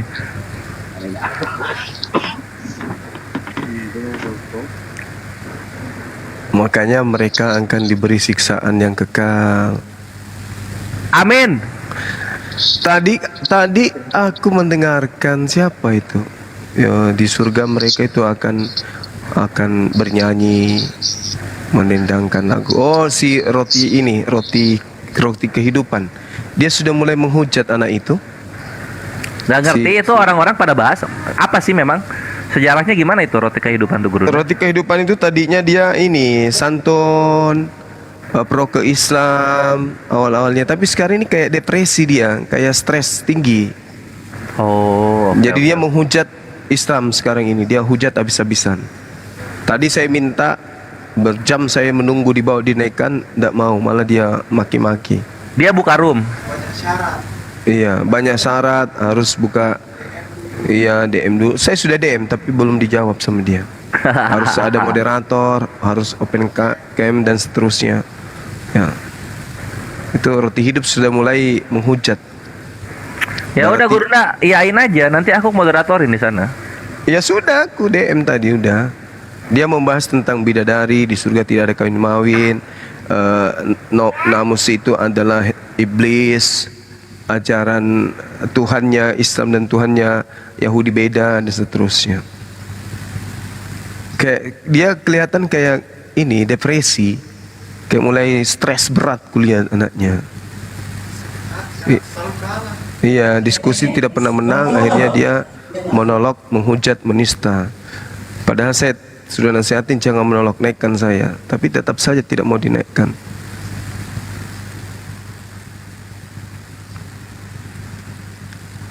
Roti kehidupan, Anda sudah masuk dalam deretan serigala-serigala yang akan aku cabut giginya satu-satu. Oh, aku Selamat. tahu berarti psikisnya Gurunda. Tahu aku psikisnya. Iya, gimana dia? Dia pertama baik karena dia punya pacar muslimah. Enggak, dia sudah punya anak. Cuman Iya. dia baik, pernah tugas di lokasi pemukiman Islam mayoritas. Jadi dia ke bawah-bawah, santun, islami, tampilannya juga islami. Dulu santun, bicara seperti akhlaknya baik. Setelah dia kembali ke habitatnya yang sesungguhnya, udah mulai kelihatan Romawi Yunaninya udah kelihatan. Oh, dia suka open cam ya? Iya. Oh, bagus, Buka bagus. data tapi lucu, data-datanya itu lucu gitu loh. Dah naiklah Monolog. semua. Terus Monolog. Oten mau disimpan di mana? Coba. Siapa yang mau pangku ntar? Oten. Ya lu lah, turun lah. Penuh lah di sini semuanya. Assalamualaikum warahmatullahi taala wabarakatuh, Bang Zul. Waalaikumsalam warahmatullahi wabarakatuh. Siapa yang turun barusan? Dinda Neplos kemana dia? Izin turun, aku mau nenen dulu. Bunda Neplos kok Bunda Neplos? Turun dulu semuanya. Mau kemana, Dek? Mau nenen, Bang. Oh ya sudah. Jangan lupa kasih garam sedikit. Kasih air tajin. Assalamualaikum warahmatullahi wabarakatuh, Brother Zia. Masya Allah, barakallah. Belum ya? Assalamualaikum warahmatullahi wabarakatuh. Oke. Ayo dia, assalamualaikum. Ibes mana? Apa Ibes? Apa Bunda Maria? Barakallah, Brother Zia, sehat selalu, Masya Allah. Bulan 12 dikit lagi. Oke, Kores, 3 hancur tadi akunku di sana. Oh, di Daripada Bunda Rahma di sini 4. Di sini Bunda Rahma 4. Bunda Rahma 4 di sini. Bisa ya Bunda Rahma? Ya? Saya 7 loh hari ini. Oh, luar biasa itu baru. Itu Sama baru tadi malam. pejuang. Dengar di tempatnya Yuni kan dia pajang di situ Zuma penyesat. Pokoknya dia pajang, aku kan scroll, aku lihat ini orang manusia apa hantu ini. Saya minta naik, saya dikasih naik kan. Iya. Kamu kenapa sih segitu bencinya sama Gurunda? Ada apa dengan kamu tuh loh? Dia kan menyesatkan loh. Apa menyesatkan? Emang ilmumu seberapa pintarnya kamu dengan Gurunda? Kau bilang menyesatkan. Mana menyesatkannya? Oh, dia bilang ini masalah itu Gurunda wudhu dengan itu yang dia mau ini. Ada saya screenshot ini judulnya ini. Cuma macam-macam lah kata-katanya. Jadi aku bilang, kamu tidak tahu diri ya, kamu tidak tahu diri. Kamu siapa sih? Tahu nggak siapa ngajarin kamu ngaji? Aduh, siapa ngajarin kamu? Emang Al-Fatihah. Bunda nyimak di bawah. Oke, Anak-anak Bunda ceritakan Maria. semua ke saya. Izin ya sebentar ya, Bunda Rahma ya. Potongan videonya dikasih ke saya. Ya silakan. Seru itu. Bunda Rahma menang. Yes. Allahu Akbar. Ini di band. Pak Darson Hendrayadi, selamatkan sore.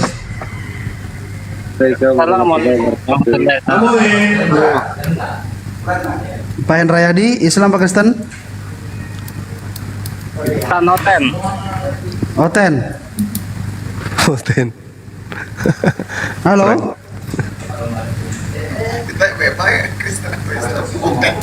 Mantan. Oke Pak Darson, selamatkan sore. Waalaikumsalam warahmatullahi wabarakatuh. Masya Allah. Waalaikumsalam warahmatullahi wabarakatuh. Waalaikumsalam warahmatullahi wabarakatuh.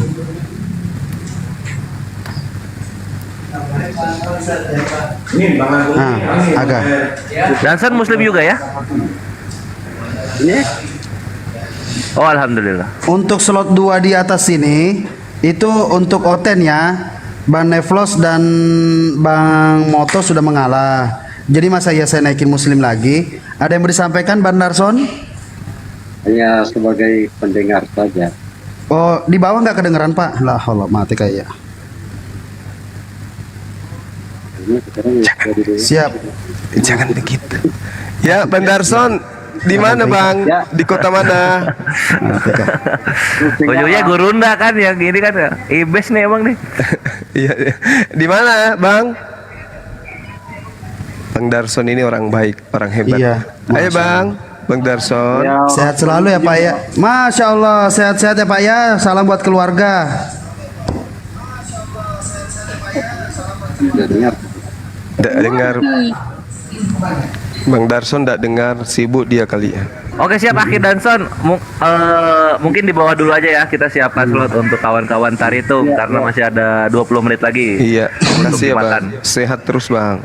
Makasih Pak Darson. Masya Allah, sehat-sehat selalu Pak Darson. Pegangan Pak. Siap. Merasa nak mulai. Merasa.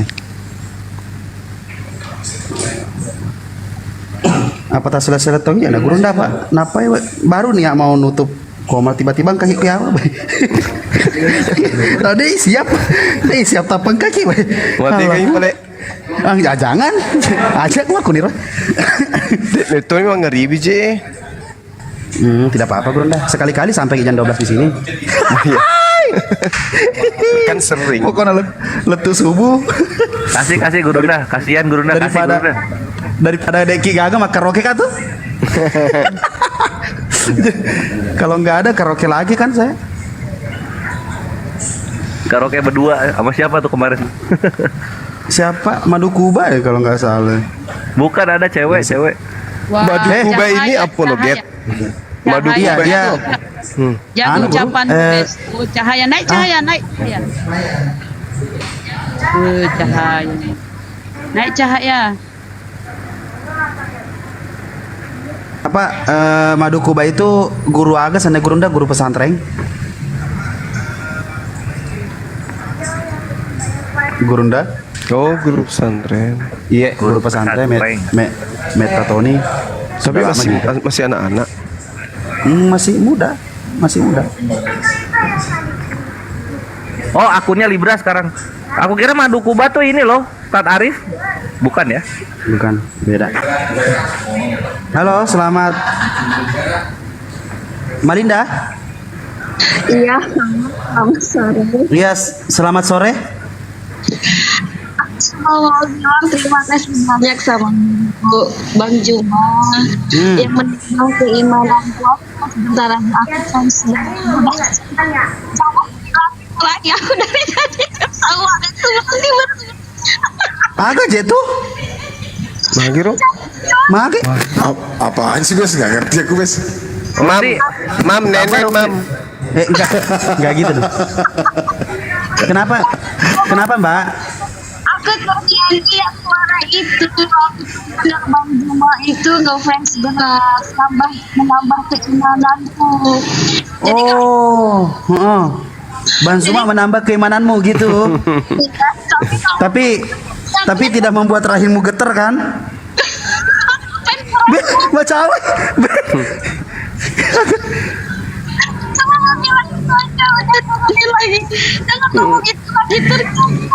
Kenapa mam mam? Kenapa ini? Mage kesini.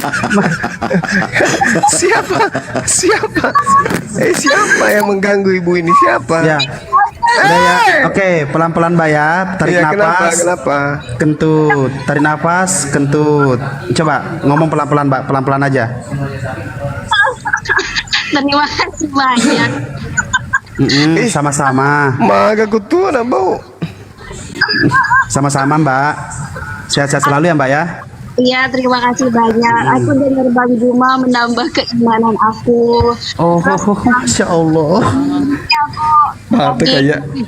Biasa aja Bang Ibes, sampai nangis. Aku makin fans sama Bang Juma. Tapi bila mau dan aku nggak bisa. Kenapa ini? Ada apa? Kenapa? Izin sebentar Gurunda. Di Izin sebentar. aku rebutan sama itu. Bang Juma punya aku, Bang Juma punya aku ya gara-gara aku yang paling keras. Dia Kenapa, Mbak? perebutkan Gurunda, dia perebutkan. Bukan kamu, Ibes. Kenapa Mbak? Bukan Gurunda. Gurunda kenapa?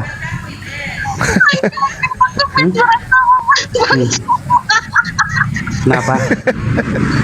Mamam nenen mam. Udah ya Mbak ya. Terima kasih banyak atas waktunya ya, Mbak ya. Mbak, tahu nggak Mbak berapa orang Mbak bikin cemburu di bawah? Saya naikin kirain oten. Terima kasih banyak. Iya, udah ya, Mbak ya, sehat-sehat ya Mbak ya. Banyakin olahraga Mbak, zumba Mbak, zumba. Ya Mbak ya. Bang Juma, teman-teman aja. Mbak Zuma. Iya. Oh, disapa Gurunda, mau disapa dia Iya, Gurunda. gimana saudariku Malinda? Makasih banyak sudah cerita. Suaranya putus-putus loh, sayang kali loh. Iya, aku tuh fans Ini banget. suaranya di kuping saya kedengaran itu suara laki-laki loh, om-om. Ini lagi Iya. snorkeling ya? Lagi snorkeling. Tenggelam suaranya. Tadi kupikir laki-laki loh. Di masa sih Bang Juma. Iya, aduh gimana dong? Dari tadi ngomong tapi suara laki-laki yang kedengaran di sini. Mamam nenen. Melinda cinta satu malam. Penggemar setia katanya, penggemar setia Gurunda Mas. Iya, Mbak, ya. Iya, saudariku Melinda, makasih ya. Salam sama teman-teman, salam sama keluarga di sana ya. Oh, terima kasih banyak Bang Juma. Mudah-mudahan Tuhan mempertemukan kita. Amin. Amin. Mempertemukan kita. Udah Mbak, turun Mbak. Banyak yang panas di bawah Mbak. Banyak yang panas di bawah. Mbak, tahu nggak gara-gara Mbak naik ada langsung 400 permintaan mama semua. Maksudnya pertemukan seperti biasanya ngobrol ngopi sama teman-teman yang lain. Langsung ngeheng helm ini. Oh, si Melinda siap-siap DM-nya ya, DM-nya digempur itu sama kaum hawa. Terus kenapa bibirnya Ibes yang lari naik tadi? Suka agak lain saya kayak gitu. Siapa lagi nih? Kemana? Mamanya Mia. Terus siapa? Naya Soraya coba. Ayo Enggak ya, Ahwat naik semua Ahwat.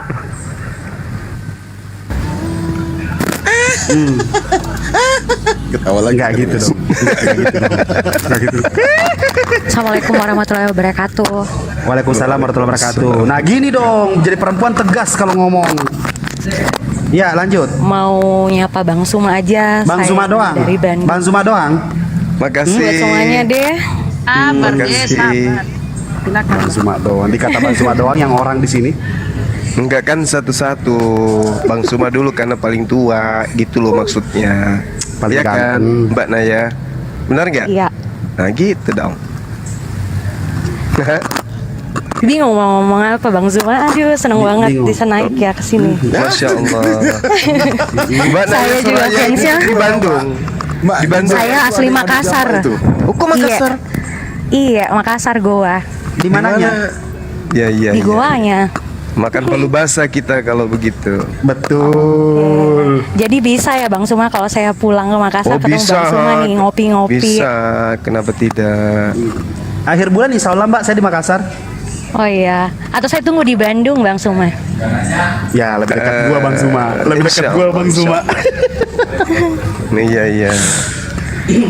Bang Suma ini di layar saya hostnya yang ini apa namanya Enggak, ini fotonya Bang gede Zuma. nih. Ini Ya. Bang Suma. Ini Ya, Bang ini Zuma. Bang Zuminten. Bisa dituker nggak? Aku mau screenshot nih. Oh, mau screen Bang Zuma. Oke, bentar ya. Baik, bentar.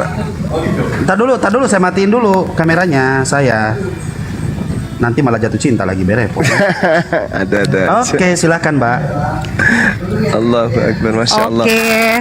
Nah, Saya sambil gemeteran loh Bang Suma Ya. tiba-tiba di ini naik. Ayo, sekali lagi screenshot. Oke. Masya Allah. Sampai segitunya. Padahal itu sama-sama aja. orang Makassar. Iya, berapa kali saya komen tapi nggak pernah dijawab Bang Suma. Oh gitu ya. Iya. Sama-sama Ya. Makassar kita. Ya udahlah Iya, nanti salam kalau kenal semuanya. Ya, di Makassar atau di Bandung. Iya, sih ya. Mbak Naya di mana gini? Iya Bunda, saya di Goa di ini di Panciro. Panciro, dekat. Panciro. Iya. Ya, Iya, sebelum Barombong. Barombong. Aku punya rumah di situ di TPI Taman Panciro Indah. Oh iya. Assalamualaikum. Oh, ada Waalaikumsalam warahmatullahi wabarakatuh. Oke, Mbak, makasih Ya udah saya banyak, Mbak, pamit. ya. Iya, makasih banyak ya udah diundang. Saya selalu. Assalamualaikum warahmatullahi wabarakatuh. Waalaikumsalam. Waalaikumsalam warahmatullahi wabarakatuh. Tadi katanya satu-satu tapi Bang Zuma doang difokusin ngobrol. Dasar. Ya. Astaga. Ya udah deh diturunin aja Kuyung, nuruninnya gimana? Makasih. Dadah Ya. Mbak, sehat-sehat ya Mbak ya. Amin. Ini juga ada satu Gurunda yang mau sapa Gurunda baru naik. Ya, Saya salam menyapa Bang kenal. Zuma.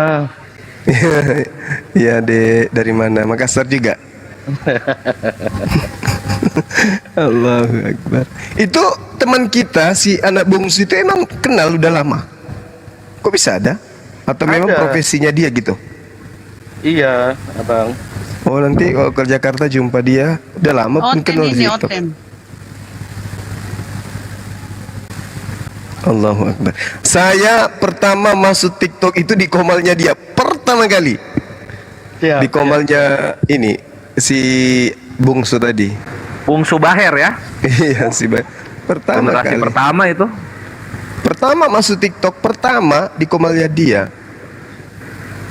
Itu pun tidak sengaja loh, ceritanya gini. Kan ini Ripa suruh udah berbulan-bulan tuh masuk ke TikTok bang, masuklah bang. Saya waktu itu bikin akun TikTok, masuk, tiba-tiba kok ada di komal itu. Anak itu langsung tegur, Bang Suma, loh kok kenal anak ini? Kok tahu dari mana? Tahu bang, aku kan sering nonton ini YouTube-nya Bang Suma. Bang Suma beneran kan ini? Iya, aku bilang gitu. Nah itulah berkesannya itu. Pertama masuk ke TikTok, tiba-tiba dikenal sama yang punya akun. Akhirnya Kalau sekarang udah banyak yang kenal Bang Zuma. Insya Allah. Alhamdulillah.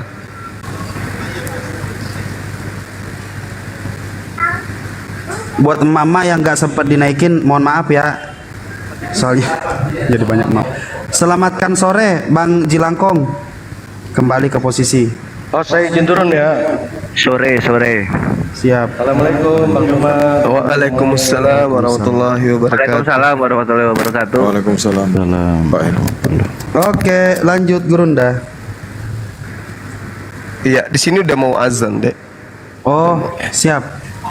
Siap Gurunda. Yang belum azan itu ya di Jakarta. Gimana Pak? Ada yang mau ada yang mau dibengkok? Jilangkung kenapa naik? Saya mau penasaran aja, mau tanya sama Bang Juma. Iya, gimana Kak Ros?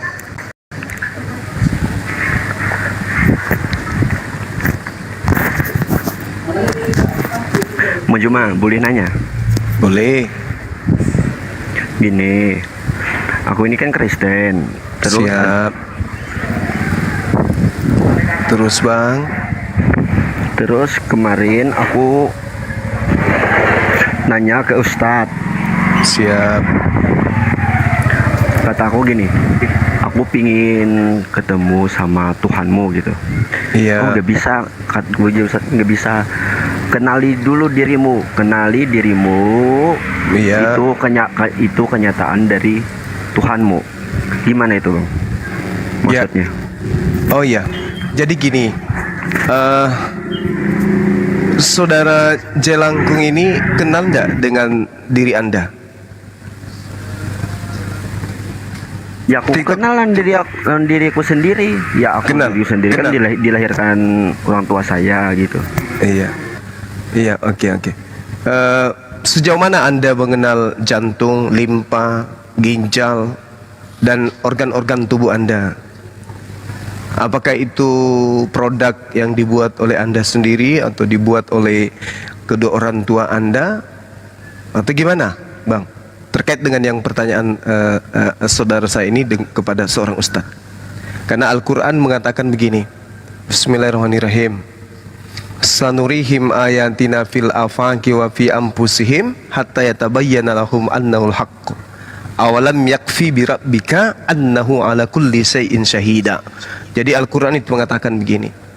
Kami akan memperlihatkan kepada mereka orang-orang yang berfikir akan tanda-tanda kebesaran keberadaan kami di segenap penjuru, dan memperkenalkan diri kami, memperlihatkan diri kami kepada mereka pada melalui diri mereka sendiri, sehingga jelaslah bagi mereka. Ini Allah Subhanahu wa taala menerangkan seperti itu. Kalau mau mengenal siapa Allah, maka kenal diri sendiri. Bukan berarti mengenal diri sendiri bahwa kita ini adalah Allah, tidak. Makanya saya tanya, sejauh mana Anda mengenal diri Anda? Oh, Anda kok tiap hari kukunya bertambah panjang. Anda tidur kok tiba-tiba besok manjang gitu. Rambut tiba-tiba dipotong sebulan panjang. Ini ada apa dengan semua ini? Apakah ini adalah saya yang membuat seperti itu, atau kedua orang tua saya?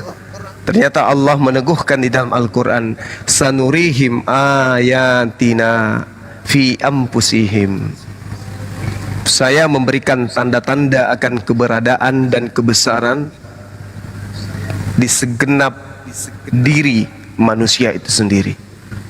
Jadi kalau manusia menggunakan akal pikiran, maka manusia itu akan sampai kepada poin di mana Allah Subhanahu wa taala itu ada, tapi tidak bisa kemudian diadakan sama seperti makhluk. Makanya di dalam Al-Quran, innalladzina yakhshawna rabbahum bil ghaib. Sesungguhnya orang-orang yang takut kepada Allah yang tidak terlihat oleh mereka, lahum magfiratu wa ajrun kabir. Mereka memperoleh ampunan dan pahala yang besar. Jadi Allah Subhanahu wa taala itu tidak terlihat, tapi ada. Untuk mengetahui tanda-tanda keberadaan Allah, Dia yang menjaga aliran darah, Dia yang menumbuhkan rambut, Dia yang menumbuhkan kemudian kuku, Dia yang memberhentikan pertumbuhan gigi dan seterusnya. Dialah itu Allah.